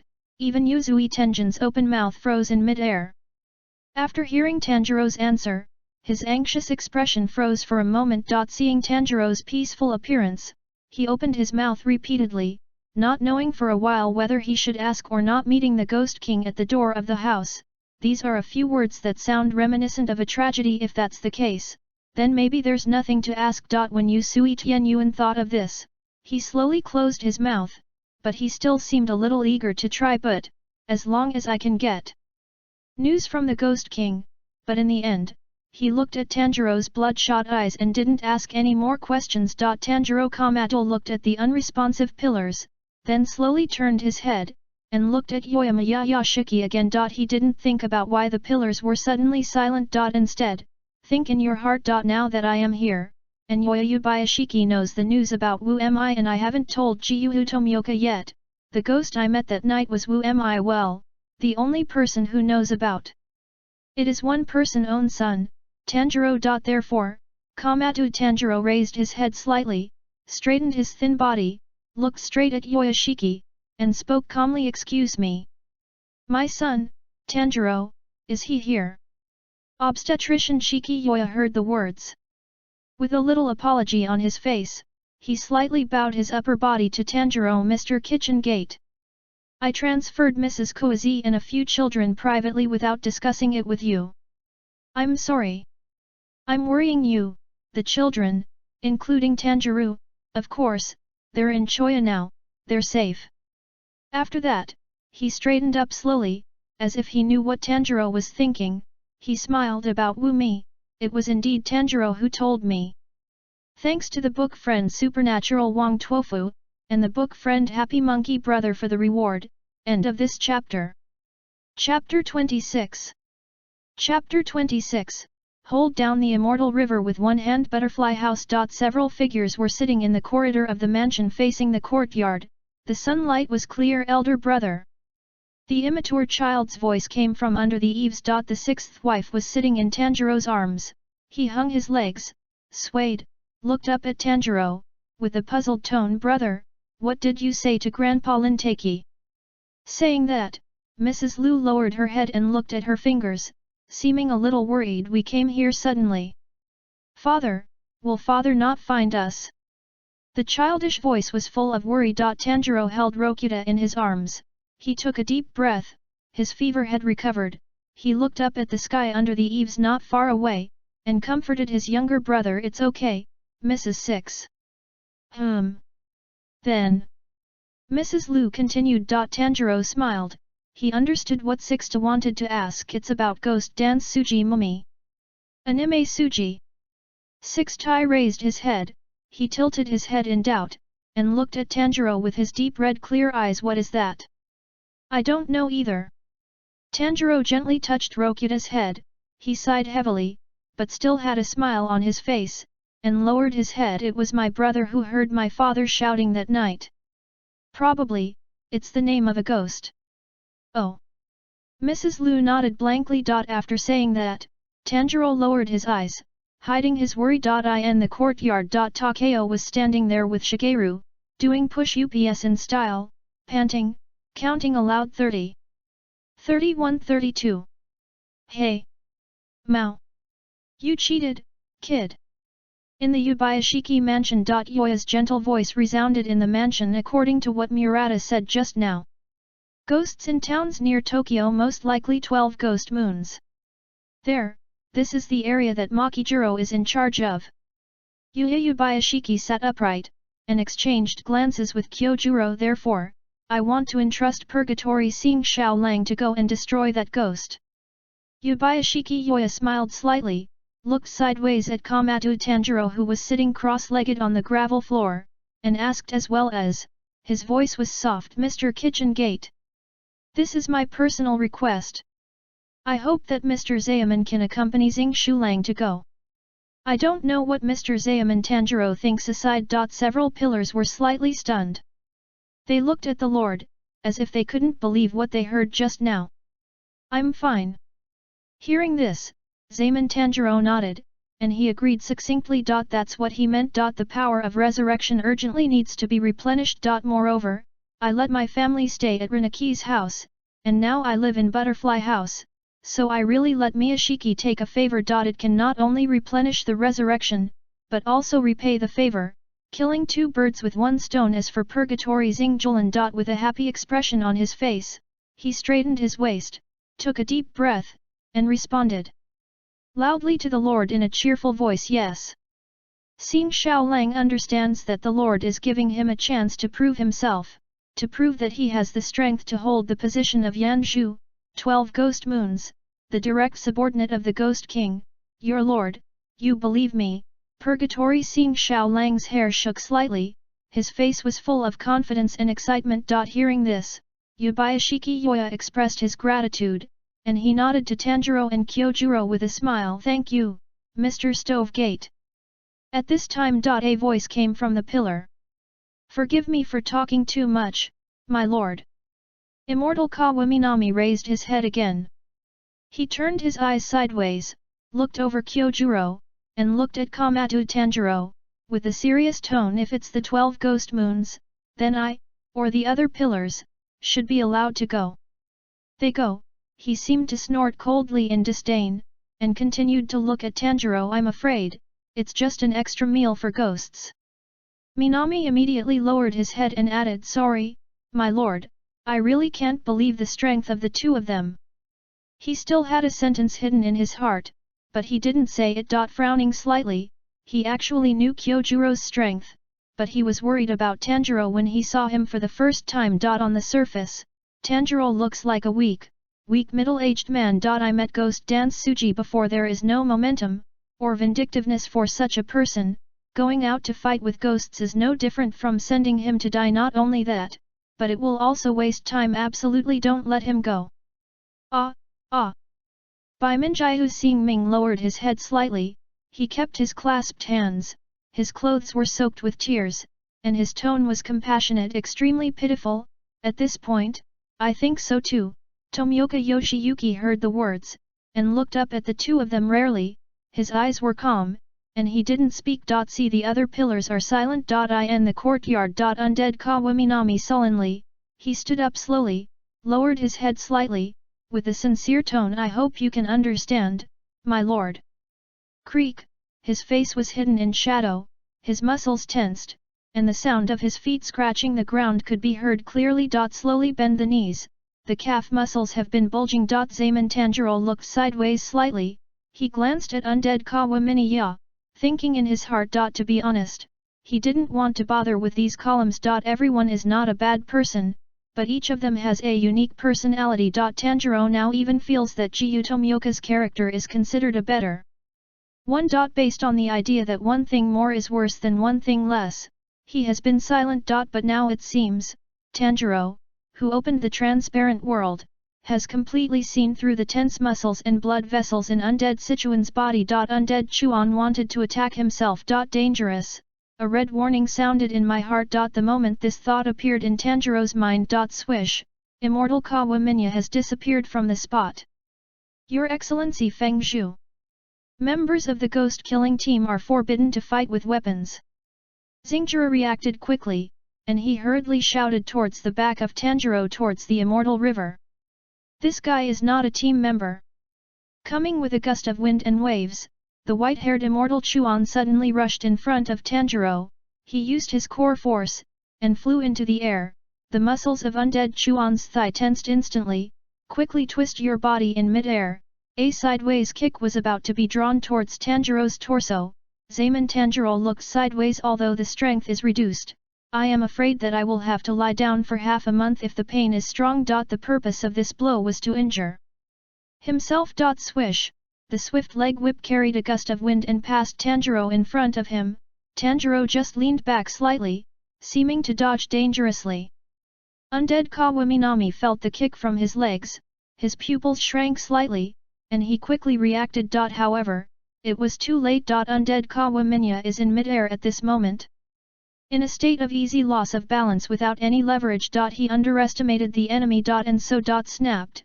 In the next breath of avoiding the attack, Tanjiro stretched out his hand and quickly placed it on Undead River's abdomen, his center of gravity. Then press hard in the opposite direction of his kick. Boom! Undead Chuan, who had no time to react, lost his balance in an instant and fell heavily to the ground, kicking up a cloud of dust. Tanjiro straightened his upper body, he stretched out his hand to press the immortal river, and the ear-rings were slightly shaken by the air waves. What? Undead Kawaminya lay down in front of Tanjiro with a big character. He looked straight at the blue sky, seemed a little dazed. Such a question mark also seemed to appear on the capitals of the pillars that were watching sideways. Only Yayama-Yashiki, who was sitting in the roof, was smiling. He seemed to have expected such a scene long ago. End of this chapter. Chapter 27. Chapter 27, The Night Bomber Karma. The cry of the crow resounded on the roof, breaking the frozen atmosphere. A time. There was silence in the courtyard. Murata had long been hiding behind Yoshiyuki Tomioka, trembling. Isn't Mr. Zaman Zhu? He poked his head out cautiously, observing. The pillars were looking at Undead Kawaminya, who fell to the ground, and Tanjiro, who was slowly retracting his arms and was still sitting where he was. By Minjai, who seeing Ming clasped his hands together. As a blind man, his perception ability is the most powerful among the 6 pillars. Just now, he clearly noticed that Tanjiro's weak breath of life suddenly flourished for a moment. Unbelievable! He pressed the rosary in his hand, and his heart fluctuated slightly. Yahei stared at this side quietly. The white snake coiled around his neck spit out bright red letters. Ha ha ha! Yu Sui Tianyuan tilted his head, seeing Undead Kawaminami's embarrassed appearance. He couldn't help grinning. Kamado Tanjiro watched Undead Kawa staring at the sky, his pupils glowing. He opened his mouth slightly. White steam overflowed from the corner of his mouth. So hard. Tanjiro loosened his wrist. He completely relied on the combat intuition he had cultivated over the years, as well as Undead Chuan's underestimation of the enemy, so he hit the opponent's flaw so easily. I wanted to subconsciously use see-through to fight back, but Tanjiro had no doubt that seeing through would break his leg. Tanjiro didn't dare to confront him head-on. His body was too strong for him. If you really hit it, you may be exhausted after a few hits. There will be a red dead kind. On the ground. Undead Kawaminami was lying on the ground, his eyes gradually refocused, and his mind was in a trance. Seen through by, as a veteran of many battles, he was fully aware of what happened just now after he realized that he fell to the ground within 2 breaths. From the very beginning, his attack was seen through. I am still on the side of the raid. It was a complete defeat, and the loss was so funny. He turned his head subconsciously, looking at the white steam at the corner of Tanjiro's mouth. The pupil shrank slightly, breathing. He used his arms to prop up his body and his abdomen, and a carp straightened up and stood up suddenly. Many questions suddenly appeared in his mind. Immortal Kawaminami was silent. He looked sideways at Tanjiro Kamado. His face was a little cloudy. At this time a clear voice came from the roof. I'm very sorry, Mr. Zaman. Mayaya Shikiyoya sat kneeling on the roof, with an apologetic face, looking at Tanjiro with cloudy eyes, he apologized. Shimai is always a little impatient. Saying that, Yuya Yubayashiki deliberately glanced at undead Kawa who was half kneeling down again, with his head lowered, and smiled. Shia. Undead Kawa Minami lowered her head, half kneeling, and quickly became calm, not caring about the dirt on her body, facing the Lord, and said quickly, "Please forgive me, I was too radical." Saying that, undead Kawaminami gritted his teeth and smacked his mouth, as if a little unconvinced, glanced at Tanjiro, then turned his head abruptly, whispering sound. Unconvinced. Very unconvinced. The humiliation of being easily resolved made him frown. Creak, the hand supporting the ground unconsciously grasped the cobblestone. Oh! A loud exclamation interrupted Immortal Kawasaki's thinking. Purgatory Kyojuro opened his mouth slightly, he looked in surprise at Tanjiro, who was extremely thin on the surface, with a sallow and emaciated face, and exclaimed from the bottom of his heart, "Amazing! If it was me, I can't escape that beautiful blow. I will be kicked firmly." His voice was so hearty that there was even a little pride in his tone. KAMADO. Tanjiro rubbed his wrist, he turned around, patted the dust on his body, and nodded to Yoshiki. "Fine." He glanced sideways at Immortal Kawasami, and then looked back. "My own affairs have been dealt with almost, and there is no point in staying any longer. It's not too late, I'm leaving now," Tanjiro said, slowly standing up. "To Tokyo," he added. "As for Butterfly House, it is not suitable to go now. After saving at least one resurrection coin, go back to Sekuaze and the others." Snapped. Purgatory Kyojuro approached enthusiastically, and he patted Tanjiro on the shoulder, his eyes sparkling. "Mr. Zaemon, let's go and kill that ghost together." Saying that, Purgatory Xing Shulang did not forget to bow to the Lord, and stood up after getting permission. Yubayashiki Yoya watched the back of the two as they left, his eye that was still able to see reflected lavender light in the clear sunlight. In the field of vision, seeing Shulang's figure seemed to overlap with his father slowly. He slowly whispered, "Prove yourself." Seeing Xiaolang. Then, he looked at Tanjiro's back, the pair of earrings hanging on his ears. That pair of earrings was also the reason why he chose to trust Tanjiro without asking. Outside the Lord's mansion. Standing under the white wall, there are layers of wisteria flowers in front of you, which is daunting to look at. "Mr. Zaemon." Purgatory Kyojuro walked in front, he turned his head from time to time and said something excitedly to Tanjiro. "This mission is very important.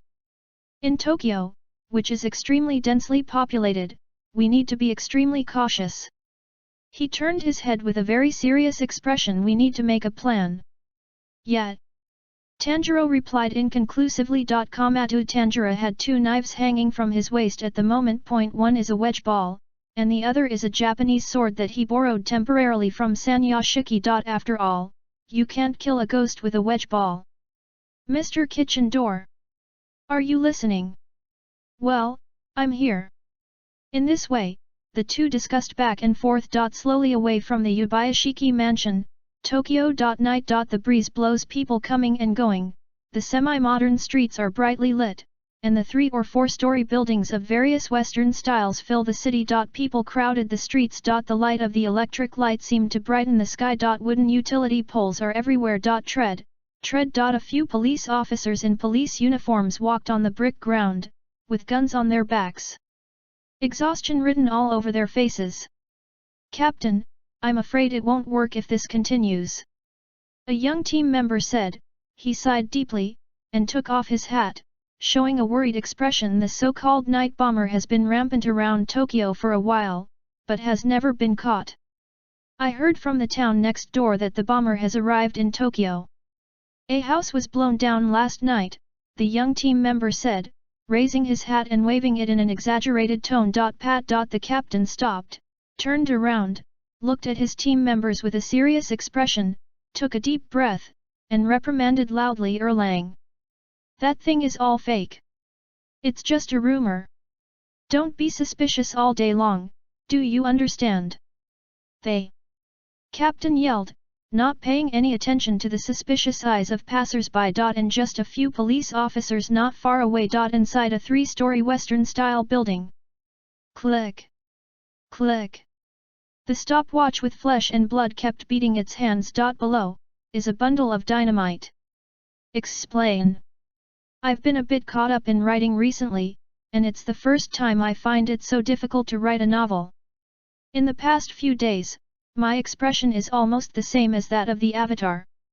The characters of the main protagonists, Wolf and Tanjuro, are both taciturn masters. If they don't speak, it's difficult to write.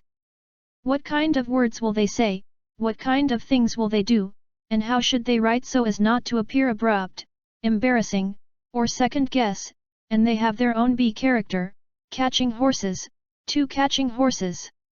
What's more, this is the first time I've written a doujin where the timeline is so close to the main line, and I feel that many things are different and I'm not used to it. I stayed up until 4 o'clock in the morning every day, and my head was dizzy. It was the first time that I found the book so difficult to write. This book will not run away, because this is the first time I have written a non-invincible protagonist, and it is still a year after the end of the previous book. Prepare to step out of your comfort zone. This is related to whether I can write the original book well, so I will not be a eunuch. The requirements for doujin on the main site have become stricter, and there are still several doujin ideas that I personally think are very good. Thank you book friends for reading this. I will try my best to write. If you feel anxious to wait, you can read my last book, which is also a fan of Ghost Slayer. At the same time, thanks to book friend 201710041901457761, book friend HG Soul, and book friend Gunanchange Qingfeng for their rewards. End of this chapter. Chapter 28 The Second String Pei Lang. Chapter 28, The Second String Pei Lang. Tokyo. Bright lights flooded the crowded buildings. People in ornate suits and kimonos walk on the stone floor, browsing the shops and stalls on both sides of the street. The bustling conversation and laughter buzzed throughout the city at night. Beneath the surface flooded by lights. In a dark alley. A faint groan came. Whoa! A figure in a large black leather military coat and a white military cap was standing in the shadow of the alley. The black military overcoat was lifted by the air current. How many times have I mentioned that man? Snapped, he stretched out his hand and tightened the white glove on his hand, holding a pistol casually with his slender fingers, a pair of scarlet eyes in the black sclera. In the pupil of the left eye, 2 black characters are clearly appearing next to the second string of the second string. Pei Lang. At this moment, Pei Lang was grinning ferociously, and sneered at the depths of the alley like a maniac. Ha ha ha ha. The pistol in his hand clicked back and forth with the opening and closing of his arms. Ho! Keek! On the ground in front of him, lay a trembling young team member in police uniform with a terrified face and tears in his eyes. Pei Lang lowered his head. The sharp lines on his face spread like wolf teeth, his tone seemed to become low and depressed, those eyes full of ominous, rooster-like eyes. Damn it! I must take revenge on him. His expression became more ferocious, even full of anger, his body began to tremble unnaturally, and he roared like gnashing his teeth. Garrus blonde hair, damn guy with a wine bottle. God damn it! God damn it! Damn that guy! Roaring, Pei Lang raised the pistol in his hand, but suddenly opened his mouth, and stretched the gun barrel in from his own mouth. Alas! In the terrified eyes of the man on the ground, SLAYER suddenly pulled the trigger towards him. Boom!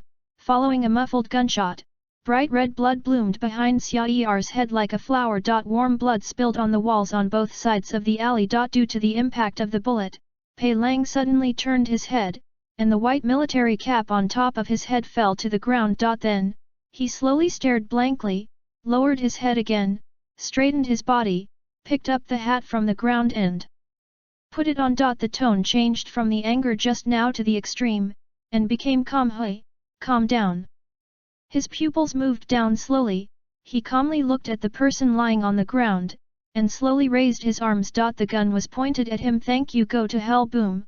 A few crows were awakened by the gunfire, and they flapped their wings and flew away from the telephone poles, screaming, in Tokyo City. A few people wearing the uniforms of the Black Ghost killing team were standing on the street, besieging the city. People passing by cast strange optometry one after another, looking at the word me behind them. It seems to be aware of the surrounding gaze. A woman with hair color changing from pink to green, wearing a white Haori uniform with a slightly open front, pursed her lips slightly and lowered her eyes. She stroked her hair nervously. Sure enough, it's still too conspicuous. Ganlu Mili thought so in her heart. GUI level team member Miri of Ganlu Temple. Ganlu Mitsurai stroked her hair, she was a little nervous, then raised her head slightly. He looked at Tanjuro KAMADO, who was standing outside the crowd. Wearing a dark red Haori. She froze for a moment, then looked at Tanjuro with a curious look on her face. What a calm uncle, so calm, amazing, although it's only the first day we've known each other, and I haven't seen him in the Ghost Slayer squad before, but he seems to be unpredictable. Kanroji Mitsurai took a deep breath, and she patted her face to cheer herself up. I want to calm down too. Ganlu Mitsurai, when she failed the final selection, she has been training with Purgatory Kyojuro, which is a master-student relationship. Now, she has just passed the final selection, and she is already a member of the ghost killing team, and she follows Xingjira to perform tasks together. KAMADO Tanjuro stood outside a circle of people, his eyes scanned the surroundings, and the warmer light set off everything around him. Not right. The moment he stepped into the vicinity, he sensed something staring at them. The warning in the bottom of my heart is also vague. The target is not everyone. Rather, unabashedly showing his sharpness to Purgatory Xingxiaora. Where KAMADO Tanjuro calmed down, he felt everything around him, but the bustling and noisy city was different from the mountains. There were too many people, and the sound of conversation kept pouring into the ears. Master Purgatory! One of them yelled at Purgatory Xingxiaora, who was holding the map. His face was solemn and his tone was serious. We've already searched the outskirts of Tokyo. Nothing found. The other person hurriedly rushed to speak, and asked Purgatory Xingxiaora what to do now. Purgatory Xingxiaora held his chin with his hands, unfolded the map, and observed the marked areas on the map by the light of the street lamp. He raised his head and looked around. After thinking for a moment, he said rigorously, a group of 3, carry the crows, and disperse the search in the city. If you find a ghost, let the crow notify me immediately. I will rush there immediately. Remember, evacuate citizens first. Purgatory Kyojuro raised his head, clenched his fists, and shouted excitedly, let's protect the peace here. No. That's right.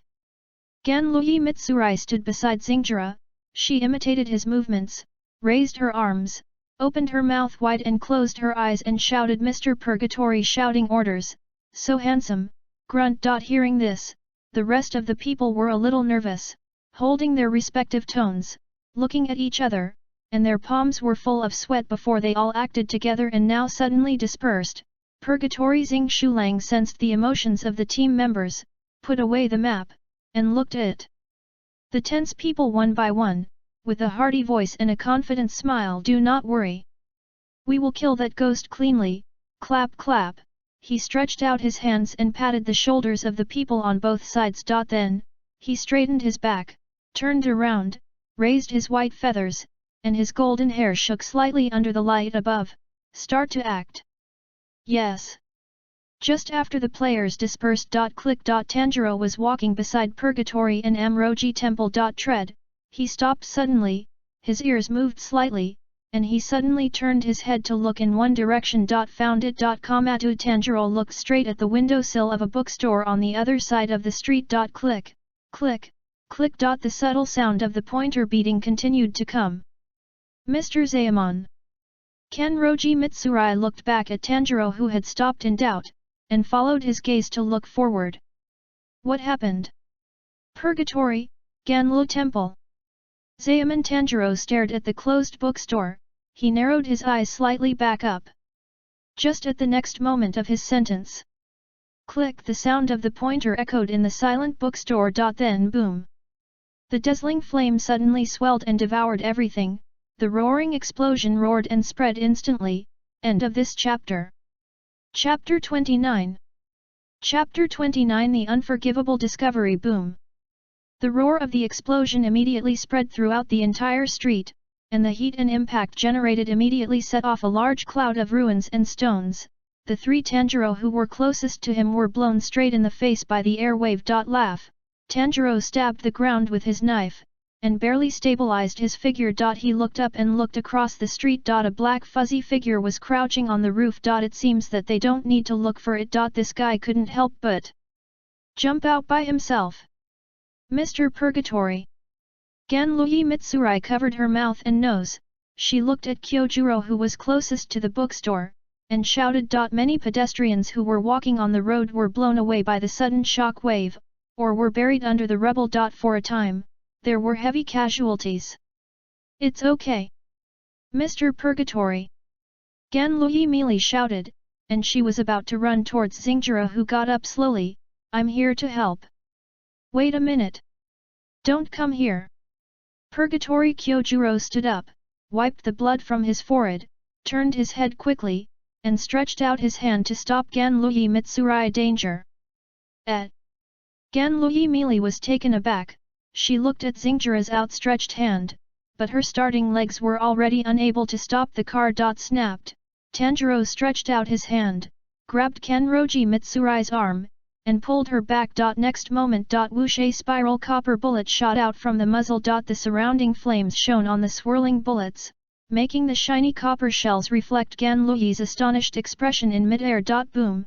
The bullet grazed Ganluyi Mitsurai's hair, carrying hot wind. It hit a rock and immediately left a crater. Ganluyi Meili's face turned pale immediately. She turned her head to look at the rock that had been holed by bullets. Her expression turned pale. On the roof across the street. Hey ho hey, look who I found. Pilang was lying on the roof, with a simple sniper rifle in his hand, and an unknown voice came out of his mouth due to excitement. Calm down, calm down. I've waited so long for this day. He pulled the bolt, his hand trembling slightly, and ejected the bullet. Dang! The copper-yellow shell fell to the ground with a crisp sound. Click. Pilang loaded the second bullet and leaned his face against the gun. His excitement made his expression extremely ferocious. Today is the day I will achieve my revenge. His eyes reflected the appearance of Purgatory. Xingjiro getting up and turning his head, with his finger on the trigger. Go to hell. Purgatory. Ugh. Cough cough. Halfway through the gnashing of teeth in a low voice, Pilang suddenly rolled up the whites of his eyes, and his whole body twitched. Then, the whole ghost seemed to have changed its brain. His expression became tense and flustered, his eyes flickered, and his eyes moved away from Purgatory. Xingjiao staring intently at the back of KAMADO. Tanjuro. The pupils shrank suddenly, the eye sockets trembled, and the breathing became short of breath. Found it. Infinite City. Warm-toned lights illuminate the surroundings in the criss-crossing buildings. Pat. Wukin was wearing a white shirt. He looked like a child, sitting on a wooden chair with his head bowed. The book in one hand fell unconsciously to the ground. You bloody bastard! He stretched out his hand to cover one of his scarlet pupils, his tone trembling with extreme hatred and anger. The injured arm still can't heal. And now it can barely glue the sections together. Just now, he found the figure of that guy in the vision sharing of the second string. Although it was only from the back, Wu Mi still recognized it at a glance. Absolutely him. Since the last time we met face to face, Wu Mi hasn't been out of Infinite City for 2 days. Tonight is the 3rd day. Creak. Blue veins were clinging to the back of his hand like earthworms. Breathing deeply without hesitation, he forcibly controlled ER's brain for a moment. After the last time, he also thought about it for a while. In the end, Wu Mi thought that lingering guy cannot be measured by the standards of ordinary human beings. Since there is such an immortal creature as himself, it is also reasonable to have a second one. Only. When we met last time, I suffered very little injury. Wu Mi raised his head slowly, a haze flashed in his eyes, and there was slight pain in every part of his body. His scarlet pupils, like the flowers of the other shore, slowly closed. Connect with the one closest to your bloodline at the bottom of your heart. The moon hangs high in the sky. A place far from Tokyo. Just now. Mountain top. Kitchen door home. The seemingly heavy wooden house is now empty, and the charcoal cellar is full of snow that has drifted in even though spring is coming soon. Swish, the back of a tall and straight man in snake-patterned feathers appeared at the door of Zayaman's house. On his waist was an old samurai sword filled with flesh and blood. Clog's step on the snow. Is this right here? Si Mao opened the 6 golden eyes that covered his face, and the blood-red sclera seemed to be able to directly see the muscles, which was horrifying. Master Wu, am I? The place where I met Yuanyi. He looked around with a steady tone, and found that there was no human breath. He has never been here. Si Mao chose to hold the knife with his left hand, and calmed down his breathing. Subconsciously, he used the penetrating world to hide his breath. Although he still didn't believe it in his heart, for some reason, he felt a faint uneasiness in his heart at this moment. I'm anxious, this is why, Si Mao was thinking in his heart. Then, he stretched out his hand and pressed it on the somewhat weathered wooden door. Push the door in. Creak, the decayed wooden door made a difficult sound and slowly opened. The room was pitch black, and there was no human breath at all. Seeing that there was no one there, Si Mao slowly released his hand holding the sword, straightened his waist again, and his expression was calm. Nothing. Si Mao said to himself in a low voice, seeming to be slightly relieved. Just when he was about to leave. Pat. It seems to have noticed something. Si Mao looked at a wall in the room with his head. Swish, he drew his knife in an instant, and scratched a square shape on the wall that had been pasted with wooden boards. Bang, the cut piece of wood and a square stone fell off and fell to the floor. And the thickness of the stone is obviously not as thick as the wall, this is a hidden space hidden in the wall. Hishimu held the handle of the knife, and extended the blade into the wall, into the dark cell that he had broken open. Laugh, after realizing that there was a very thin object hanging on the blade, Hishimu frowned slightly, and then slowly retracted the blade. After he saw clearly the object hanging on the blade, Si Mao lowered his head, he looked at the things in his hands.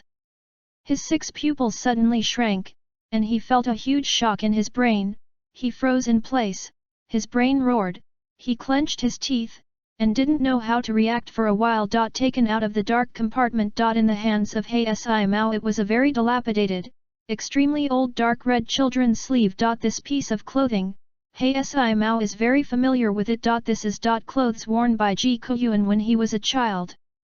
Zayaman's house is the former residence of Yuanyi and his wife 300 years ago. End of this chapter. Chapter 30 Ninja. Chapter 30, Ninja in a dark room. Hishimu Zheng held it with slightly trembling hands, the child-sized dark red sleeves, and his 6 golden pupils reflected the dark red of the worn clothes. Most of the original red color of the small sleeve has faded, and now it can only be barely recognized. The 6 pupils quickly scanned and observed, and the heart that had been silent for more than 300 years was once again fluctuating. Ji Guo, Yuanyi, how is this possible? He rubbed his fingers over the clothes that seemed to fall apart easily. After observing the indistinct warring states period on the clothing following the family crest of the country. Si Mao was completely convinced that these were the clothes of his younger brother, Ji Guo Yuanyi. Si Mao stood silently in the room, with his head lowered, his 6 eyes with scarlet sclera stared straight at Xiao Xiu. A feeling of suffocation suddenly surged from my heart to the top of my skull. Not even breathing. Like a dead thing. For a long time. The hoarse voice of Si Mao talking to himself gradually sounded more and more trembling. If you are still alive, that. Si Mao slowly raised his head. He only felt that the strong sense of anxiety and frustration in his heart seemed to knead his internal organs into mud. The eyes of the 6 golden pupils with red scleras stared exaggeratedly to the maximum, and his tone of talking to himself became extremely hateful. What does it mean to be a ghost?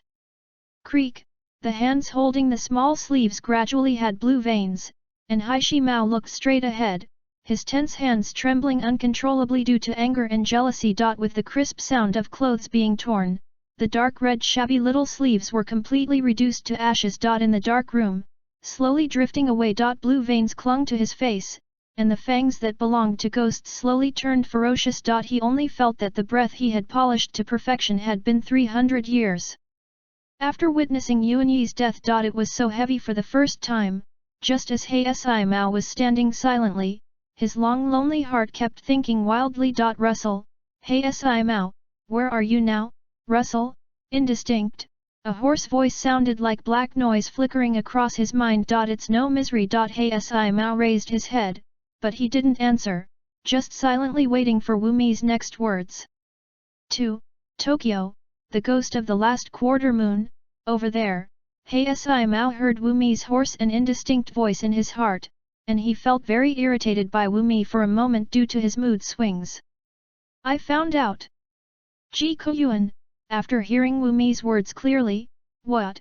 Hey Si Mao stood on the spot, he was stunned for a while, and an unknown emotion quickly surged into his heart. Then, the eye sockets trembled unnaturally. Click. With trembling hands tightly clutching the handle of the knife at his waist, Haishimu suppressed his emotions, turned around vigorously, and faced the door. Creak, boom, with a loud sound came from the door. The purple-black figure turned into an afterimage, and flew down the mountain in an instant. Whoa, the trees along the way were all torn apart by the powerful implementation force, leaving them in a mess.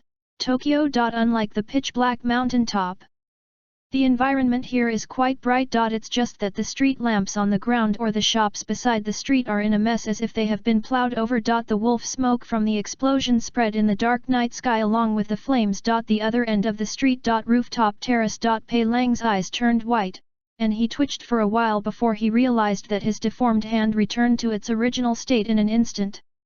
Heck off! Ha! Just now, is it the adult's voice? What did you say?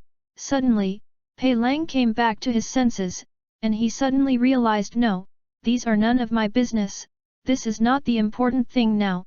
Pei Lang was flustered for a while, he didn't care about it, he threw the gun on the ground, and looked at the position where Lian Jixing Xiaolang was standing just now. Because he shot himself in the brain with a pistol many times before, Pei Lang's memory and thoughts have long been a little blurred. At this moment, the only will in his mind is to take revenge on that ghost hunter, but when he looked downstairs, at the street. Of the 3 ghost hunters standing there, 2 have disappeared, there's only one guy with pink hair standing there.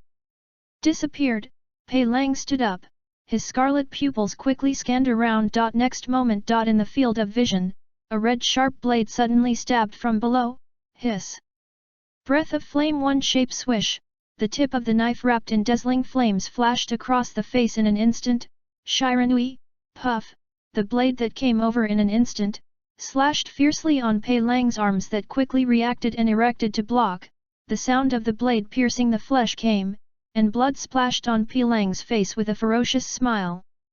He opened his scarlet eyes and stared at Xing Xiaolang who rushed from the street to the roof. Okay, Pei Lang narrowed his eyes slightly. He looked at Xing Xiaolang who suddenly stabbed and slashed in front of him, with a hint of doubt on his face. Then, he broke his arms himself and quickly backed away. Pat. The blazing flames drew a trace on the pitch-black roof. Purgatory Xing Xiaora stepped on the edge of the roof, and he stood firmly on his feet. Standing up straight, Xing Xiaolang quickly put the knife in front of him. Hey! The white steam from the corner of his mouth slowly drifted away. Purgatory Xing Xiaolang was staring at the number in Pei Lang's eyes, and the blood on his forehead had been temporarily stopped by breathing. Next to. There are numbers in the eyes, one of the 12 ghost months. Xing Xiaolang raised his thick black sword eyebrows slightly, and he became vigilant. Puff. Pei Lang jumped back a few steps, blue veins popped up where his arms were severed, his muscles tensed and twitched, and a pair of arms quickly grew back. Just now, he seemed to feel that this person with flaming hair looked a little different from what he remembered. Well, what about him? He was smiling ferociously, tugging at the white gloves that grew out of his hands, the black military coat fluttering in the wind, and pointing at Xing Xiaolang. I have never forgotten the humiliation you gave me. It took a few years. I became stronger. His expression became crazy, and the ferocious wolf teeth lines on his face were slightly distorted now. I'm already the 12 ghost moon. Click. Pei Lang took out a pistol from his military coat, pointed at Xing Xiaolang, and laughed arrogantly. Purgatory Makijuro. It's today. The day of my revenge. Enlighten yourself. Practice. Pei Lang hadn't finished speaking halfway. Tread, a dark red feathered figure quietly appeared behind Pei Lang. The black sun wheel knife, from the back of Pei Lang, stretched out the tip of the knife. The tip of the knife subconsciously aimed at the position of the heart, but hesitated for a moment. Click, the smooth blade slashed across, adjusting the direction, he slashed hard at Pei Lang's neck. Puff, the sound of the blade piercing into the flesh suddenly came from the neck. Pei Lang suddenly stopped his speech, his pupils shrank suddenly, and he stared at the sun wheel knife whose blade had already touched his neck. Behind, when, however, as the second-ranked Pei Lang, his survival instinct is also more similar to that adult. I didn't react mentally, but my body has already made a means automatically. Blood ghost art shadow wolf. Slap! Suddenly, the neck that had been slashed by the blade turned into a shadow. In the dark shadows, the long and narrow eyes opened. The blade sliced into it, but it sank slowly as if it had fallen into a swamp. KAMADO TANJURO was standing behind Pei Lang holding the handle of the knife. The expression was a little surprised. End of this chapter. Chapter 31. Chapter 31, Wyming Sword Art Rihu Edition as a ninja. If you can sneak attack and assassinate, try not to confront the knife head-on. Facing the sword head-on is what a samurai can do. Tanjiro has always followed this rule before, and he has never failed when dealing with miscellaneous soldiers and even elite monsters. He even secretly killed the White Snake God, a giant snake that crisscrossed the valley. Tanjiro just now, as usual, tried to use the transparent world to hide his breath, and directly slashed his head from behind. But obviously, the second part of the last string has long since broken away from the category of miscellaneous soldiers in the wolf world. Rooftop. Puff. Pei Lang spat out a big mouthful of blood. Swish, taking advantage of the moment when Tanjiro's knife was caught by the blood ghost technique, Pei Lang hurriedly jumped 2 big steps sideways, and landed on the other side of the roof wrapped in his coat. You bastard! The blue veins on Pei Lang's forehead popped up. He touched the wound on his neck and cursed at Tanjiro who was swinging a knife in the distance. Where did it come from? Don't get in my way! His goal is only purgatory. Makijiro? Hateful!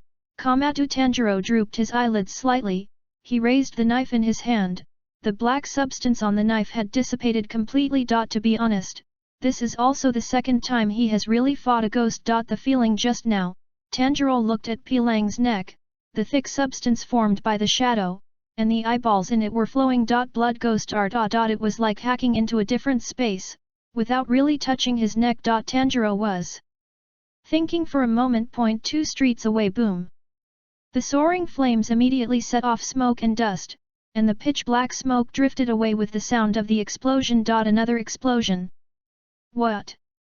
Purgatory. Xing Shulang quickly turned his head, his pupils shrank, and he looked at the place where the explosion happened. Obviously the ghost is here. Looking at Kyojuro who was attracted by the sound, Tanjiro hurriedly reminded, a ticking time bomb. Tanjiro said to Kyojuro, when the first bomb exploded, he heard the beating sound of the hour hand faintly. KAMADO Tanjiro turned around and stood up the blade, the smooth surface reflected him. I'm afraid there are bombs like this all over Tokyo now. Quick fight creak, rarely, Lianji Xing Xiaolang didn't reply, he just turned his head, the veins popped up on his forehead, and his complexion darkened instantly. Pei Lang wiped the blood from the corners of his mouth, and raised his cloak violently. The cloak formed a large shadow under the moonlight. He looked at Tanjiro. That's right. Afterwards, the scarlet pupils looked at Purgatory Kyoshaura whose face was gradually gloomy, grinning the corners of his mouth, provocatively. Tokyo is full of bombs like this, so, how many people will die because of you? Pei Lang slowly retracted his open arms and snorted coldly, even though he was still laughing. Ghost killing squad. What, have you protected? As Pei Lang himself said. His purpose is revenge. Instead of killing his enemies. He wants to make that purgatory feel the pain bit by bit, from beliefs, companions, family members, let him see it all happen in front of his own eyes. In the end, let's appreciate his shattered body tortured by himself. Tread. Mr. Zayaman.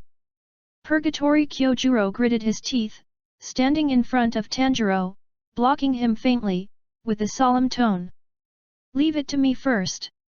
Let the rest of the team know the information and look for the bomb. Please leave to Mr. Zayaman. Purgatory Xing Shulang's voice was deliberately loud, as if he was afraid that he would not be heard. And in fact, Karma! Karma! In the sky, the circling crow, after hearing Xing Shulang's shout, Gaga screamed and flapped its wings and flew away. Rooftop. Pilang looked at the two who were talking loudly, his ears moved slightly, and then he raised his arms to cast a shadow on the inner lining of the military uniform. He clicked his lips, as if being ignored made him very uncomfortable. Moment. The cloak is in the shadows inside. Click, click, several gun barrels protruded from the dark shadows, and the black muzzles were aimed at Xingjira and Tanjuro in front of Pei Lang. Don't try to escape! Boom! Bang bang bang! With the first gunshot. Every gun barrel began to burst into flames, and in an instant, dense bullets shot towards the two of them. Shadow, the barrel of the gun poked out of the shadows, Tanjuro observed. Pilang's blood ghost art, and at the same time, he also paid attention to his surroundings. Whoosh! Watching the bullets fired from the barrel, Tanjuro slowly inserted the hiring kana into the scabbard. At the same time, the other hand suddenly pulled out the wedge pill. Clang! Tanjuro held the wedge ball in front of him, holding the knife in one hand. Hiss! He sucked in air violently, compressing a large amount of oxygen in his body. In the body, the remaining quarter of the regeneration power began to be consumed at an accelerated rate. Stop the bullet. I am familiar with this. Spotting a bullet flying in front of him, Tanjuro sent the sideways wedge ball in that direction, when dazzling sparks suddenly appeared on Wedgemaru's sword. The bullets fired were instantly bounced away. Fixed him! Tanjuro blocked a few bullets for Kyojuro. He pulled Kyojuro, and the two quickly hid behind a bunker on the roof, talking in a low voice. But the hearing of ghosts is much stronger. Pilang held the pistol in both hands, and kept pulling the trigger with the gun in the shadows. Fix me! Pilang sneered. You can swing the knife if you want, but you can't cut my neck. It's impossible for a knife to beat a gun. The tongues of flames were still shooting towards the direction of the two people's bunkers. Next moment. Swish! Purgatory Kyo Shaoro held the blade and rushed out from the side of the bunker. Pilang's attack target immediately focused on Xing Xiaolang. After all, that was his target of revenge. Breath of flame, shape of flame, scroll of flame. The flames wrapped around Xing Shulang's body with the swing of the sun wheel saber. He barely defended against the incoming bullets, but scars would inevitably appear on his body. The moment the set fire moved away from Tanjiro's vicinity. Whoosh! The figure of KAMADO Tanjiro rushed out from behind the cover, holding the wedge ball tightly in his hand, and the blade kept deflecting the stray bullets that came over. Dang! Dang! Dang! With Kyojuro as the cover, Tanjiro rushed to Pilang almost effortlessly. When he rushed in front of Pilang, Xiaowan had already sheathed again, and what he held in his hand had turned into the black sun wheel knife. Pilang looked at Tanjiro, who was stuck in front of him. He smiled ferociously. The area around his neck had already turned into a dark and sticky shadow. You're right, Tanjiro said, gripping the Japanese sword tightly, raised his right arm, and made a horizontal slash towards Pilang's neck. Sometimes guns are better than knives. What? Pilang pursed his lips. He didn't understand what Tanjiro was talking about. Until he saw Tanjiro raise his right arm in a slashing motion. In his left hand, he was holding the sniper rifle that he discarded just now.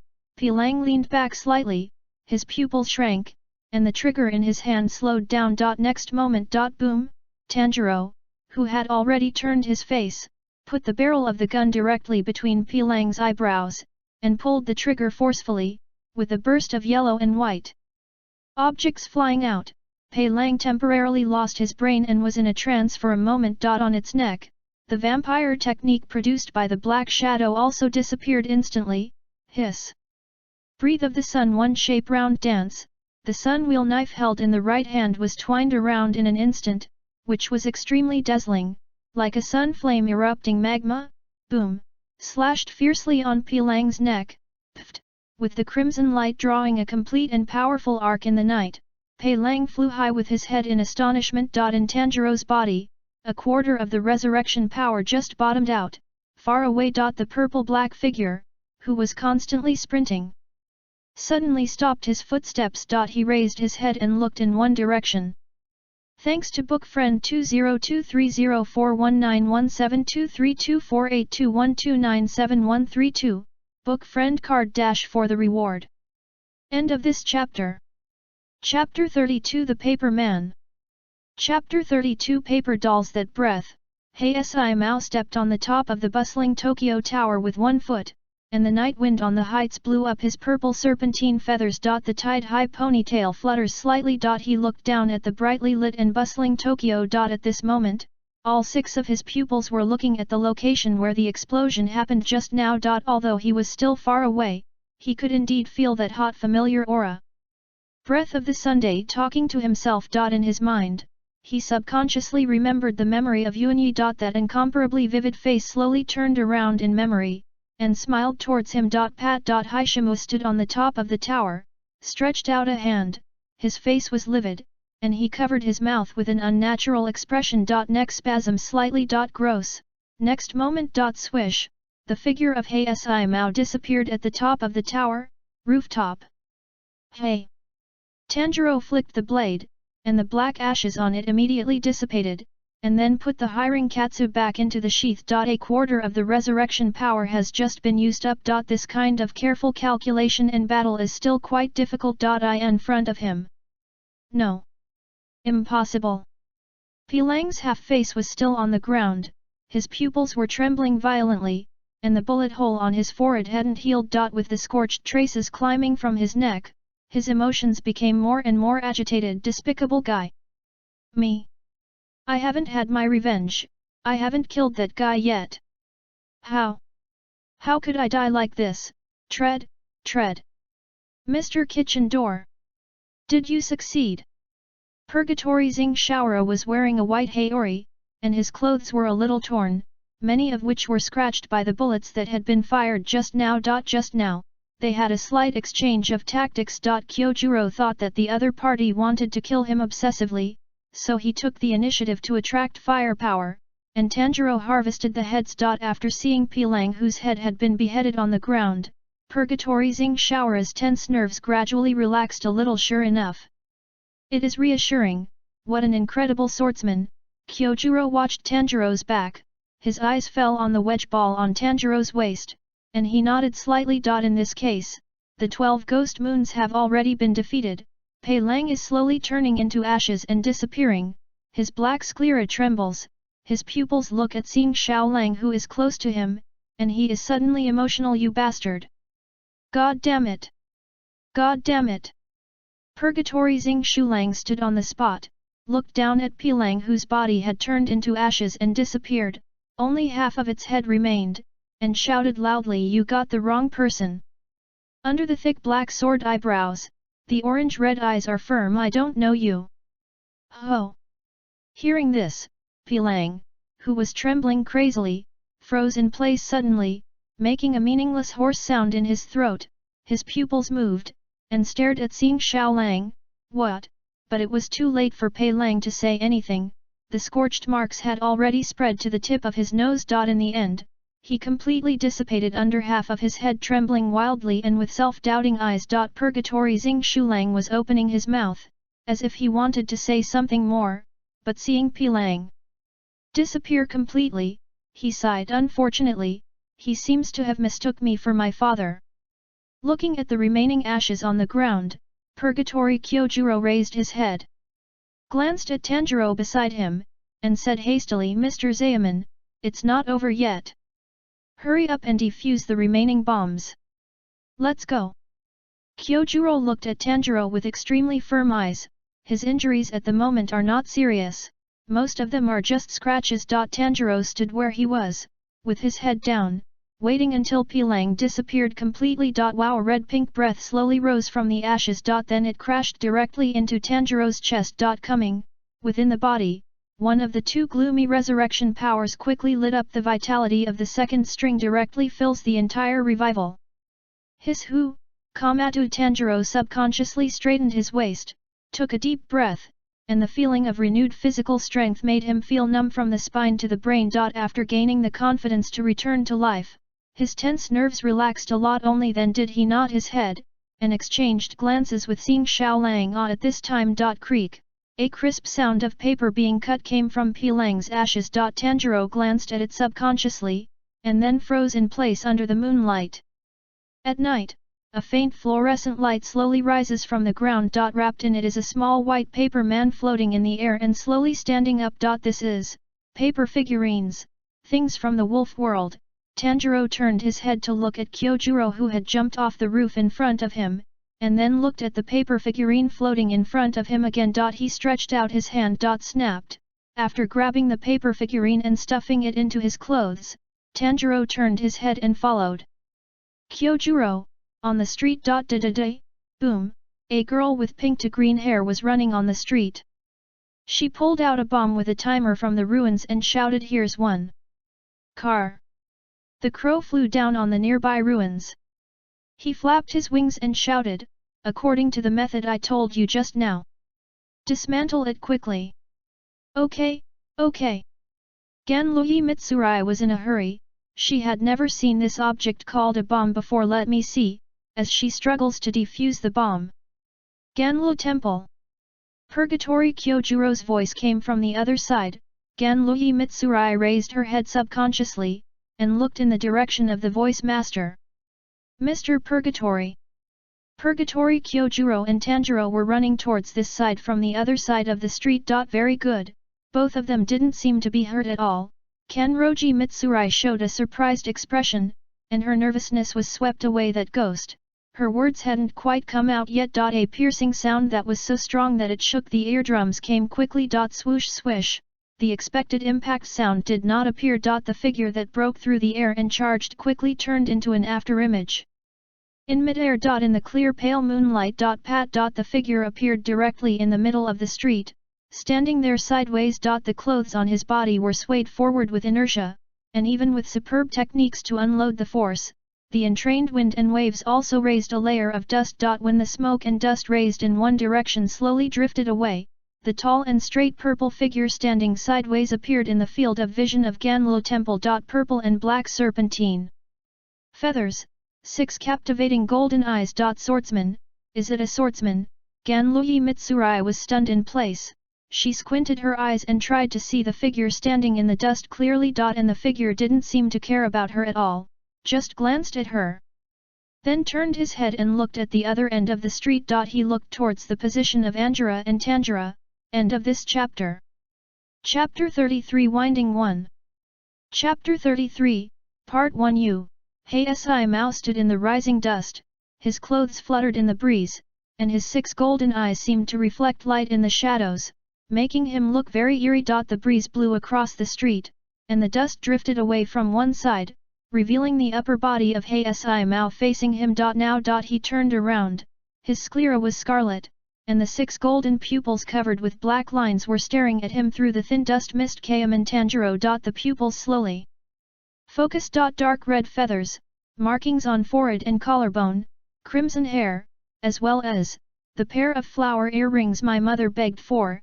Opposite Si Mao. The two who were about to run towards Ganlu Temple suddenly stopped their steps. Click. Purgatory. Xing Shulang held his breath, his eyes were serious, his thumbs rested on the knife, and he looked forward solemnly. The black characters in the golden pupils are so eye-catching at night. Winding the 1.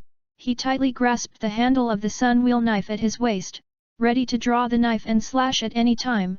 His muscles tensed. Appeared out of the blue. The strongest of the 12 ghost months. The momentum and sense of oppression are completely different from the next 2 just now, and they are different from the root. Is this the winding? Seeing Shulang's expression became serious. He didn't dare to look away from Shang Yi in front of him, thinking of countermeasures. The information is wrong, further evacuation is required.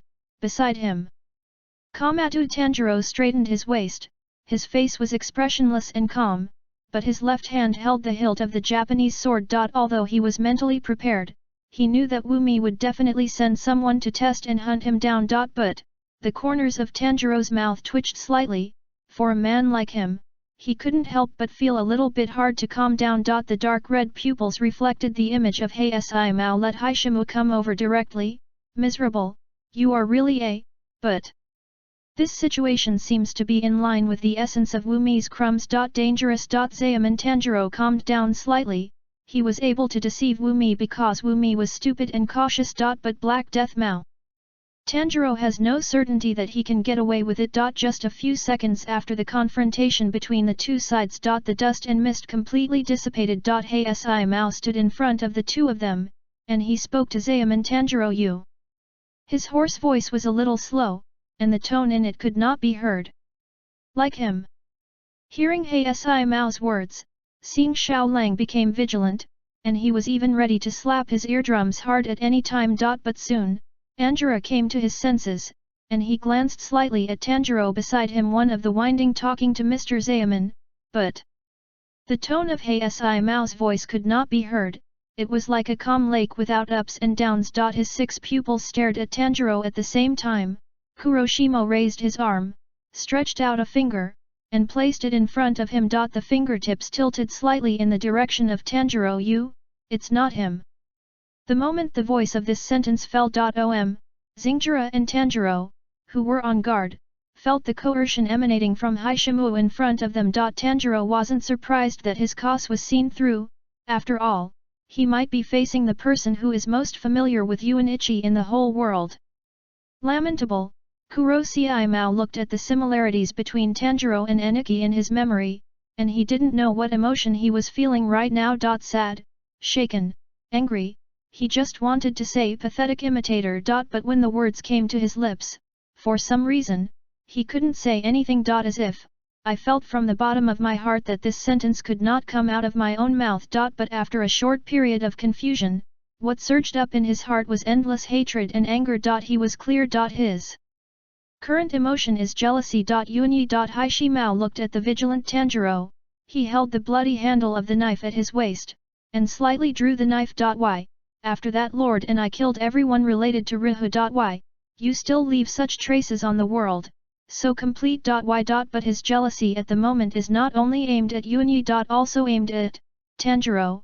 After a few seconds of confrontation between the two sides. Swish.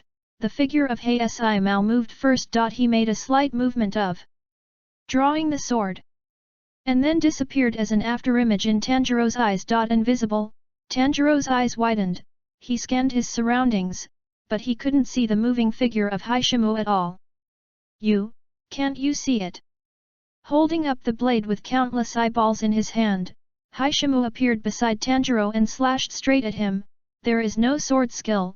Just a simple test. Swish, the red blade drew a perfect arc in mid-air. Tanjiro reacted quickly.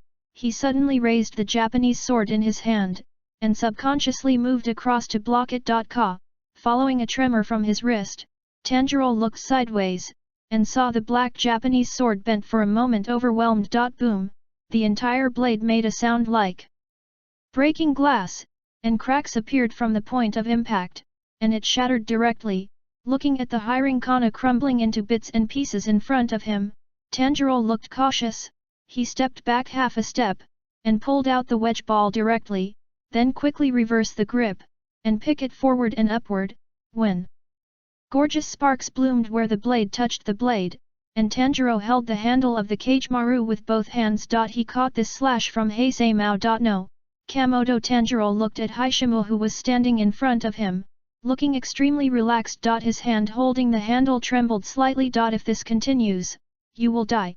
He felt the only resurrection power in his body. Even if he dies, he can be resurrected using the power of resurrection. But Tanjiro's pupils moved to one side, and he noticed that Kyojuro, who had circled behind Hiseimu, was about to strike. And, on the other side of the street, Amroji Mitsurai was trying to rush over with a bomb in her arms. During the time after his death and before his resurrection. Everyone else will die. To be honest, at the beginning, Tanjiro just wanted to live. The prefix is, and Koizi, live with the family. But now it seems that Wumi will probably start from this time and keep chasing and killing him, so he will inevitably die again.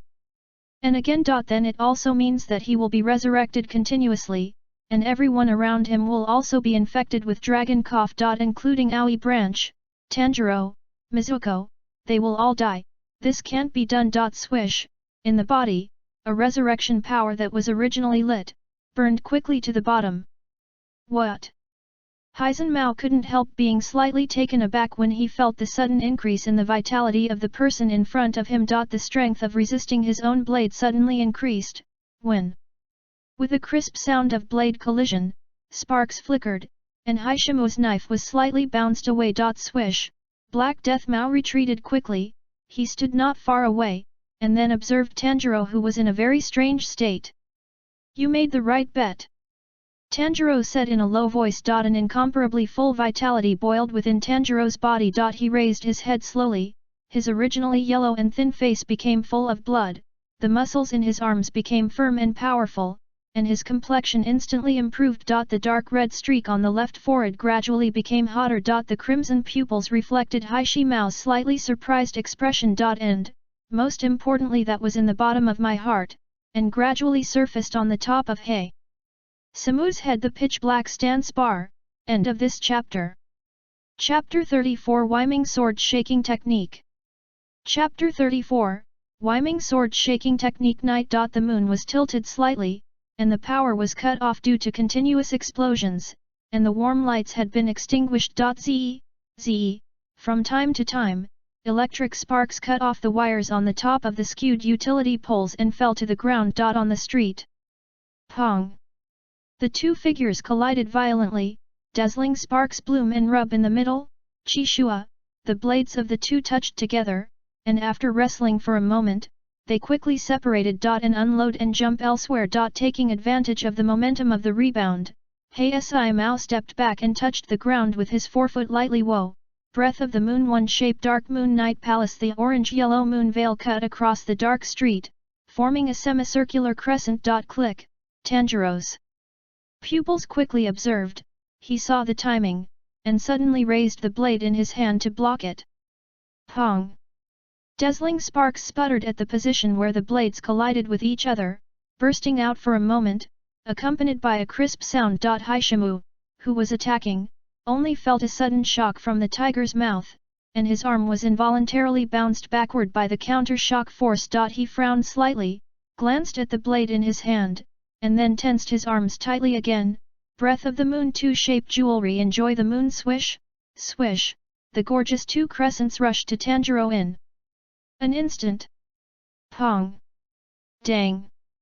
But what Haishimu got was simply two blooming sparks and the crisp sound of iron striking. What? He felt the shock from his hands, and through the transparency, he could clearly see Tanjiro's vigorous heartbeat and rapidly filling muscles. Why? Humans! Why can they catch? Haishi Mao was slightly surprised. He subconsciously looked at the markings on Tanjiro's forehead. Physical age, more than 25 years old, obviously just now, still looked weak. What happened, even after living for hundreds of years? Hei Mao had never seen such a strange situation. The other party's indifferent expression, and the attitude of not speaking from the beginning to the end. A sense of disgust welled up in his heart, and veins popped from his forehead instantly. Unbelievable! Haishimu frowned. He lifted his feet suddenly, and his legs moved away. Step hard on the ground in front of you. Boom! Boom! Huge power poured on the ground in an instant. The stressed masonry ground suddenly lifted and shattered like broken glass. Hei Mao Li rose from the ground. His core was tensed, his arms swung round, and the huge force was transmitted from the arms to the tip of the knife. Breath of the moon. Land shape. Eternal night. Lonely moon. Infinite whoosh bang. In an instant, Haishimu's arms turned into afterimages, and with his snake pattern sleeves, he lashed back and forth at Tanjiro in front of him like a whip. The dense wind of knives engulfed the orange-yellow crescent, and slashed at Tanjiro overwhelmingly. Pong! Dang! Dang! Brilliant sparks kept flickering in the middle of the dark and power-off streets. Tanjiro raised the wedge in front of him horizontally, constantly adjusted his posture, his eyes moved quickly to distinguish the direction of the attack, and he could always defend the attack at the right time and rebound for a moment when every time the fire flickered, it illuminated the surrounding situation for a moment. The sound of gold and iron colliding rang out one after another. The orange-yellow crescent continued to crumble. Until the end. On the street, There were only two people left looking at each other. Click. Hey Simo lowered his blade. Looking at Tanjiro, who was unscathed, not even his clothes were damaged. For a moment, he even froze in place, dazed for a moment. The six pupils glanced at the knife in his hand in disbelief, and then quickly looked at Tanjiro standing opposite him. Rarely, Simo doubted his sword skills for a moment. Creak. Simo tightly held the Dadao forged from his own bones and flesh with both hands. The neatly arranged scarlet eyes on the knife were looking in all directions, blinking irregularly. The blade stood up in front of him. He looked at Tanjiro on the opposite side with an unbelievable gaze, slowly opened his mouth, and a puff of white steam came out of his mouth. Call, this guy, what's going on? The tiger's mouth was slightly numb from the shock, and this feeling even reminded him of his swordsmanship training hundreds of years ago when he was still a human. I couldn't hit him with a single knife. No, it shouldn't be able to hit his body. Hashimo moved his fingers, and he gripped the handle of the knife again. His six pupils stared at Tanjiro tightly. Opposite him. KAMADO. Tanjiro straightened his body, holding the handle of the Kagemaru knife with both hands, and the edge of the knife, outlined by the pale moonlight in the dark night, hung down to the ground. The crimson eyes stared straight at Simo, so that there was an inexplicable horror. Hey! Similarly, a wisp of high-temperature white steam from the breathing method overflowed from the corner of his mouth. The long dark red hair moved automatically without wind, and the muscles moved tautly under the white feather fabric. When the majestic life force pulled from the ghost was injected into the human body, Tanjiro only felt that he was in a good state at the moment. The stripes on the forehead are red and hot, and at this moment, the effect of the stripes is really reflected. The guy's actions, visible. Keep up. That's it. Although Simo's attack was powerful, it was extremely fast. But in the supernormal state with the blessing of transparency and markings, Mao is nothing more than Lion Ape Super Plus using secret biography Yuxin. Well, that's all. It's just that the shock time after the knife is fired is too short. As a ghost, Hashimo is different from human beings. His own reflexes can only freeze his blade for a moment. Have to find an opportunity to attack. Tanjiro's brain was thinking quickly, and he glanced at the wedge ball that seemed to be smoking in his hand. Bark. At this moment, due to the high-speed impact and collision friction, the originally pitch-black wedge ball is now slightly smoked, and even the middle of the blade is red and hot. Continuously rebounding and countering high-speed attacks without a break, the blade is heating up. Tanjiro loosened his loose wrist slightly, and it was in his field of vision. On the top of Simo's head, the pitch-black posture bar has lit up by a third, and it is slowly shrinking back. On the posture bar, two red dots are shining. The Black Death has two stages. Tanjiro knew in his heart that this was something that appeared subconsciously after his physical fitness reached the standard. And the early warning and reaction speed in his heart kept up. It is the embodiment of the fighting consciousness engraved into the instinct. After thinking about it, he became vigilant again. No, not necessarily only two stages. Maybe it is the same as SEKIRO. It seems that there are only two layers, but there are three stages of overcast. When he first met Xiao Yulang, he didn't suffer much because of the help of Tong Tong World. It's different now. Tanjiro looked at Hashimo cautiously. The other party will also penetrate the world. Tanjiro vaguely remembered that Kuroji Mao once overcame his weakness of dying if his neck was cut off. The two sides adjusted each other's blood vessel flow, or lung heaving, tentatively, and confronted each other for a long time. It seemed that Maojuju did not respond to the Black Death. Tanjiro tentatively raised Wedgemaru horizontally in front of his body, with his legs wide apart, in a posture of stabilizing his figure. His eyes carefully observed Simo's movements. Then, click, click, click. Facing Simo's direction, he lightly shook the knife a few times sideways. Unsurprisingly, creak. In an instant, blue veins that were furious due to being provoked climbed onto the back of Hashimo's hand. End of this chapter. Chapter 35 Sneak Attack. Chapter 35 Sneak Attack. Pong.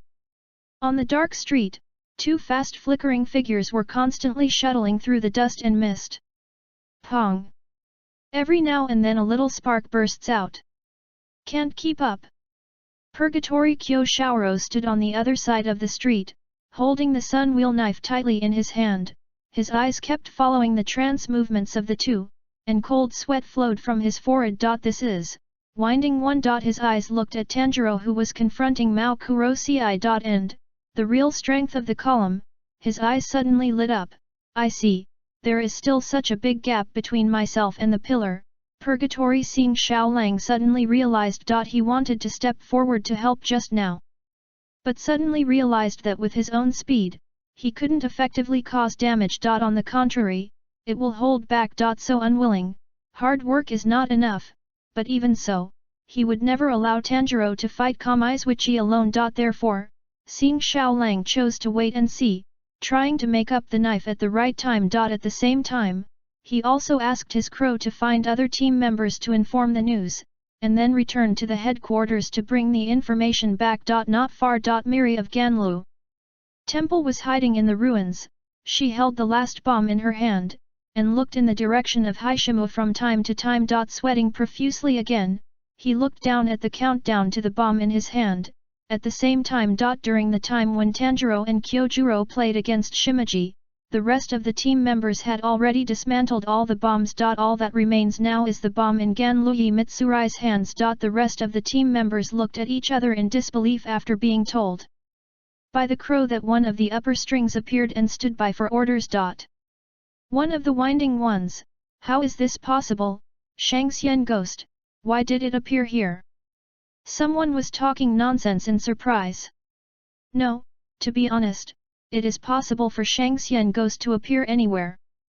There were also people with serious expressions, staring blankly at the ground. After training for so long, we still haven't come in for real use. In the end, it will only hold back Mr. Purgatory and that Mr. Stovegate Creek. He lowered his head, clutching his clothes tightly, his fingertips turned white. The rest of the team members panicked. Okay. We are on standby. Who will notify the headquarters? The swordsman in the traditional black uniform frowned, and he said these words abruptly among the tense crowd. Next moment. Snapped, pain. A person beside him raised a knife in his hand and slashed at the center of his head, saying with an indignant hatred of iron and steel, idiot. Is your crow a display? On the street. Pong. Sparks flew everywhere, and the blade of Black Death Mao collided with Tanjiro again, making a crisp sound. Pat. But after this impact, he jumped back suddenly, instantly shortening the distance between the two of them. It landed next to the ruins not far away. Haishimu raised the blade and put the blade in front of him, his crimson hair fluttered slightly, and his 6 eyes looked at Tanjiro thoughtfully. I see. His gaze slowly moved to the pitch-black wedge ball in Tanjiro's hand. This guy can also see the world in my eyes, use that transparent vision to accurately judge my attack, and then bounce back my attack in an instant. This disgusting feeling that no matter how much you swing a knife, it comes from this. Although this is unbelievable, but it is also an indisputable fact. Click. Hey Si Mao lowered the blade slightly, and white steam overflowed from his mouth. In this case, I'm going to put, swish.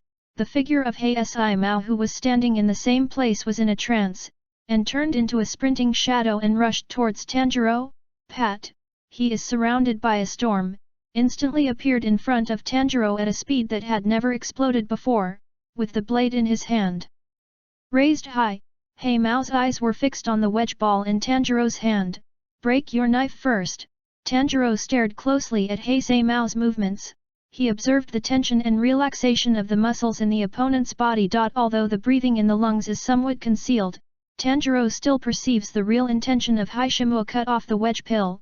Seeing Haishimu rushing in front of him in an instant, Tanjiro quickly raised his knife to block. This time, it was different from the normal blade collision. Hey Si Mao turned his wrist slightly on purpose, and pressed down suddenly. The blades that should have collided with each other now hit the blade on the side of Xieguan. Tanjiro saw Haishimu's thoughts, but he didn't evade. Instead, he kept his posture unchanged and let Haishimu carry out this attack. That's right. Under normal circumstances, a weapon like a knife is easily broken if it is hit from the side. However, only in general cases. Only see the next moment. Boom. Haishimu's arms were firmly used, and the blade with his eyes wide open slammed down, slashed heavily on the blade of Wedgemaru. Different from the dull sound of rebounding, the powerful force penetrated the ground, and even set off a cloud of smoke and dust. Before the smoke and dust cleared, Haishimu's pupils shrank suddenly, and he was startled. The touch from the blade in his hand told him, the knife was not broken. Swish swish, the wedge pill that was supposed to be cut off, at this moment, stuck the side of the blade against his blade, and picked it straight up along the blade.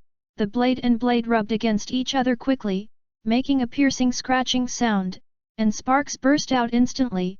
Tanjuro's waist sank, his arms were strong, and he lifted up violently with the blade, taking advantage of the moment when Haishimu suppressed it with all his strength, and the openings revealed when his emotions changed. Only this moment, hiss.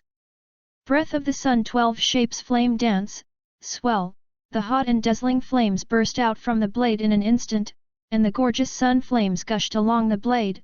Next moment, puff, the sound of the blade piercing into the flesh came from Haishimu's body, bright red blood splashed from the blade. Ho!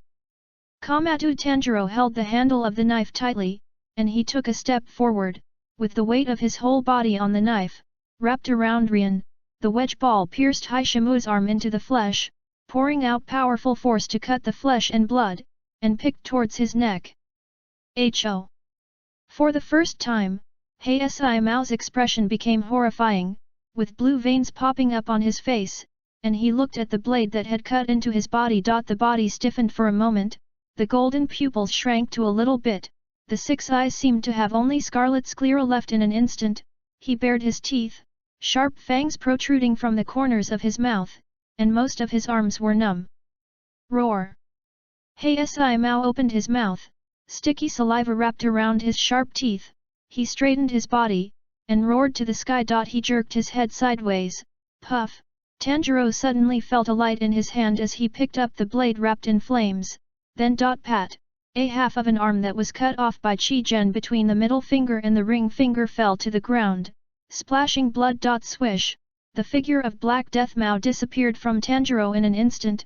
Clutching his right arm, he jumped back to the corner at the other end of the street.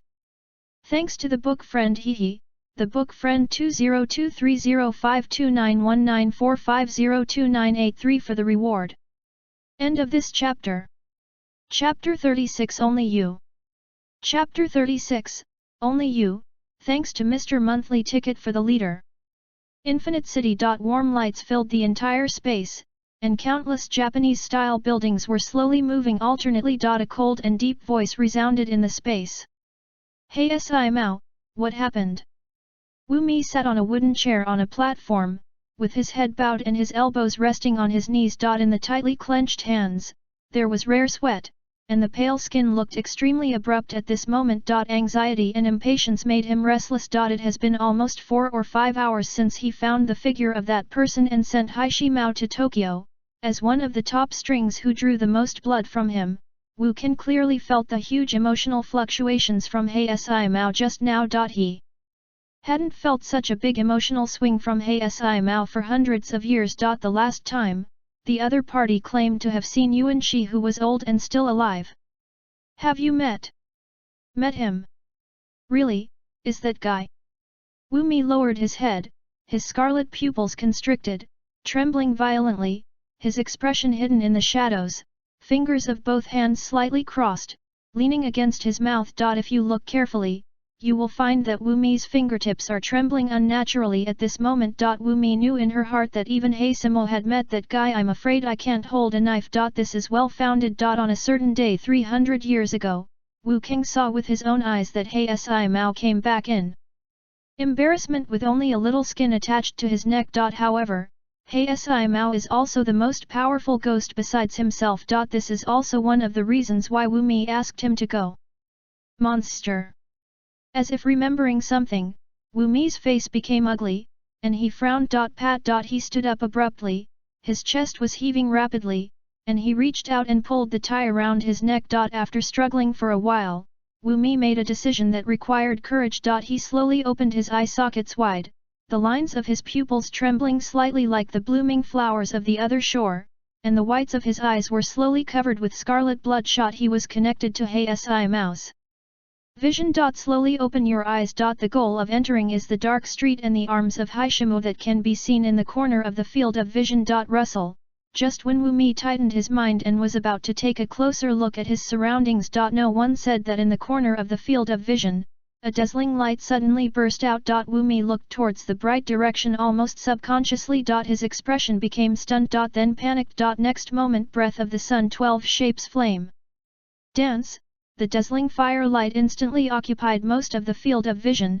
Wu Mi's pupils shrank suddenly, and he barely saw the movement of Hei Mao trying to stretch out his palm forward to try to resist. As well as the spouting flames, cutting the arm horizontally, and evaporating the splashed blood, a sharp blade heading straight for the neck. The dazzling sun is far away, but it is as real as it is, making Wu Mi's body feel the slightest pain like a pinprick. Oh! Wu miserably opened his eyes, a feeling of suffocation pinched his heart, subconsciously cut off the connection of vision. He dressed heavily, stretched out his hand and touched his neck repeatedly, confirming that he was not beheaded. Cough cough cough. Cough ho ha ha. Sweat dripped from his forehead in panic. Wu Mi bent down. He opened his mouth wide, saliva dripped down his teeth. Although the scene I saw just now was short, it had a great impact and a great amount of information on Wu Mi. It was as if a heavy hammer had hit him hard. Creak. His face was hidden in the shadows, his plum-red pupils and eye sockets trembling violently. The pupils were tightly squeezed into one point, and the cells in the whole body instinctively wanted to split and trembled. In the infinite city. Wu Mi's figure stood there alone, his tightly clenched hands shaking uncontrollably. At this moment, in Wu Mi's heart. Most likely, Hei Mao couldn't come back. He stopped paying attention to Hei Simu's life and death, but put his hands against his temples to calm down his inner emotions. Naruto, who was sitting on the high platform, bent slightly, and the huge blood pressure radiated from Wu Mi. Nu Ming supported the pipa in her arms, barely supporting the substantial pressure, and sat up. Pfft! A mouthful of blood spewed out, landing on the spot where the blood had just dried up last time. She stretched out her sleeve, her hands trembling, and skillfully wiped the blood from the corner of her mouth. On the street. Pat. The figure of Haishimo jumped back quickly, and he landed near the ruins of the building. Most of the clothes on his body were torn. Who? Cough cough, ho! Hei Mao clutched his right arm, his gaze fixed on Tanjuro, and he observed the ups and downs of the opponent's lungs with the open transparent world. Breath of the Sunday. He froze, murmuring unconsciously. The pupils, which were as bright as a mirror, reflected the sun's flames engulfed by Tanjiro's blade. Superb combat awareness. Very skillful attack. Keenly and precisely grasped his own flaws. The sword skill of the breath of the sun is very easy to use, and he can injure himself to such a degree with only his own strength. Although he had felt it before, but now that he felt the familiar scorching feeling on his body, Hei Mao still couldn't help feeling unbelievable. With only 2 fingers left on his right arm, Hei Mao touched the huge wound that had been dug out from the collarbone. The wound did not heal immediately either. That guy, feeling the injury on his body, he couldn't help breathing quickly, and the anxiety welling up from his heart distorted his face. Why? So much like you? Boom! He slammed the ground with the handle of the knife, clenched his teeth, exposing his sharp teeth. Haishimo raised his head, frowning so tightly that his 6 pupils stared fiercely ahead. When he first met Tanjuro, Mao Kurosei could tell at a glance that he was a guy with extremely weak body, but his appearance was similar to that of Enika. But now, Kurosei Mao recalled Tanjiro's subtle movements just now. The opponent even changed the most suitable Ryuhu sword skill for a few moments when he adjusted his lung breathing. In his time, even a swordsman who could learn and use the breath of the sun could not be found. They could only settle for the next best thing, and derived other breathing methods on the basis of the sun's breathing. All other breathing methods are all parody imitations of the breathing of the Sunday. His moon's breath is also, that's it. Puff, cough, blood overflowed from the corner of Haishimo's mouth, and his strong and constantly fluctuating emotions had made him unable to feel his own injuries. He stared at KAMADO Tanjiro's vigilant eyes. and watched the other party holding a knife and slowly walking towards him, his teeth clenched. Only you, Yuanyi, only you, are special. His vision was suddenly a little blurred. Tanjuro's figure slowly rearranging his posture in his vision gradually overlapped with the vivid person in his memory. Haishimo was taken aback for a moment, he was in a daze. Thank you Mr. Monthly Ticket for the reward. End of this chapter. Chapter 37. Chapter 37 In Memory. 400 years ago. Warring States period when Heisi Mao Shang was a human, his name was Ji Guo Yan Sheng, and he was Yu Zhu in the ghost killing team at that time. Although he was the latest to join the demon killing squad, he became the second strongest pillar at that time. That day, Yuanyi. Ji Kuiyanchen stood beside Yuanyi, looking at the sunshine pouring from the top of the clouds in the distance, and his tone was full of anxiety. No one is as strong as you and me. The inheritance of breathing method is simply desperate, he sighed. If things go on like this, the skills that have been honed through thousands of years will be lost. After a pause, Ji Kuiyan Shengjian Yuanyi did not respond. Aren't you worried, Yuanichi? Ji Kuiyanchen turned his head to look at his younger brother, and looked at this man who combined everything in the world in his heart. Although he said this, there was a hint of contempt in his tone for the rest of the people. Eniki, who was wearing a high dark red ponytail, stood in front of Ji Kuiyanchen, with his back to his elder brother. The breeze blew through his clothes, and the dark red feathers were draped over his shoulders. There was no emotion in his faint tone. Brother, you think our two brothers are too important? Ji Kuiyuan just stood there, expressionless, looking into the distance calmly, and said lightly, you and I are just two passers-by in the long history of mankind. A baby whose talent is far above you and me may be born somewhere in the world right now. Presumably, they will eventually reach the same realm as you and me. He seemed to be stating an unimportant fact, and he didn't notice the disbelieving eyes of Ji Kuiyanchen beside him. No need to worry about it. Brother. Yuanyi turned his head, faced Ji Kuiyanchen, and looked at his brother seriously, with a deep tone. Those who are poor in their way will return to the same place. Even if the times change, or the roads are different, we're all going to end up in the same place. Don't you think it's a pleasant thing to do? Brother.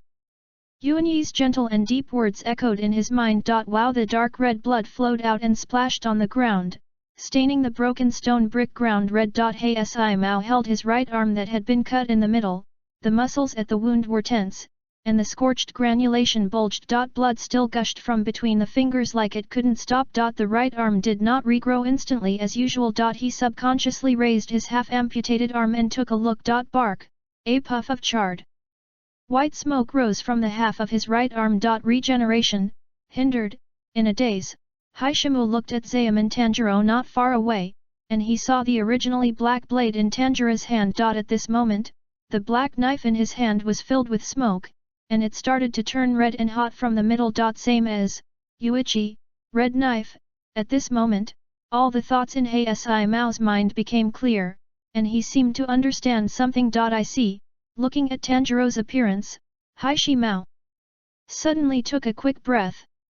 As if he understood his younger brother for the first time in hundreds of years. The inner emotions were excited again. I see, Yuanyi, have you been waiting for someone like this to show up, for hundreds of years? Have been, no worries, because one day, someone will take up your mantle. Do you mean this, Yuanyi? The image of Zaemin Tanjuro at this moment is reflected in the pupils of Haishimo. The markings on his left forehead are very eye-catching due to the rise in body temperature, and the strong body under the wide dark red feather makes him stand taller. The dark red hair is tied up high, and the pair of familiar earrings represent the inheritance from generation to generation. In addition, the bright red hideo in his hand. Tanjuro at this moment coincides with Ji Kuiyanyi hundreds of years ago. Those who are poor, the destination is the same. Haishimo Mao stared blankly at Zaemin Tanjuro. He gradually loosened his grip on the handle of the knife, and muttered slowly, same.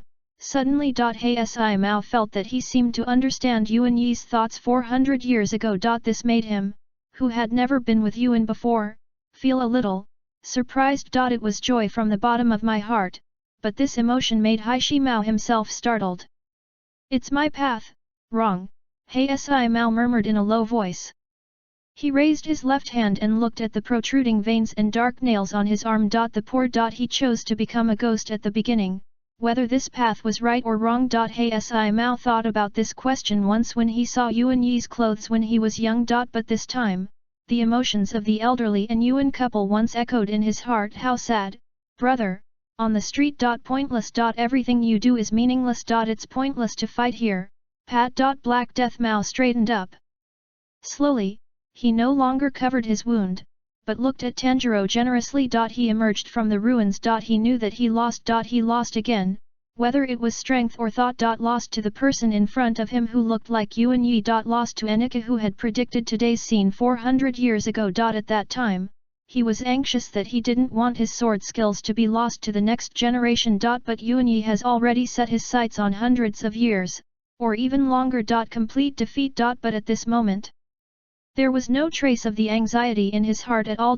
He stretched out his hand and tore off the remaining strands of clothes floating on his body expressionlessly. The upper body is naked in the air, and the muscles that have been honed for hundreds of years are extremely clear. KAMADO Tanjuro was standing not far away, with the blade upright, vigilant, slowly walking towards this side. Swish, Hsi Mao raised his head, his 6 eyes looked at Tanjuro again, his voice was low and slow and he pronounced clearly. You, holding the blade, he pointed the tip at Tanjuro. What is your name? Tanjuro was slightly taken aback by the sudden question. He squinted his eyes, looking vigilantly at Heisimo who had been silent for a while before and then became very strange, the wedge ball tightly held in the hand never let go. Go Hachiro. Tanjuro frowned, he looked around and dealt with it casually. After Hsi Mao heard this, he had no other reaction. He just nodded slightly, and the whole ghost became quite strange. Gang Hakiro, I remember, he is very confused now. After understanding Yuan Yi's thoughts, Hsi Mao suddenly didn't know what he had done before. He has nothing left in the world. It doesn't affect anything. That. A trace of confusion flashed across Haishimu's eyes. What is the meaning of my being in this world?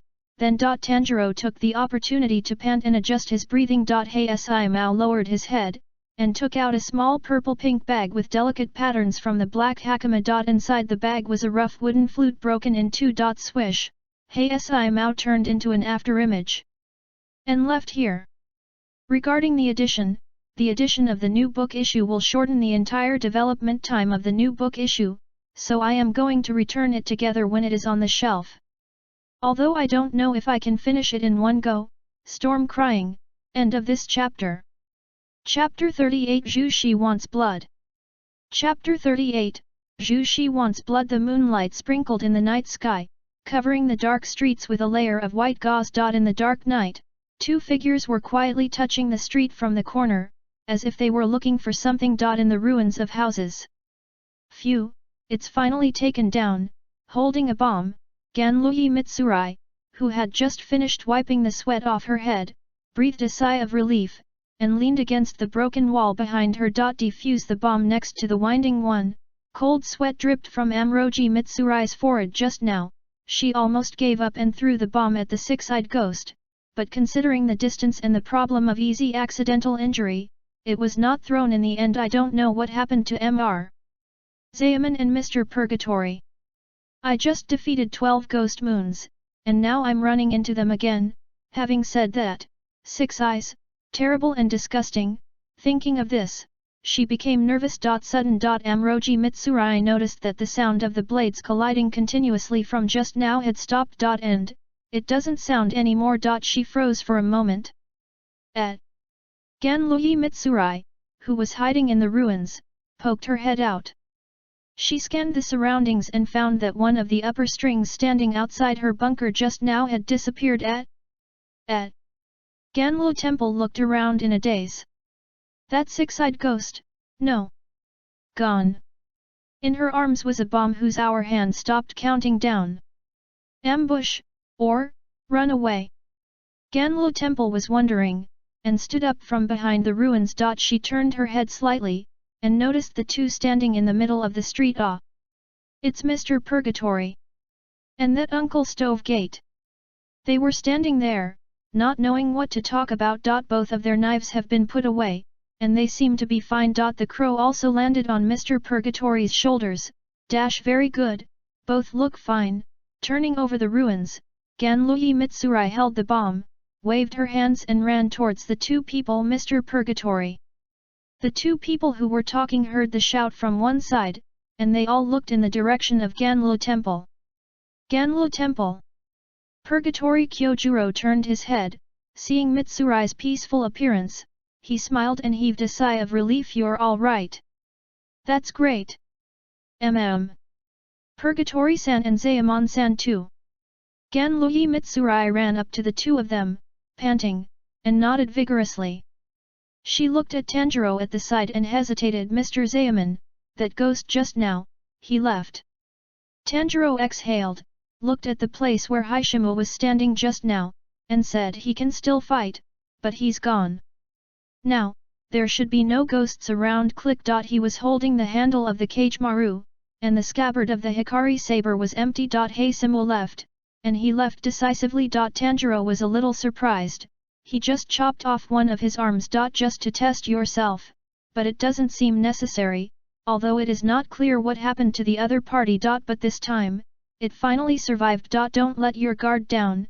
After Haisi Mao returns, Wu Mi will know my fake identity. If this is the case, Wu Mi will definitely make another move. So complicated. Tanjiro thought.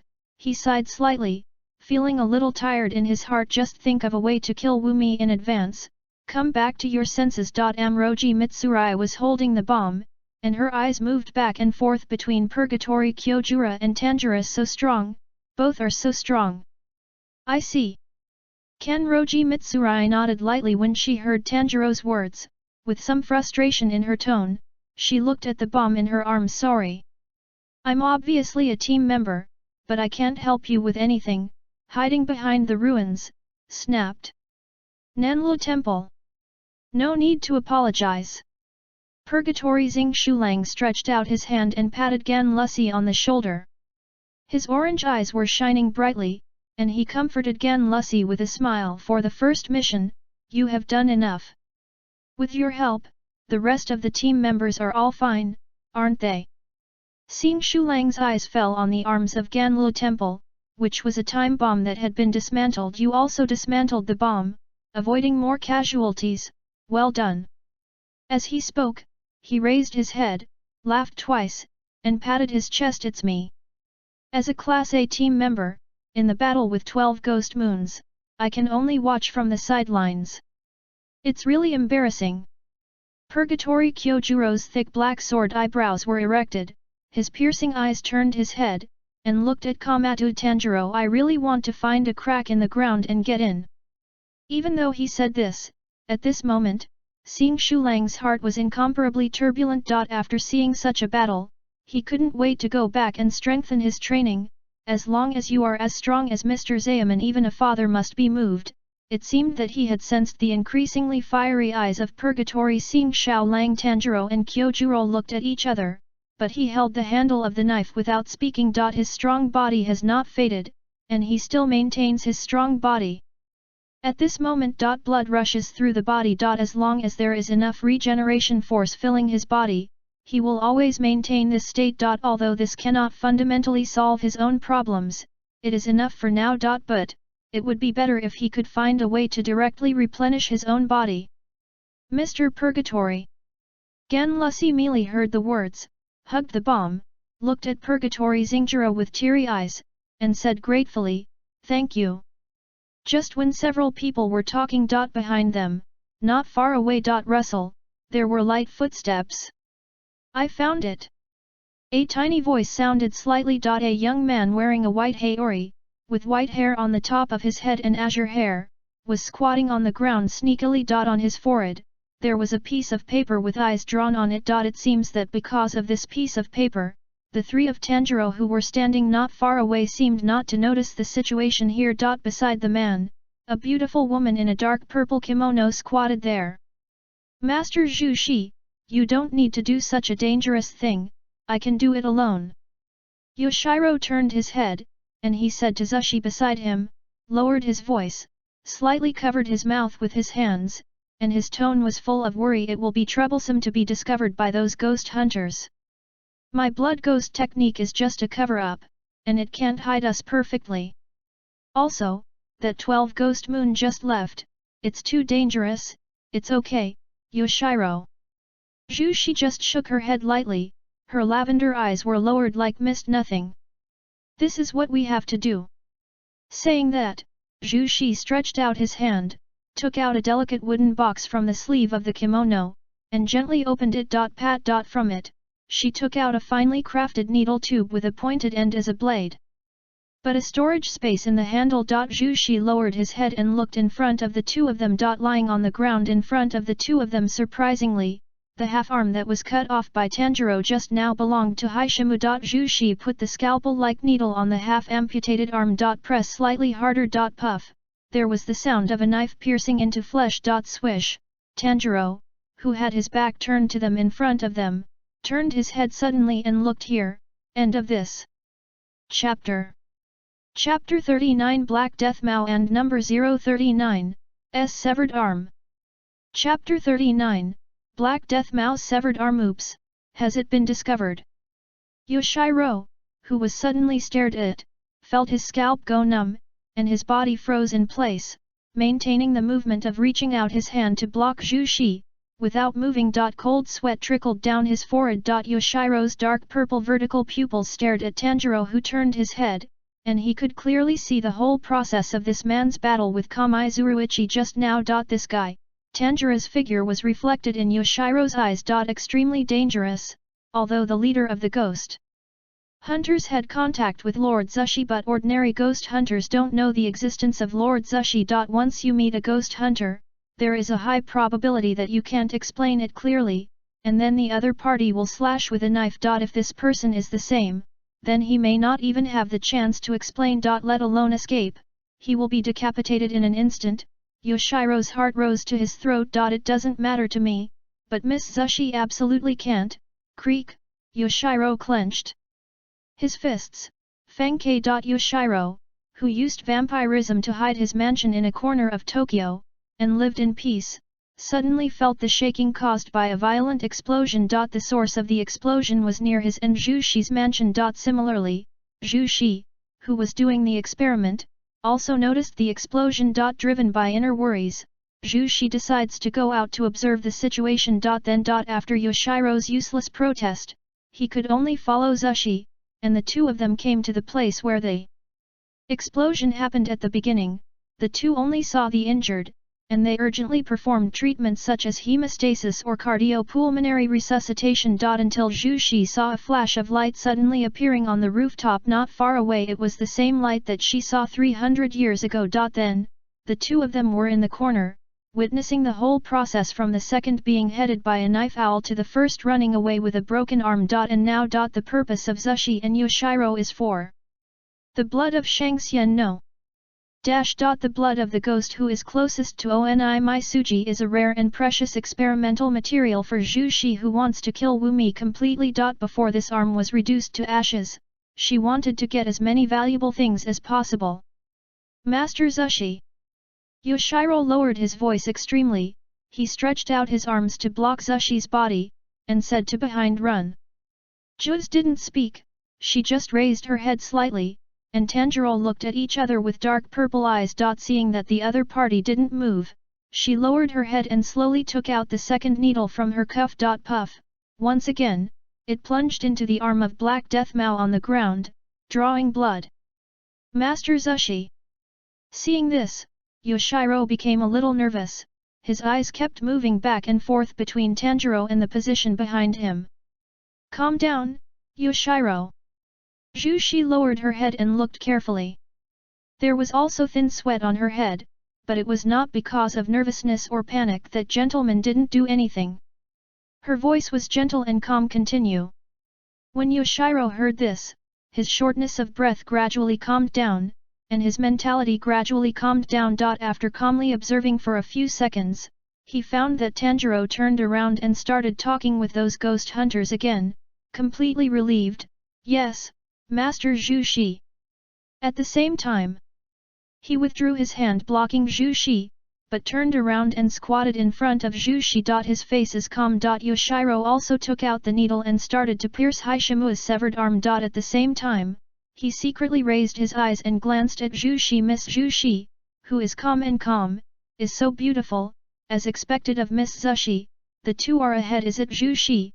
Tanjiro slowly withdrew his gaze from Haishimu's arm, and at the same time paid attention to Zushi. From the perspective of the penetrating world, Yoshiro's blood ghost technique has no effect. His blood ghost technique can only hide his own breath and figure. But the footsteps made by walking, or the dust raised, or the sound made by inserting a knife into Heimao's severed arm just now, are all unavoidable. In the transparent world that allows blind people to perceive the enemy's human body structure can naturally and easily see through his blindness. And Zushi, it's a ghost, and it's also a doctor. There is no doubt that she is the only Oni who has successfully escaped the control of Oni Maisuji in the millennium. He also has a strong hatred for Wu Mi. It's one of our own. At this time. Before. A Yin team member in black clothes and a black mask ran over, sweating profusely. Mr. Purgatory.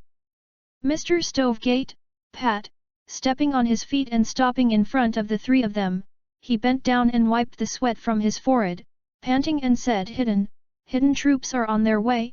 About, can be, arrived before dawn. He straightened up, smoothed his breath, and finally said a smooth sentence also, dawn breaks in 2 hours. Everyone, you can rest.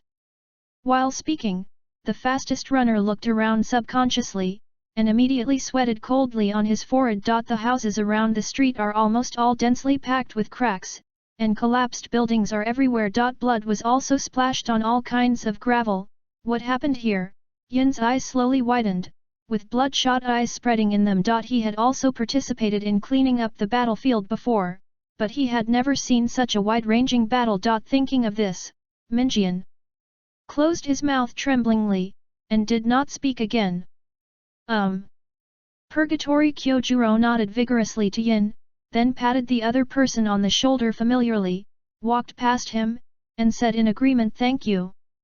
With your presence, we can fight with peace of mind. The hair color that burns like a flame shakes slightly. Thanks for your hard work. Saying that, he waved his hands at Kenroji Mitsurai and Tanjiro. Let's go. Let's find other team members to meet up. When the winding one came, I asked them to go to other places to stand by. Yes.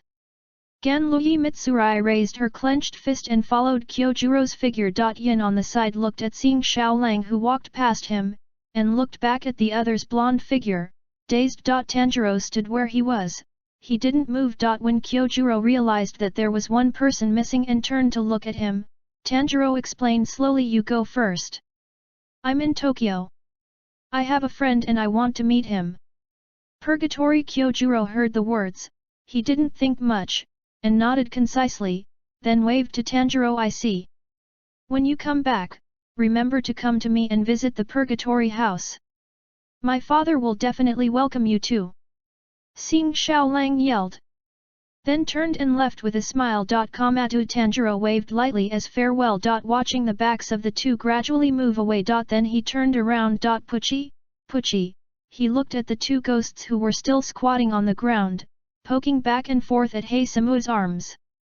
Thanks to book friends Sakaski, Chi, book friends Yiren Menxiao, and book friends 20230421005616226 for their rewards. End of this chapter.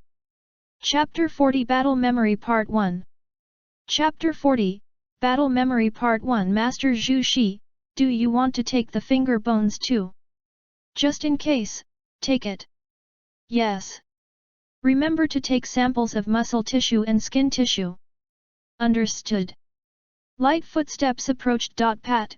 Under the soft moonlight, the standing shadow slowly enveloped Yoshiro and Zushi who were squatting together. The figure paused behind the two of them. Hello. With his back to the moon, Tanjiro stood behind Yoshiro, and spoke softly to Shiz who was fumbling with his head down. Hearing these words, Yoshiro's ears twitched twice, his face was startled, he turned his head suddenly, and looked at Tanjiro who was slowly squatting beside him. Tanjiro's backlight was reflected in the lavender vertical eyes. The pupils narrowed slightly, and then reacted immediately. Sure enough, this guy can see through my blood ghost technique. Then, he looked at the wedge ball on Tanjiro's waist. Didn't you draw your sword? Yoshiro frowned, and he looked Tanjiro up and down. On the other hand, Zushi raised his head slowly, looked at Tanjiro with sad lavender thin eyes, and his eyes slowly stayed on Tanjiro's earrings. He held out his hand. Kamen Tanjiro. Tanjiro said his name, squatted down, stretched out his right hand to Sushi, and smiled. First meet. Zhu Shi observed for a while, nodded slightly, and just raised his hand to show etiquette. Aside. Yoshiro stared straight at Tanjiro's hand that went around him and stretched out towards Zhu's. A huge question mark suddenly appeared above his head. The purple vertical pupil looked at Tanjiro for an instant. Snapped. The handful of veins suddenly slapped over, and suddenly grabbed Tanjiro's hand. Grip very hard. Tanjiro subconsciously followed his arm and glanced at the owner of the hand. It was Yoshiro with a gloomy face and slightly gritted teeth. Yoshiro raised his head slightly, he gritted his teeth, his veins protruded slightly, and looked at Tanjiro angrily. Hello. He vigorously shook the right hand he was holding with Tanjiro, as if slowly squeezing out a few syllables from his throat. My name is Yoshiro. Yoshiro and Tanjiro looked at each other, their purple vertical pupils hidden in the shadows. I thought angrily. This guy, I actually wanted to hold Lord Zhu Shi's hand directly. Creak. A well protruded from his forehead. Tanjiro was stunned for a moment, he looked at Yoshiro holding his hand, and then nodded. He rejoiced in his heart, his body was still filled with the power of regeneration, otherwise, at this moment, his hand bones might not be directly crushed. Yoshiro, stop quickly. Zhu Shi noticed some unkind words of Yoshiro, and she stopped her voice. It's so rude. When Yoshiro heard this, he just looked at Tanjiro, and slowly let go of his clenched hands. Then turn away. Yes. But there was still vigilance in his eyes. Seeing this, Zushi looked at Tanjiro apologetically, and said sincerely, terribly sorry. My name is Zushi, and this child's name is Yoshiro. Tanjiro's image was reflected in her lavender eyes. We are not malicious. As she spoke, she lowered her head and looked at the broken arm on the ground. Tanjiro followed suit and lowered his head. Next moment. Half of it had been dissected, revealing the bright red muscles, and the arm with the severed two phalanges removed remained on the ground. The remaining dissected muscles and skin are also slowly dissipating into ashes at this moment. Tanjiro was a little taken aback. He looked at the small wooden box that Tsushima was closing. Apparently, Zhu Shi had obtained enough material in the time just now. Just when Tanjiro looked at the severed arm that was taken clean on the ground. Whoosh! A burst of pink entangled white light rose from the remains of the severed arm and the wooden box in Zhu Shi's arms. Snapped. He plunged headlong into the crouching Tanjiro's chest. Tanjiro, who was about to speak, choked for a moment, and he frowned slightly, observing the changes in his body. The two empty resurrection powers quickly lit up. And the memory just now in my mind gradually became extremely profound battle memory. First string 1 black death Mao in his heart, an icon depicting a figure wearing a purple-black snake pattern feather weaving lighted up. The memory of the battle just now slowly deepened and gradually took root in his mind. And, besides the power of regeneration, his most fundamental physical foundation is slowly recovering. It is the effect brought by the battle memory. In the wolf world, the wolf's own physical talent is quite superior. Coupled with the transparent world in Tanjiro's soul, it is almost as if he has seen the enemy's moves once, and he can reproduce them decently. The same is true for the principle of battle memory. By repeatedly observing his own fighting process, deduce different possibilities, and gradually strengthen his own strength, restore the foundation of the body. This would mean that if one day, Tanjiro could completely restore his physical foundation to normal through the battle memory. At that time, Tanjiro will be able to maintain his current full strength even if he does not consume his resurrection power. The half-arm of Hei Mao contained unimaginably rich things. A series of mutations made Tanjiro fall into a deadlock in thinking. We just need these things and we'll be leaving soon, Zhu Shi was explaining softly, but she soon noticed Tanjiro's stunned expression. After being silent for a while, Juz tentatively asked Tanjiro. Mr. Kitchen Gate. After Tanjuro was stunned for a while, he quickly reacted, looked at Zushi again, and nodded. Well, sorry, I was distracted. Creak. On the side, Yoshiro's forehead protruded again, and he turned his head to look at Tanjuro viciously. Your mind wanders while others are talking, how rude, Yoshiro thought viciously, but didn't say it out loud, because it would make Miss Zushi angry. Zushi also added, at this time if we're going to cause trouble, we're leaving. Ignoring Yoshiro, Tanjuro thought for a moment, and said to just calmly, that's not necessary, Miss Zushi. Speaking of which, I personally need your help.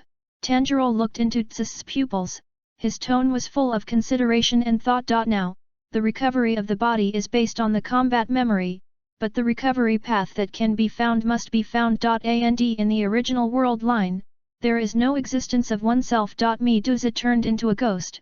Zushi researched Medusa's blood, and developed a potion that can turn ghosts back into humans, used to target Wu Mi. But now, Medusa has not become a ghost? Under the puzzled eyes of Zushi and Yoshiro, Tanjiro slowly stated, my body is very weak. Yoshiro was taken aback. He glanced at Tanjiro's muscles that could clearly see the outline under the Hayori with his calm eyes. Eyes range from calm to questioning to disbelieving. You guy, are you serious? Yoshiro frowned tightly, he turned his head slightly and questioned Tanjiro in an unbelievable tone. End of this chapter. Chapter 41. Chapter 41, I have eaten the blue bana flower. After some explanation. Zushi raised his hand and rested his chin. Tilting his head slightly, he seemed to understand what Tanjiro meant. So, you want me to study your physique and blood? Shuz put her hands on the kimono slowly, and she asked Tanjiro, but she didn't mention why the other party knew her doctor's identity. She glanced at Tanjiro's earrings. Did Yubayashiki tell him? Thinking flashed through Zushi's misty eyes. As for Tanjiro's request, even if he didn't say it, after Zushi found out, he would do it. Maybe it was because of the sins of the past, or maybe it was because of the hatred for Wu Mi. In short, the current Pearl world is continuing the meaning of its own existence in its own way. That's right. Tanjiro nodded, as if the other party understood what he meant, and he was relieved. It was also difficult for him to explain his current physical condition. I have explained my own affairs clearly, next it's about aiming at Wu Mi. With a serious expression on Tanjiro's face, he threw out a news that shocked Zushi lightly and decisively. I've eaten blue bana flowers. At the moment when the ending of this sentence fell, the atmosphere between the three became as silent as death. Even Yoshiro, who was about to explode just now, froze in place. The blue other shore flower. Even he who was turned into a ghost by Zushi had heard such things from Zushi. That was the last medicinal material that Wu Mi had been looking for so hard that he could overcome the sunshine. But for thousands of years, Wu Mi created countless ghosts to help him find this medicinal material. But they never found it. And now, Yoshiro stared at Tanjiro blankly, then turned his head stiffly to look at Zushi. Zushi's reaction at the moment was no better than Yoshiro's. She opened her mouth slightly, as if a little surprised, staring at Tanjiro with choked eyes, as if trying to distinguish the truth from the words in the other's mouth. After looking at each other with Yoshiro, Zushi quietly observed around, and found that there was no one else in the ruins. Her expression became serious, and she slowly stood up from the ground, pursing her lips. Mr. Stovegate, this kind of thing is really not suitable to say on the street. Please follow me. Then, she turned around and motioned for Yoshiro and Tanjiro to follow. Several people stood up and walked through the nearby ruins in the dark night. After going through some twists and turns. Under the leadership of Zushi. Tanjiro came to a well-decorated mansion. The unscathed mansion formed a sharp contrast with the ruins not far from the mansion. It seems that Yoshiro used blood ghost skills to prevent the explosion from happening nearby. Here we are. Zushi stood at the door of the mansion. She stretched out her hand, gently pushed the door open, turned around, and looked at Tanjiro together with Yoshiro. Come in, Mr. Zayaman. Squeak. The sound of the wooden door being squeezed slowly came. In a brightly lit room. Zushi knelt on the tatami. She sat with Yoshiro, and Tanjiro was opposite them. We. Zushi looked at Tanjiro hesitantly. She paused, with an unnatural expression continue with the topic just now, about, Mr. Zayaman, you have eaten the green bianhua. She hesitated for a moment, and finally asked, can you elaborate? Yes. Tanjiro nodded. He was used to such a plain way of speaking, and the expression on his face didn't change much. My wife discovered the spot where the blue other shore blooms a few years ago. Tanjiro didn't have any expression on his face. He continued to talk. Only when the word wife was mentioned, the corners of his mouth raised slightly imperceptibly. It's a kind of flower that doesn't bloom every year, even if it blooms for a very short time. Grows very close to the top of the mountain. It's a beautiful flower when it's in full bloom. Hearing Tanjiro's detailed description, Zhu Shi's expression became more serious. She lowered her head slightly, thinking, her fingers trembling uncontrollably. Coupled with the other party's pair of earrings, it should be true. This incident had too much impact on her. For a while, Zhu Shi didn't know whether it was a good thing or a bad thing. After thinking for a moment, please, let me collect some blood, Mr. Zayaman. Zhu Shi raised her head, her gentle voice trembled slightly, her brows were slightly frowned, and there was a hint of excitement in her eyes. It's important to me? No, it's important to everyone. As she spoke, she slowly closed her eyes and lowered her head slightly. Cyan Bianhua, the key medicine for ghosts to overcome sunlight. And with the blood of Tanjiro who had eaten the medicine, Zhu Shi believed that something of value would be obtained. At least, Zhu Shi slowly opened her eyes, and the corners of her pursed mouth trembled slightly. Obviously her inner emotions fluctuated greatly. It can have a negative impact on that guy. Master Zhu Shi, Yoshiro on the side was keenly aware of Zhu Shi's emotions. He turned his head and looked over worriedly. The hands on the black hakama were clenched unconsciously, and his brows were furrowed. Of course, this is exactly my request, Miss Zushi. Tanjiro smiled and nodded, as if recalling the memories with his family. He is in a good mood now. Our purpose is the same. As long as it is useful, I will do my best to cooperate with you. As he spoke, he stretched out his hand to pick up the dark red feather, exposed his muscular forearm, and patted it lightly. You can start right now. Thank you. Zushi nodded gratefully to Tanjiro. She stood up slowly. Her steps were a little frivolous due to excitement. Pat. He staggered and almost lost his center of gravity. Lord Zushi.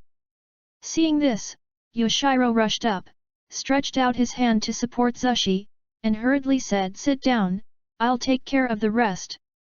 As he spoke, he slowly supported Zhu Shi to sit down, while he got up and rummaged through the cabinet on the other side of the room. In the end, Yoshiro walked straight towards Tanjiro with a few transparent needles, shining bright light. After a while, pfft! Yoshiro withdrew the blood-filled needle from Tanjiro's arm. The crystal clear dark red blood reflected the eerie red light under the dim light. He carefully placed the fourth blood-filled needle in the wooden box. Tanjiro sat aside. He slowly let go of his arm, looked at the needle hole on his arm that had stopped bleeding, and slowly stood up. After Wei Wei bid farewell to Zhu Shi and Yoshiro, he hurriedly left here. There is some urgency in my heart. He wants to go back to Butterfly House. He didn't go back before because he didn't have enough resurrection power. If his family is infected with dragon cough, he may spend the rest of his life in regret. But now Tanjiro felt the two resurrection powers lit up in his body, as well as his body full of physical strength. And his heart was filled with joy. This is clearly mentioned in the formula book. Aoiji knows the blooming location of the blue higan flower, and took Tanjiro to see it, and here is some secondary creation. End of this chapter. Chapter 42. Chapter 42. The Extinct Heart Fire, Karma. Karma. Javans fluttered across the sky. The sky was a little dark, and it looked like it was going to rain. The cold and damp breath gently brushed the ground. On the street where the house looks like, there is a mansion with a large area. Inside the door of the mansion, facing the porch, hung a white haori with crimson flame patterns. Under the eaves of a Japanese mansion. Bang! A rough and generous hand slammed the flagon in his hand onto the corridor under the eaves. The crystal clear liquid splashed from the spout and fell on the wooden corridor. Boring! The man was reclining on the door frame, reaching out his hand to wipe the remaining wine from the corner of his mouth casually, and looking at the dark sky in the distance with scattered eyes. The originally golden hair with red corners seems to be a bit dull at the moment, and the sideburns that have not been tidied for many days are also very messy. His chin was covered with stubble, and he looked decadent. He took a deep breath, and let out a heavy sigh of depression in his heart. No point. No use at all. Thinking of the situation when his son shared his experiences with him with great interest just now, Purgatory Makijiro only felt a burst of entanglement and depression. Even if can be the pillar. So what? In mind. What I saw in the book of Flame Pillar has been lingering for a long time. Every word written in it seems to have become the heart demon of Makijiro in Purgatory. Even such a powerful swordsman could not kill the Ghost King. Ordinary people. No matter how hard you try, it's useless. What? Purgatory Makijiro's tired eyes lowered. He picked up the jug and poured it into his mouth a few times. The expected drink didn't pour out, just a few drops. Makijiro's hand holding the jug froze for a while. He slowly put down his hand, supported the door frame, and stood up stiffly. No more wine. He murmured. Just as he was about to turn his head, he saw his youngest son hiding at the door of the house, secretly looking over here. After seeing Makijiro turn around, Senjuro quickly retracted his head, hugged the broom tightly in his hand, and ran away in small steps. Makijiro didn't care, he just stood up staggeringly, stroked his stubble, and walked out of the room slowly, carrying the jug. On the street. The damp smell permeated the air, making people very uncomfortable. Generally, no one would pass by the path at the door of Purgatory's house. Makijiro walked out of the door and looked up at the sky. Just when he came back to his senses and was about to buy wine. Step, a dark red feathered figure strolled past him. The slightly swaying bright flower earrings immediately attracted Makijiro's eyes. Sun-shaped flower earrings. His eyes froze immediately, and his dim orange-red pupils moved slowly following the direction the man was walking. Ben's casual expression was suddenly serious, and when he realized it, his attention was all on the passing person. Under the instant high-intensity observation of his former Yansu, Purgatory Makijiro recognized what it was almost in a breath. The appearance of the Huaxia earrings and the one drawn in the book of Yanzhu. Exactly the same. That person. Bang! The wine jug in his hand was unconsciously released, and it smashed to the ground with a bang, splashing out a few drops of residual wine. Hey you! Purgatory Makijiro's pupils shrank suddenly. He raised his hand abruptly and stretched out his finger to the dark red Hayori that passed him by. You. The thick black swallow eyebrows trembled uncontrollably, even the outstretched fingers trembled. Makijiro's voice was hoarse, his pupils reflected the back of the man's earrings and his trembling arms. Cough. After taking a few short breaths, Makijiro found that his neck seemed to be choked, and he was speechless with his eyes wide open. Him ahead. Zaman Tanjuro stopped in his tracks. He turned around slowly, and looked behind him with some doubts. After observing the appearance of the person who called him for a while, his eyes rested on his opponent's hair. Is it Tanjiro's father? Tanjiro suddenly realized. He looked at the other party's panting appearance, and was a little confused for a while. Is there a problem? Purgatory Makijiro watched Tanjiro turn around, his pupils trembled, and his eyes glanced back and forth between the stripes on Tanjiro's left forehead and the earrings. There is no doubt that this person is the user of the sun's breath, is a genius who is unique in a million. He saw the wedge ball pinned to Tanjiro's waist. Has the user of breath of the sun joined the demon slayer squad again? You.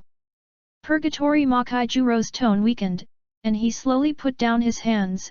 His voice was still hoarse and trembling. Now, what are you doing? After struggling in his heart for a long time, Makijiro found that he seemed to be able to say only this. Possesses texture and is a user of Rihu. This kind of people, what do you care about? And this seemingly impossible conversation between strangers just happened. Tanjiro pointed at himself, and tilted his head in doubt. Oh, I'm going to see my family now. He smiled and nodded to Makijiro. His crimson eyes narrowed, and his tone was quite soft already. We haven't seen each other for a while. What about you? Xing Xiaolang should have come back last night, right? Tanjiro said, looking into the mansion beside him. Seeing Xiao Lang, Makijiro was startled slightly when he heard the words, but didn't say much. Seeing the other party's silence for a while, Tanjiro blinked his eyes slowly. He pointed to the front of the road and asked, "By the way, Butterfly House is going down this road, right?" Purgatory." Makijiro realized. He quickly agreed, and nodded falteringly yes. "That's it, thank you. Then I won't bother you anymore, and I'm leaving." Tanjiro said. He nodded and turned around as if he was about to leave. What? Makijiro was stunned on the spot, holding the empty pot rope in his hand, watching Tanjiro's back getting further and further away. A long time. He came back slowly. What the hell? He stretched out his hand to touch his unshaven face, his frown that had been furrowed slowly stretched out. Just like ordinary people, in my mind, a woman with red eyes and a gentle smile gradually emerged. Makijiro turned around, his figure gradually stopped shaking, somewhere in an izakaya. Wow! The blackout curtain at the door was suddenly lifted. Oh! The boss who was sitting at the counter looked towards the door. After seeing the person coming, he immediately raised his eyebrows and stood up with a smile. "A regular customer is here, isn't this Makijiro?" He stared at the figure of Makijiro, and said slowly, with a very relaxed tone, "It's the same today? A jug of wine? Take it away." As he said that, the boss skillfully took out a jug of already filled wine from the table behind him, put it on the counter, and looked at Makijiro with a smile. "Pat. No." Purgatory. Makijiro shook his head. He pushed away the wine handed by the boss, and handed over the rope in his hand. "Stop drinking. Bring me a pot of tea." "Hey!"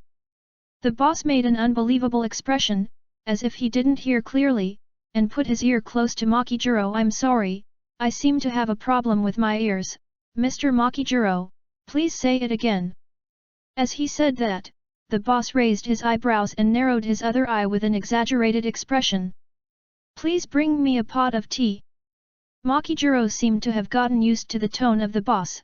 He repeated his own words. "Oh!" The boss slowly leaned back. After confirming that he heard correctly, a smile slowly appeared on the corner of his mouth. "It's incredible. This is really incredible." While muttering, he turned around and took away the wine on the counter, walked back into the house and brought out a pot of tea. "Pat." The boss put a whole pot of tea in front of Makijiro, and gently pushed forward. "But, that's right." His tone was more relaxed than before. "Master Yanzhu." End of this chapter. Chapter 43. Tomioka Yoshiyuki was not disliked. Chapter 43. Yoshiyuki. Tomioka wasn't disliked. When Tanjiro walked near Choya, he found out. The weather, which was still gloomy just now, seems to be gradually clearing up now, with some sunshine revealing from the clouds. The feeling of humidity in the air also disappeared, as if it had suddenly changed from a rainy season to a dry summer. Weird weather, he thought. Butterfly House. A hurried green figure was scurrying back and forth in the butterfly house. "Tanjiro, please come here." "Yes." "Tanjiro, it's troublesome to wait here." "Yes." "Tanjiro, no problem." Tanjiro, who was mopping the floor, suddenly raised his head, his eyes gleaming, rolled up his sleeves, and agreed happily. He patted his chest. "Leave it to me."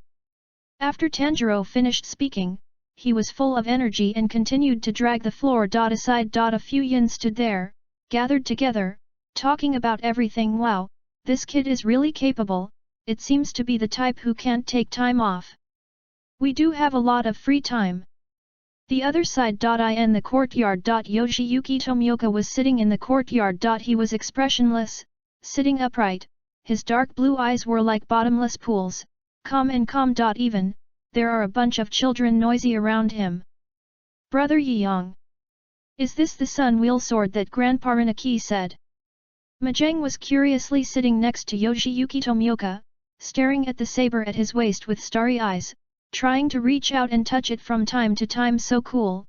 Tomioka. Yoshiyuki tilted his head slightly, he didn't speak, but just tightly covered his sun wheel knife. At the same time, he glanced down at Zaemin Mao. Then he immediately looked back. "Too young. Not suitable for joining the ghost killing squad." Yoshiyuki Tomioka thought so. "Brother Yang. Can you teach us swordsmanship? Brother Yang. Takeo was holding a wooden knife, standing in front of Tomioka Yoshiyuki, waved it casually a few times and then shouted please. It seems that because of the previous conversation with Ryo Takase Kanji, the children all know the existence of Yoshiyuki Tomioka. And they are very familiar with wanting to have a good relationship with Yi Young. Obviously, they are the complete opposite of their father. Taikoka. Shigeru. Medusa hugged Liu Tai. She walked towards several people from the butterfly house, first glanced at Tomioka Yoshiyuki apologetically, and then quickly criticized her younger brother. It's not a child anymore, don't waste other people's time, sorry, my younger brothers are not very sensible.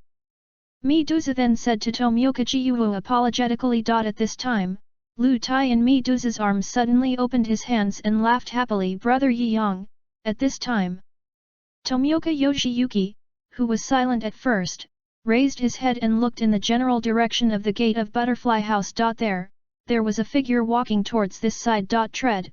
It was KAMADO Tanjuro walking over. Tanjuro was slightly taken aback when he saw the scene in front of him. Takeo, Shigeru, Medusa, Liu Tai, and others are chatting happily and laughingly around Tomioka Yoshiyuki. This guy Yi Yang is surprisingly attractive to children, Tanjuro thought slightly. Before Mao and the others could react. Tomioka Yoshiyuki stood up first, and he looked directly at Tanjuro. Then, slowly the corners of his mouth slightly raised an arc roughly 2 pixels in radians. For some reason, Tanjuro at this time felt as if he understood the emotion Tomioka Yoshiyuki wanted to express. Look. They were talking to me. Yoshiyuki Tomioka looked at Tanjuro. I am not disliked, probably, that's what it means. Tanjuro thought to himself, and also looked back at Jiu Tomioka, and nodded.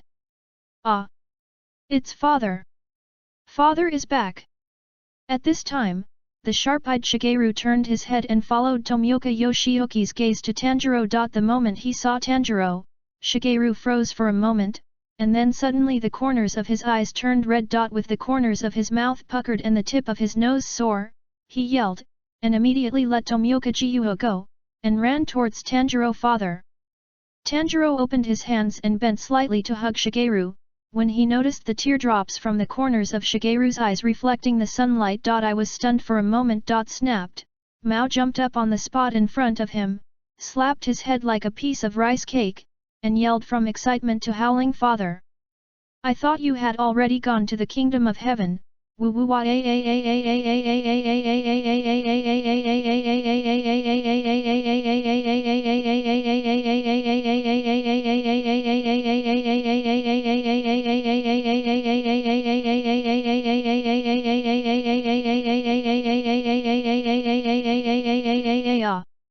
Shouting, he shook himself. Ghost.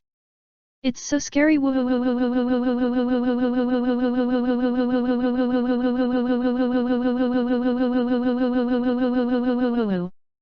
Looking up, Mao cried to the sky.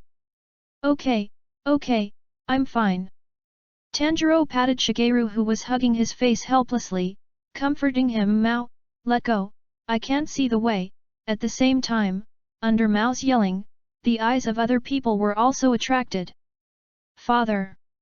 Takeo ran to Tanjiro's side in small steps, and hugged him from the side. He was older than Shigeru, and he didn't directly express his emotions. What? Medusa also came over with Liu Tai in her arms. She smiled and tried to blink her eyes, not letting tears fall from her eyes. It's good to be fine. She reached out and took Tanjira's hand. Kuei-ji, who was helping the staff of Butterfly House to record things, heard Mao shout, and couldn't help poking his head out of the side window. Tanjiro. Aoie looked out the window. Her hair was pulled back, and the kerchief on her head had been removed, replaced by a delicate hairpin. Although I learned that Tanjiro was fine from Tanjiro, I haven't seen him since then. Kuei was always restless in her heart. Just now. Kuei looked towards the source of the voice. Tanjira's figure was reflected in the lavender eyes. After seeing Tanjiro who was hugged by the children like a tree full of koalas, Aoie couldn't help but chuckled softly. At the same time, a stone hanging in my heart was finally let go. That's great! Aoie smiled, holding her face with her hands, leaning against the window and looking at Tanjiro who was stretching out his hands, trying to walk while Shigeru hugged his head. Mom! Mom! Hanako, who was staying with Aiz, was bouncing by the window, trying to stick her head out to see did the father come back. Hanako raised her head, and Xiang Koizi asked in surprise. Well, father is back. Koizi lowered her head, she smiled and stretched out her hand, holding Hanako in her arms. Look. Hanako was in Aiz's arms, with her two little hands lying beside the window, excitedly looking in Tanjiro's direction, waving her hands. Father. Tanjiro, who was hugged tightly by Shigeru, seemed to be able to see it suddenly, turned his head precisely, and waved in the direction of Hanako and Aiz. A dull voice came from under Mao's body. I am back. In the butterfly house, another room. Creak, creak. Hey! Tanjiro wiped the sweat from his forehead, he straightened up, looked at the wooden floor that had been polished by himself, and reflected his figure, and smiled with satisfaction. Okay, it's every day, it's still good for children, it's very comfortable to write. The previous Black Death Mao Ku de Qiushan's substitution was so depressed that he wrote it, and he hasn't slowed down for the past few days.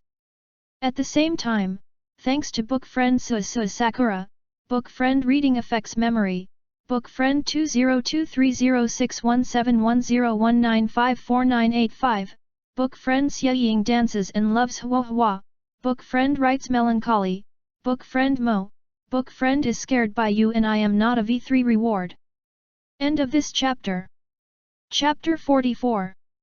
Chapter 44, The Daily and the Unusual. After a lot of busy work, Zaemon's family was finally free. Tanjiro, the eldest son, also came down from upstairs. With an extraordinary sense of smell, he has already smelled his father's scent. I have known for a long time that my father is safe and sound, so let my younger brothers and sisters share this surprise and joy first. Tanjiro thought so, and walked down the stairs with a sincere smile.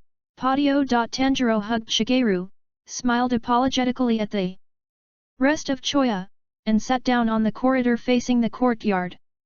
Father, are you? Medusa watched Tanjiro carefully, and she sat down with Liu Tai in her arms. Subconsciously reached out and squeezed Tanjiro's arm, became fat. Hey!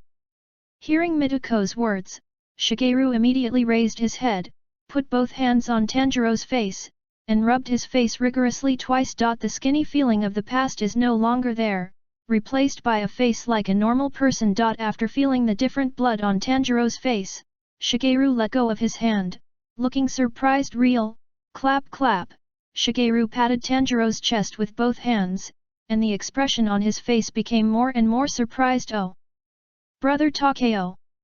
Look! As he said that, he stretched out his hand and waved it twice at Takeo, who was holding a wooden knife at the side, and shouted. Father used to thump his chest when he patted it.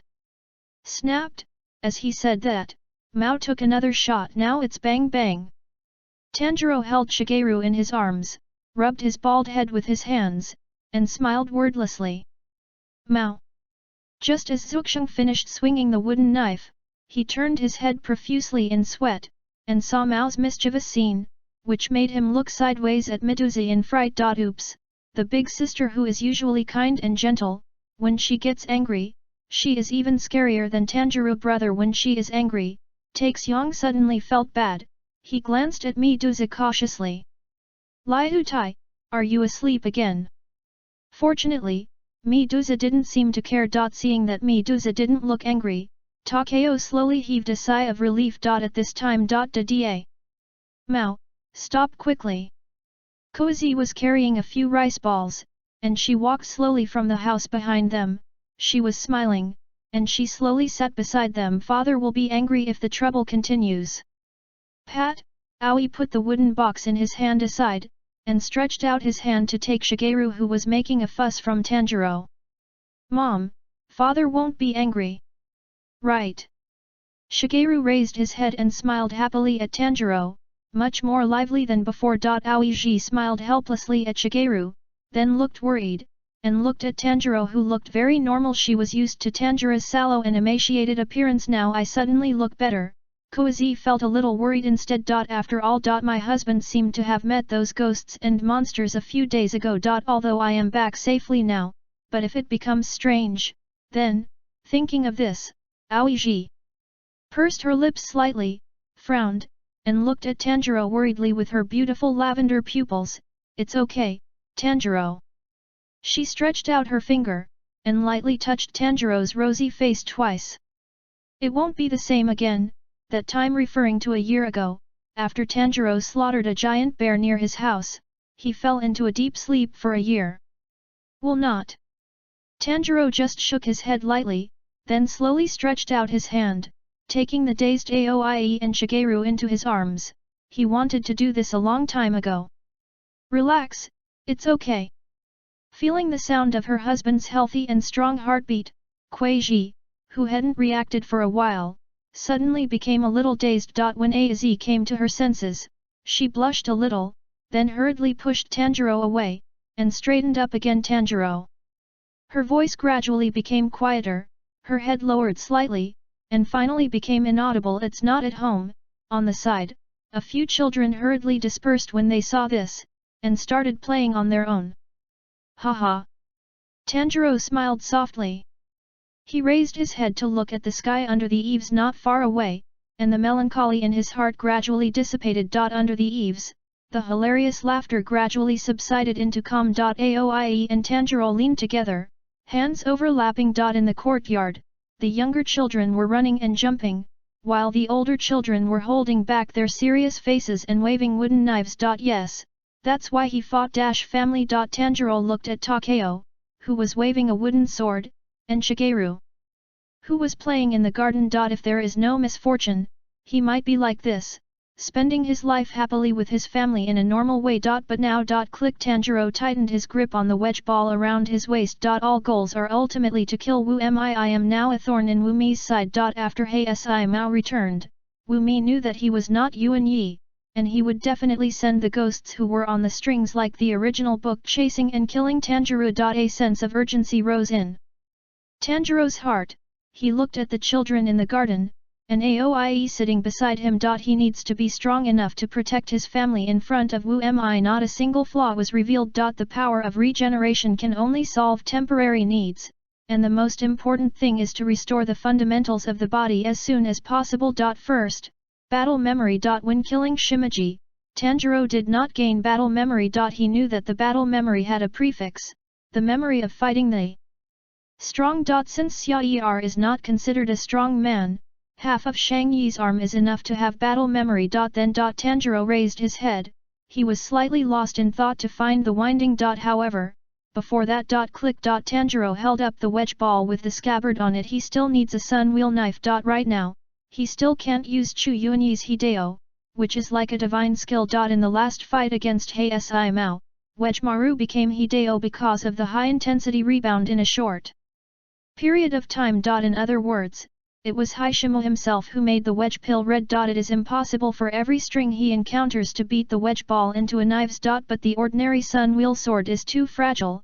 It may also be that Tanjiro has no sense of protecting the blade. After all, wedge balls are very hard. In short, a sun wheel knife specially made according to him is necessary. Suddenly, he saw the two-color Haori figure sitting in the corner with his head bowed, Yoshiyuki Tomioka. Yoshiyuki Tomioka was hanging his head, as if counting ants on the ground. The appearance of no one around seemed out of place. Seemingly noticing Tanjiro's gaze, Yoshiyuki Tomioka turned his head slowly and looked this way. Tanjiro was taken aback just now.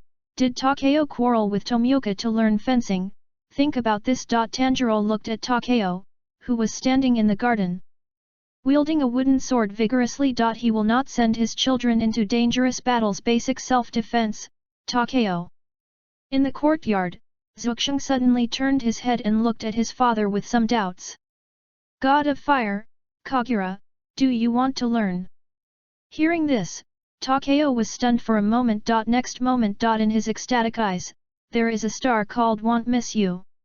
After hearing the conversation between the father and son in the courtyard, Tomioka Yoshiyuki was slightly taken aback. Then, silently lowered his head again. He is now in Butterfly House, just because I just finished my mission with Butterfly, so I stopped here on the way. That's it, end of this chapter.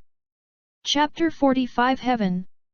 Chapter 45 The Kingdom of Heaven. Tanjiro, who was walking to the first floor, just heard his father's words. Tanjiro turned his head slightly, and said to Tanjiro, who happened to step on one foot from the stairs behind him, Tanjiro, you too. God of Fire Kagura. Already, it's been a while since I practiced. Tanjiro froze for a moment, then nodded confidently. Okay.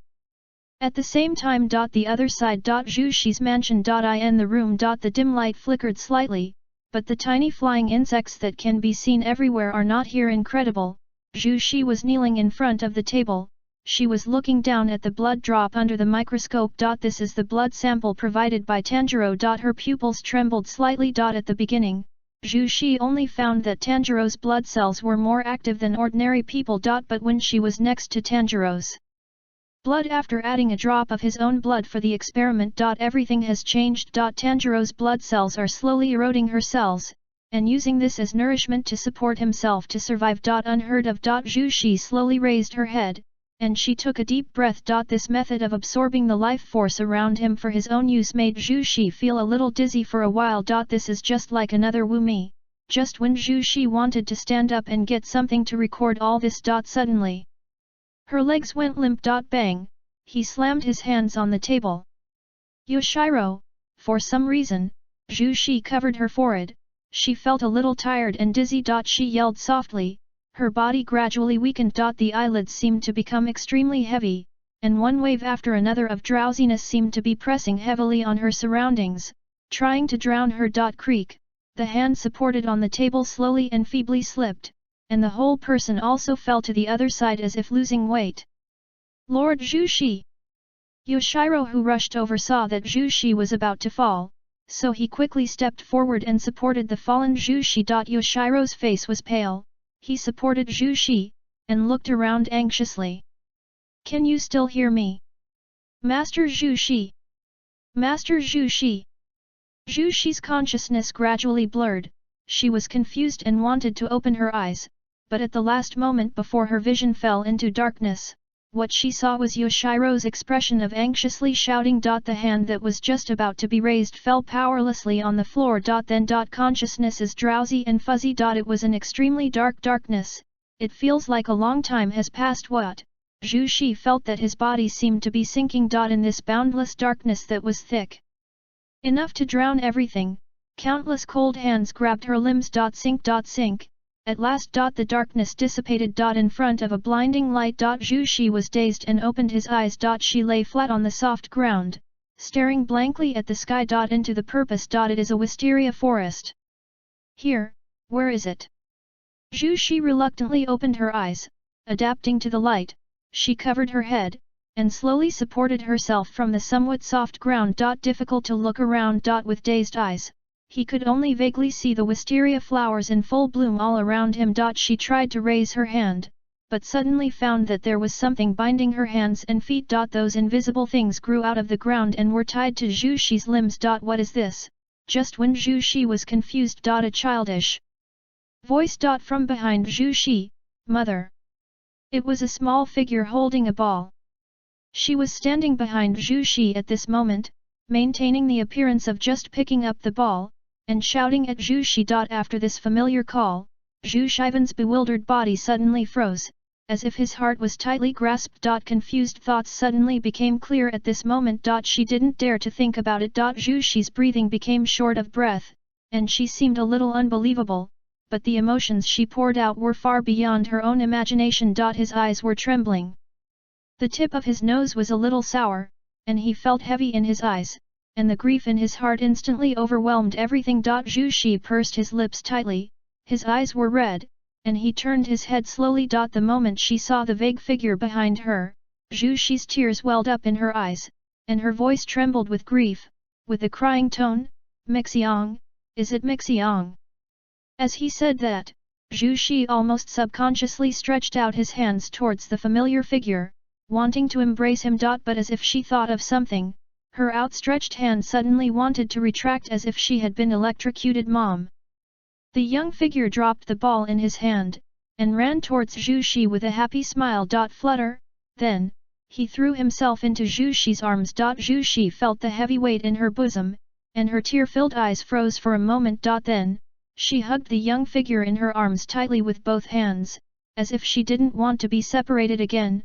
She gritted her teeth, lowered her head, tears welling out of her eyes.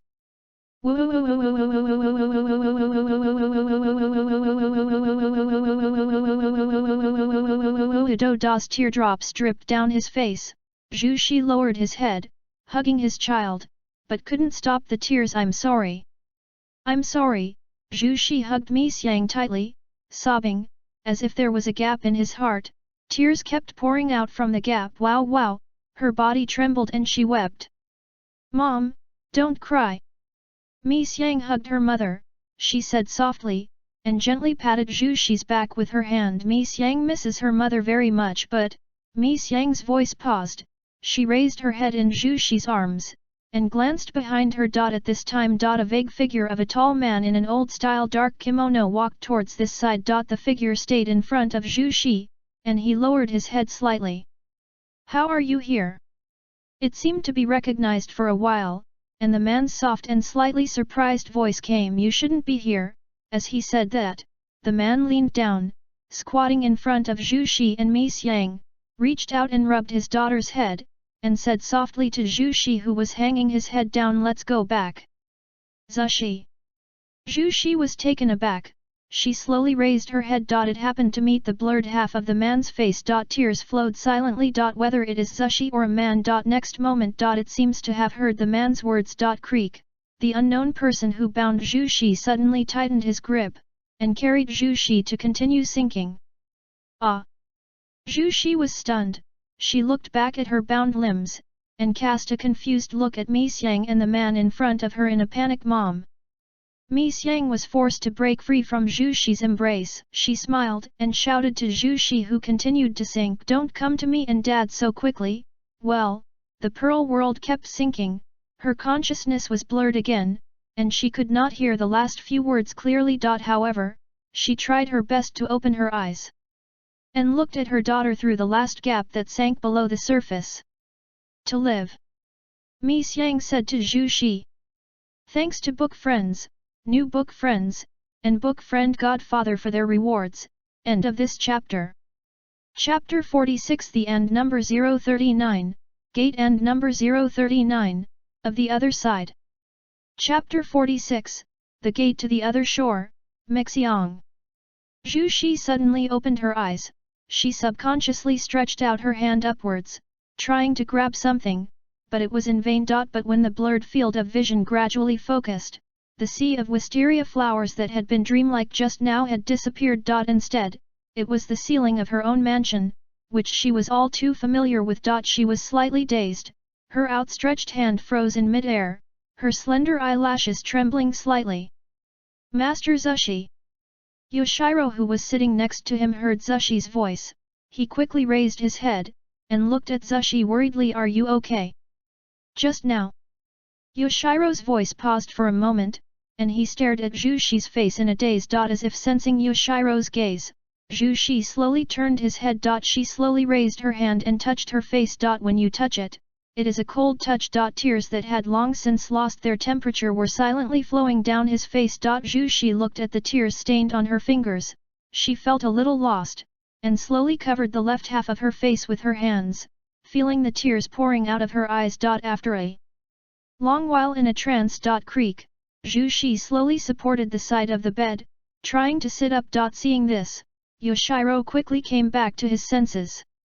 He leaned over and helped Zhu Xi to sit up. Please be careful with it. Do you feel uncomfortable anywhere? Hearing this, after opening her eyes, Zhu Xi, who had been somewhat melancholy, blinked slowly. She raised her head, as if she had recovered.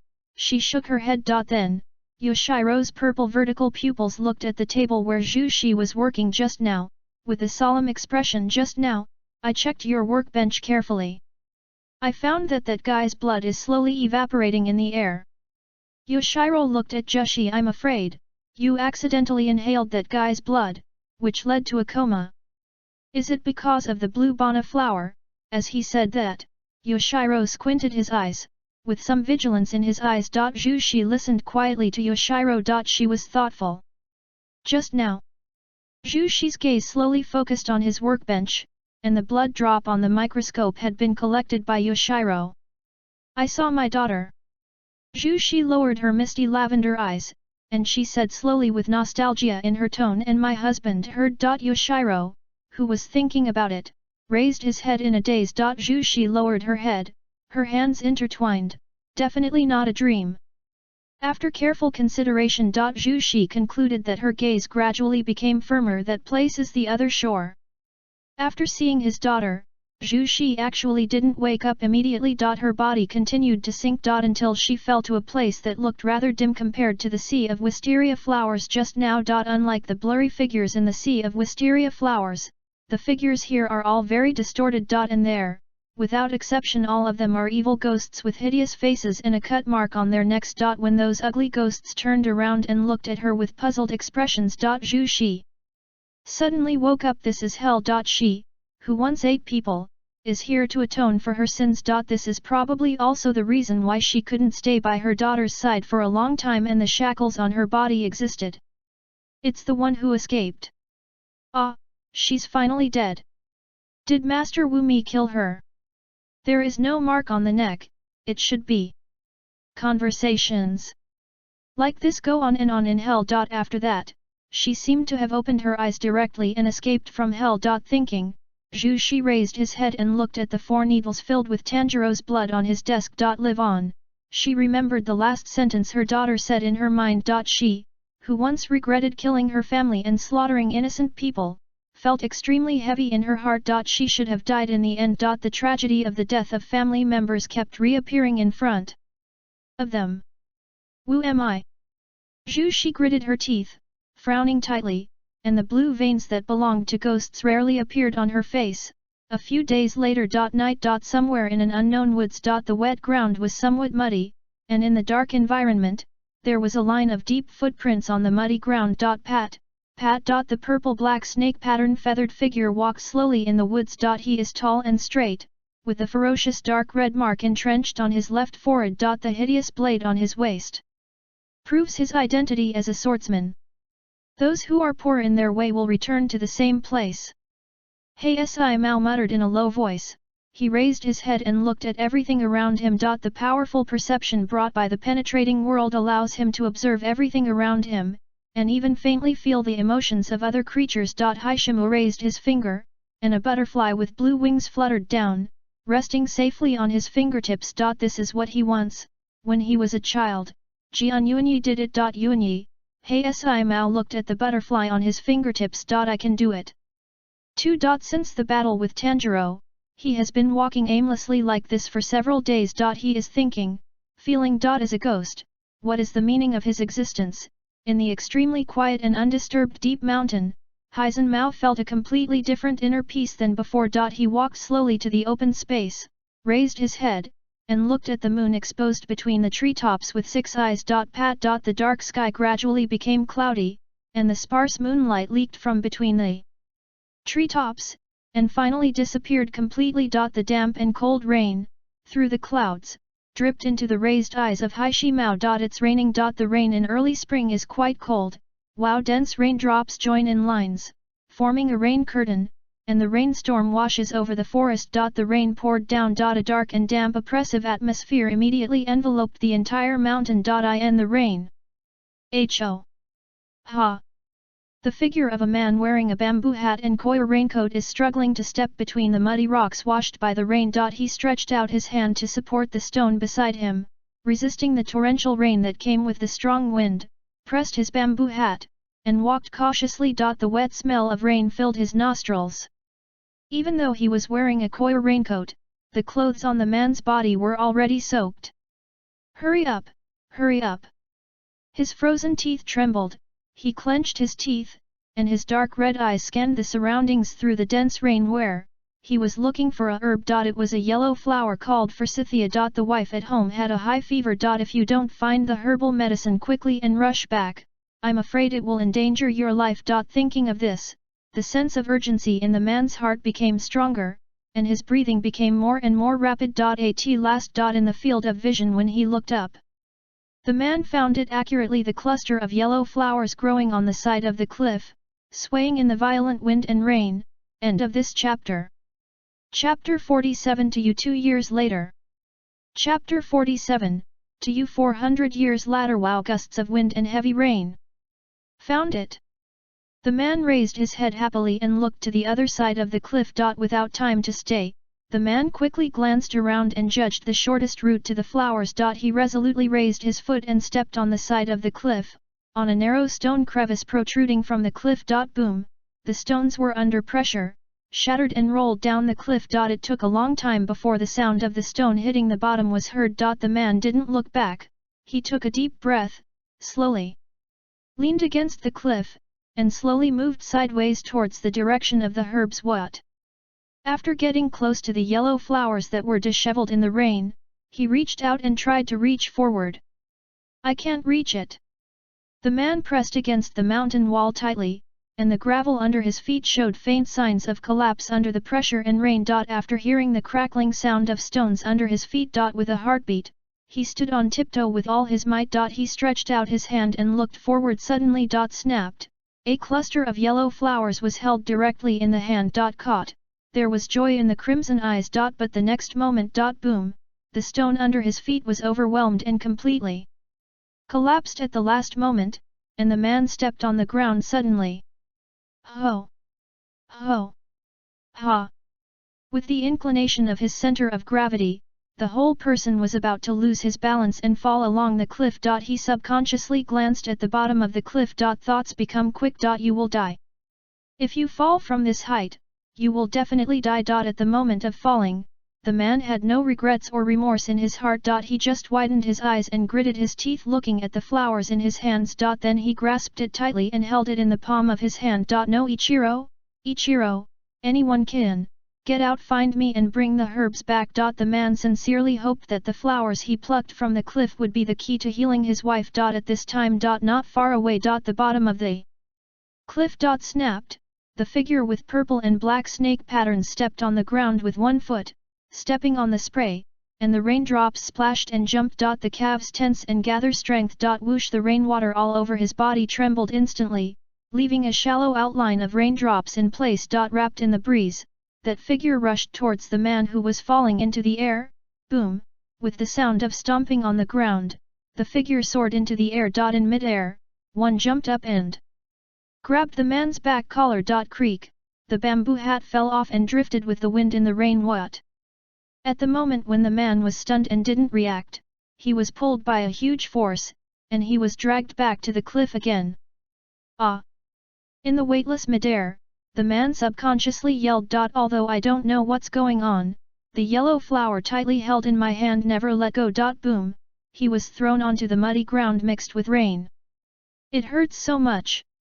The man struggled and sat up, grinning in pain and rubbing his lower back. Then, after reacting, he immediately looked at the yellow flower in his hand, and then looked up to the front. In front. A tall figure with purple and black serpentine feathers stood there. Condescending, looking down at him. The dark sky made the light very dim, and the rain kept hitting the man's face, making him unable to see the other person's appearance clearly.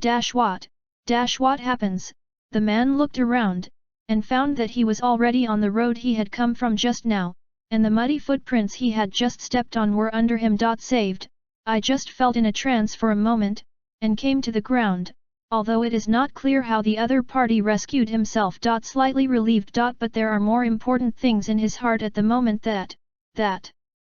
He raised his head, supported his body from behind with his hands, saw that the other party had no intention of speaking, and said tremblingly, due to the cold, "Thank you for your help, I am very grateful." He held up the rain-smothered flower in his hand. I have to go home quickly. My wife is waiting at home for me to bring things home. After speaking, he shut his mouth and waited. But did not get an answer. Seeing this, he swallowed a mouthful of rainwater, resisted the dryness of the base of his tongue, and shouted at the person in the rain, "If you don't dislike it, please follow me." The humble house can shelter from the rain. Just after he said this sentence. The figure on the opposite side seemed to feel something, he suddenly raised his head. In an instant, the man felt like a prickly prick on his back, a chill ran up his spine from behind, and his hairs suddenly rose. That voice with a special meaning and a lengthy tone sounded, "What is your name?" Name? The man was a little shuddered by the sudden strange feeling, he looked around subconsciously, and then replied, "Shitu. Only Lang." The voice just fell. Boom, in the dark red sky, a thunder exploded, instantly illuminating the dim surroundings. At the same time, it also illuminated the appearance of the purple-black figure in front of Wei Lang and Shitou Wei Lang's crimson pupils.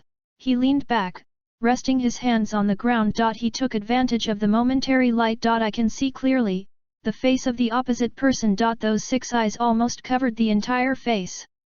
Wei Lang's pupils shrank suddenly, he subconsciously leaned back, facing Haishimu, with his hands behind his back. He yelled in surprise, "What?" But the next moment, he reacted, and his face was full of apology. "Hug. Sorry." Wei Lang said. He stood up slowly, the clothes on his body were covered with mud, he nodded apologetically carefully, and said, "I wasn't scared by you."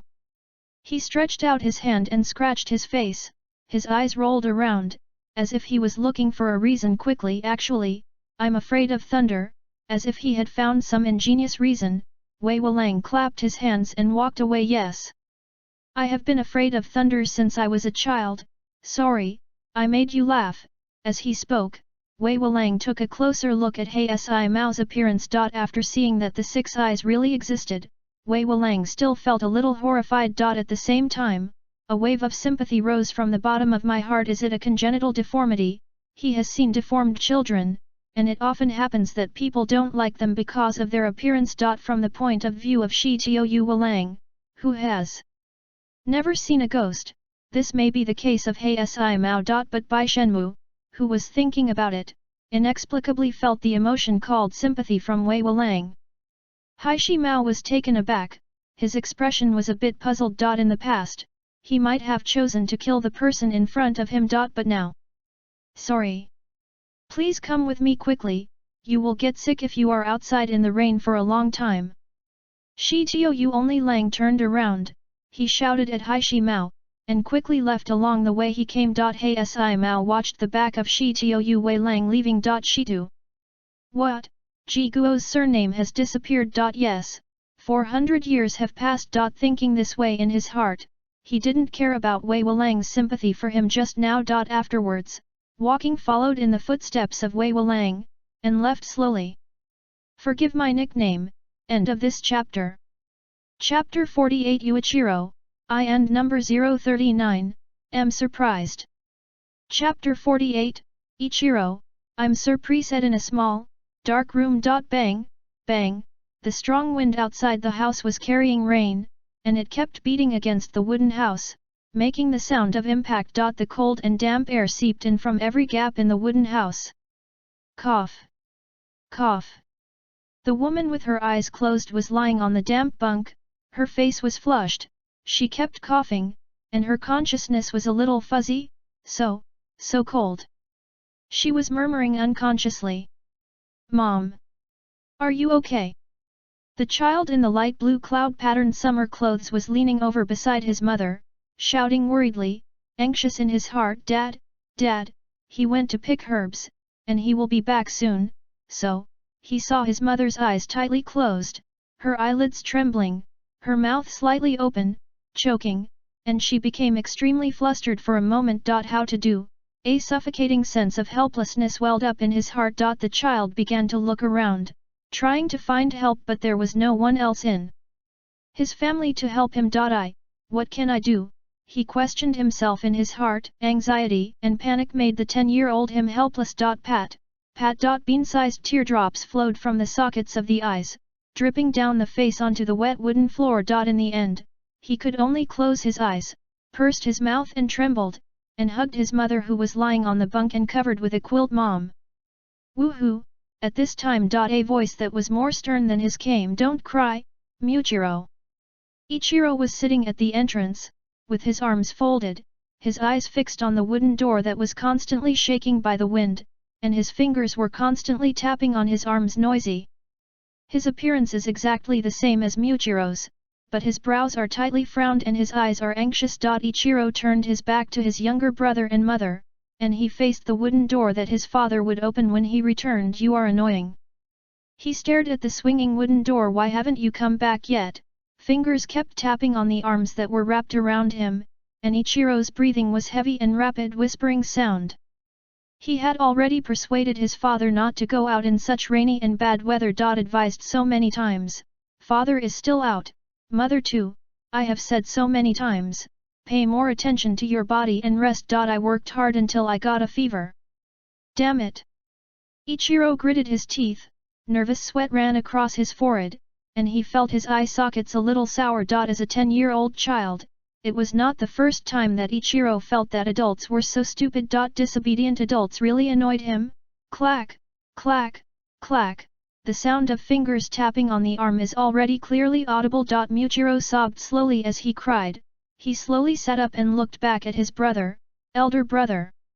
Seeing that Ichiro ignored his plan. He twitched his red nose, lowered his head, twisted a new towel, and covered his mother's forehead again. All of a sudden. In the house, except for the slight coughing and panting of the mother, only the rustling rain can be heard on the ground outside the house. Just when Ichiro got impatient with waiting and was about to stand up. Squeak clang, the wooden door in front of him was suddenly pulled open, and the cold breath carrying raindrops rushed into the house.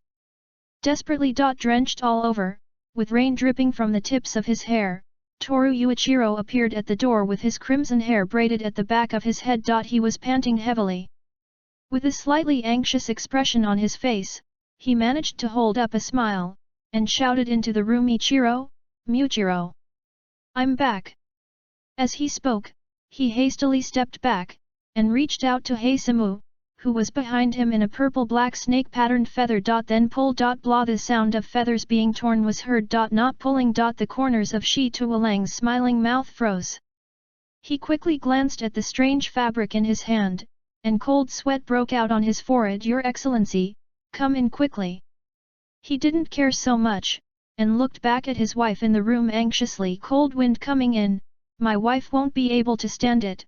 Mao Vinian, who was observing the Black Death in the house, was slightly taken aback. He looked at the woman lying in the house. He has been a ghost for a long time, and he has not had the feeling of how fragile human beings are for a long time. But he reacted quickly and took a step into the house. Bang!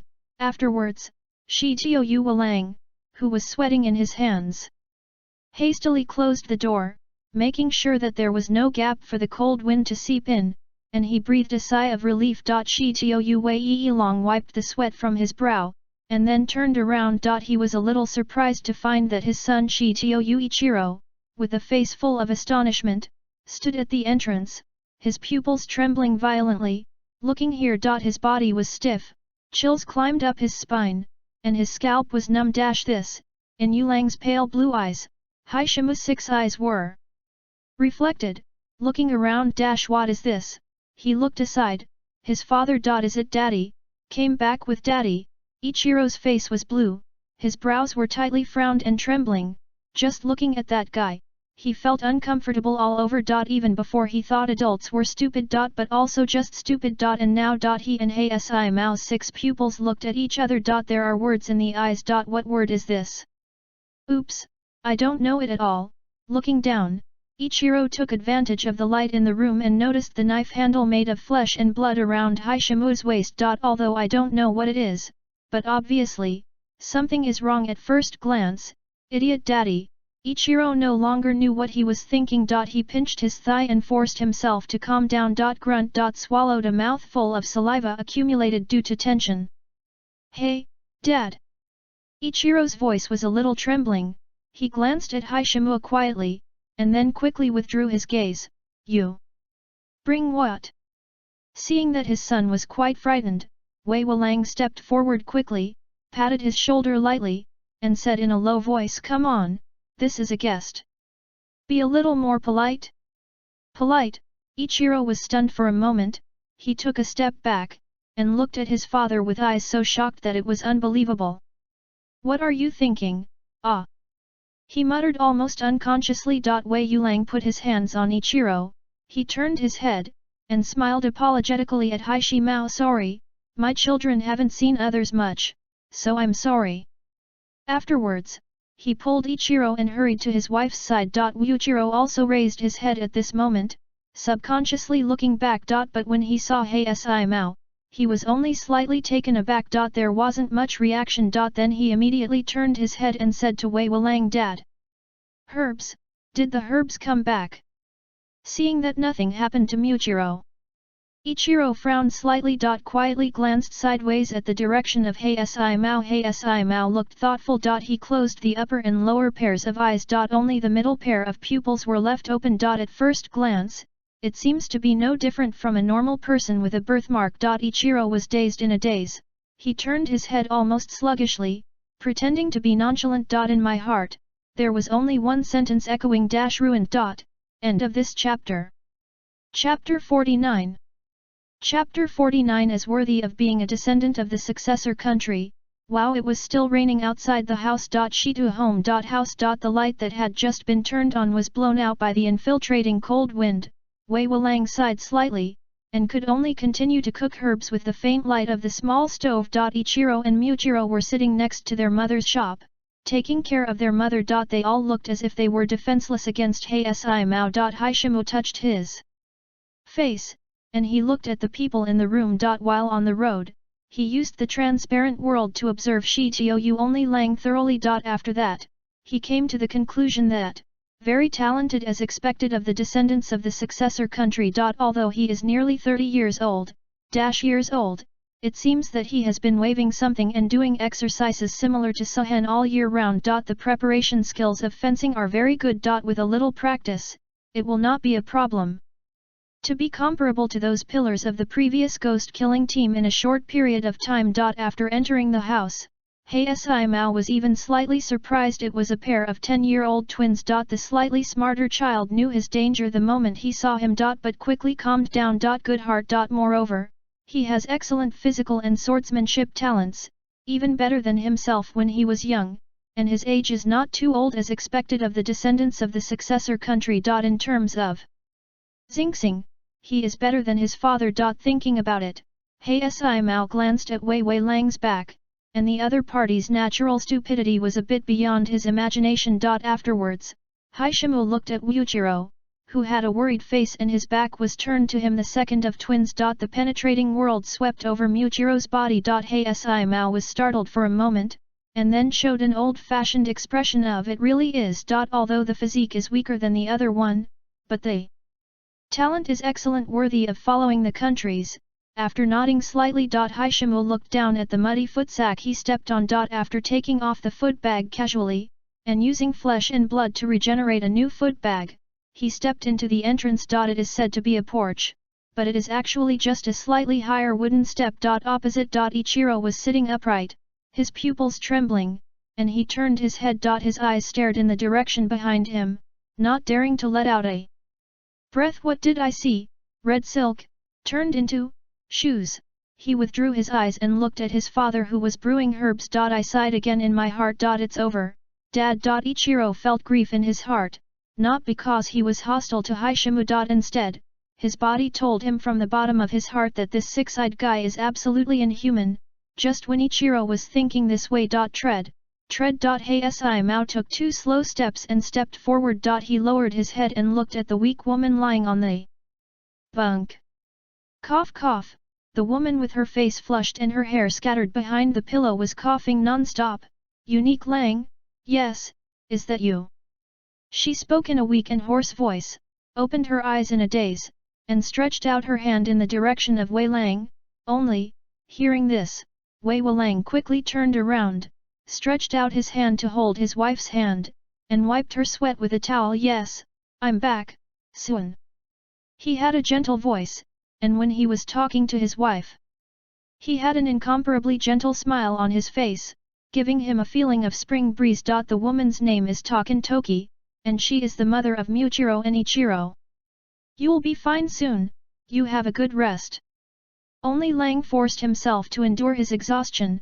He smiled at Suan, and kept wiping his wife's sweat with a washed and wrung towel. Shi Tuxun just slowly closed his eyes, and then he gradually fell asleep as if he felt relieved. Seeing the two of them like this, like that. He Si Mao stood aside, lost in thought. He also had a wife and children. Only he recalled, but the faces of his wife and children in his memory had long been blurred, and he couldn't even remember the tone of his voice. Hizen Mao could only remember roughly the tips of his wife's hair seemed to be a little bluish. Children, there seemed to be two. I don't know anything else after all. 400 years. Before joining the ghost-killing team, I stopped seeing them. Black Death Mao thought, I don't remember, it's only natural. Just when Si Mao had no waves in his heart and was about to observe other things. He suddenly stiffened. Head aches. How sad, brother. Yuan Yi's old and hoarse voice suddenly sounded in his heart. That bright face and dark red haori suddenly jumped into my heart. That old, mournful, tearful face after 400 years, it is so clear. Si Mao was stunned on the spot. He looked straight at Shi Tuoyusun who was lying on the bunk. His breathing gradually became short of breath. Gujing Wubo's emotions seemed to be broken bit by bit. No Yuanyi, you are different. Haishimu's eyes were flustered, and he was thinking quickly. In his heart. But in memory, the old and compassionate face remained unmoved, just watching him quietly, unmoved. A long time. Creak. Black Death Mao's fists gradually clenched, making a creaking sound. Aside. Shi Tuoyulang heard the sound of clenched fists. He quickly raised his head, and looked at the eyes of Haishi Mao Na who were staring directly at his mother. Suddenly, his pupil shrank. Mom, there is danger. Swish. Ichiro stood up abruptly. He raised his head, clenched his teeth, his face was hidden in the shadows, and his blue pupils were fixed on Heisamu. The footsteps moved slowly, he blocked Si Mao. Behind him is the lying mother. Ichiro took a deep breath, his clothes soaked in cold sweat, his body was trembling unconsciously, and he couldn't even stop it. Cough. Ho! Speechless, the body wants to escape. He stood in front of Heisei Mao, his face was pale, and his calves were trembling uncontrollably. This action naturally attracted the attention of Waiwalang and Muchiro next to him. Brother! Muchiro looked at his brother's back, and asked with some doubts, what are you doing? But when he looked at Si Mao, his expression suddenly became as frightened as Ichiro's, turning blue. It was just far away. Now that it's getting closer, Muchiro, who has been focusing on his mother, can see clearly what kind of thing Si Mao is. Just when the two brothers felt that everything was over. Next moment. Father Tokikiro turned his head to the side, and he glanced at Ichiro and Muchiro. A gentle voice sounded slightly, Your Excellency. Wei Walang smiled and looked at Haishimu.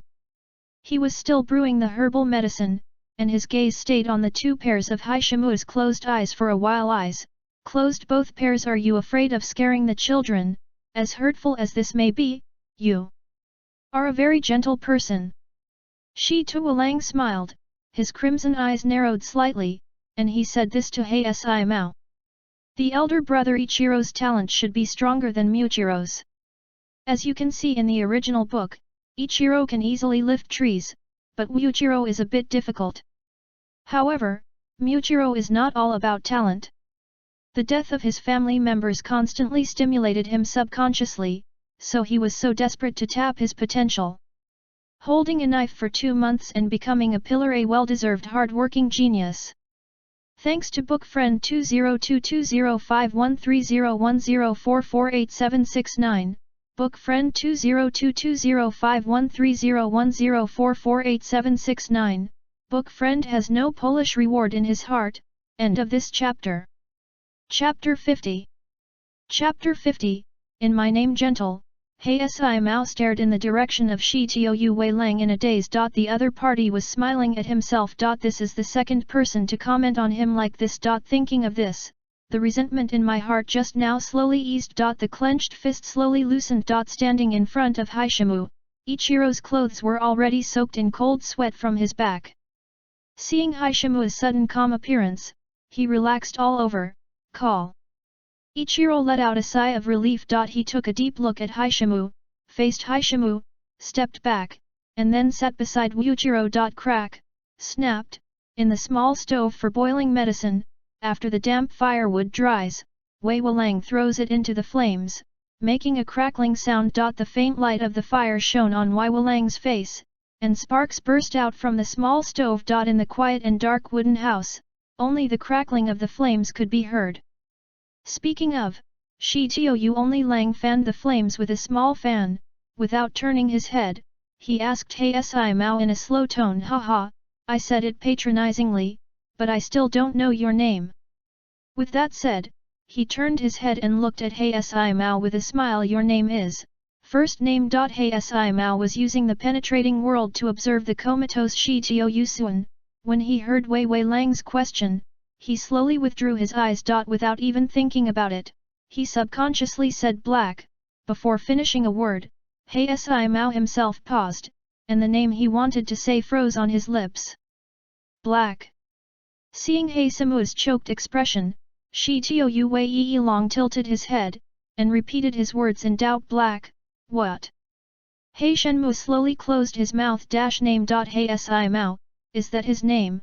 Looking back at the first half of his life. Everything in the past is like a flipped piece of paper, swishing over in my mind. In the end, the piece of paper depicting the memory stays the figure of him facing away from Anika. Thought for a while. The emotions that had been silent for 400 years seemed to be beating again. He was brewing slightly, and spoke again. My name is Ji Kuiyan Wins. Ji Kuiyan Sheng said firmly. Heard. Creak. Shi Tiu Wikairo, who was fanning the flames with an old fan, froze for a moment, then he smiled nonchalantly. That's it. It's really quite a domineering name. It rained all night. It wasn't until the evening of the next day that the rainstorm slowly stopped. Sunny days after rain often make people feel more happy.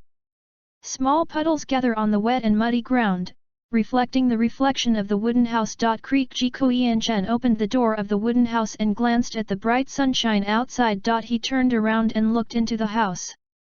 Mom, slow down.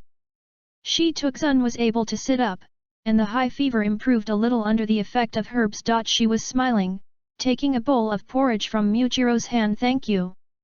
Seeing his mother smiling, Mujiro slowly sat back on his knees, with joy from his heart on his face. Hey. With both hands clenched into fists on his knees, Mujiro smiled happily and rubbed his hands back and forth in a small way excitedly. Ji Kuiyan Wins. He observes outdated Tuxun's body through the penetrating world. Excessive fatigue and high fever caused by cold. Coupled with the fact that the body seemed to be weak, it led to a near-death state. But if you just drink that rough and boiled herbal medicine normally, you can't bring Shi Tuxun back from the brink of death. The reason why Shi Tuxun can sit up now is he gave Shi Tuxun a drop of blood. A drop of blood mixed with ghosts. While the dose is small, it cannot turn Shi Tiu Suan into a ghost, and it can also temporarily provide vitality to maintain body functions. Relying on such rough and uncontrolled strength, Shi Tuxun managed to survive. The matter of saving lives was proposed by Ji Kuiyan himself. And deliberately did not let Ichiro and his son see the process. Wei Wulang is especially grateful for his behavior of saving his wife. At this time. Inside the house. Mujiro suddenly raised his upper body, leaned against his mother, glanced at Ji Kuiyankatsu, and said in a low voice, correct. Mom, last night, she took and tilted her head, listening to Mujiro leaning against her ear and saying something. She blinked and nodded from time to time. Finally, he showed a surprised expression. Then he raised his head with a smile. She looked at Ji Kuiyan by the door. Mr. Jiguo, is that right? Really, thank you very much. Shi Tuxun smiled at him and nodded deeply. Ji Kuiyan nodded slightly, but didn't speak. He just looked at Shi Tuxun and the two brothers Yuwu next to him. It's not unconditional when he helps. The condition is pat. Hey! Six-eyed uncle! Ichiro frowned, he put on airs, and walked over unceremoniously, still wary of Ji Kuiyan. What are you talking about? Sword practice? When will it start? Ichiro folded his arms, raised his head, and looked straight at Ji Kuiyan. Even if this man healed his mother, Ichiro couldn't completely let go of his guard against him. Anyway, why do we children of the woodcutter have to practice that Lao Shi's swordsmanship? there was a hint of doubt in Ichiro's mood. That's right. Ji Kunuwakatsu's pupils moved down, looking at Ichiro who was close to him. His condition is to have Ichiro and Muchiro, as well as the father and son of the only one. Follow him and train together. Wei Wulang happily agreed on behalf of his two sons. Wait for the night. Ji Kuiyanchen withdrew his eyes, and he looked straight ahead like a piece of wood again. If it was before, he might force a few people to practice regardless of their opinions. Perhaps, I have changed too, Yunyi, the other side. Ghost Squad. Butterfly House. Hey, did you hear that? Two yins in black uniforms were strolling, holding wooden boxes in their hands, talking to each other. I heard, what did you hear? Yin Yi, who was asked the question, looked at his colleague suspiciously. It's the very kind uncle who has many children. What's up with him? Seeing his ignorant appearance, Yin Jia suddenly became interested, and deliberately lowered his voice with an exaggerated expression. That uncle. He drew his tone. Then lie next to Yin Yi's ear. He defeated one of the winding ones. Yin Yi was taken aback when he heard this, and then smiled. What? You look so exaggerated. Just defeat the winding. He froze for a moment. Time flies, and it has been a week since Tanjuro came to Butterfly House to recuperate and spend his daily life with his wife and children. A week. I don't know whether the beak of a certain jay is fast, or the beak of a certain owl is faster. Kaiman Tanjiro repels the first one. The news has been spread within the ghost killing squad and everyone knows it. And the more it spreads, the more outrageous it is. And it gradually deviates from the original truth. Even in daily life, Tanjiro helps out at the Butterfly House, or teaches his children how to properly dance the fire god Kagura. There will always be hidden or team members in black uniforms secretly watching. This annoyed Tanjiro, who likes to be quiet. And this day. More troublesome things happened. End of this chapter.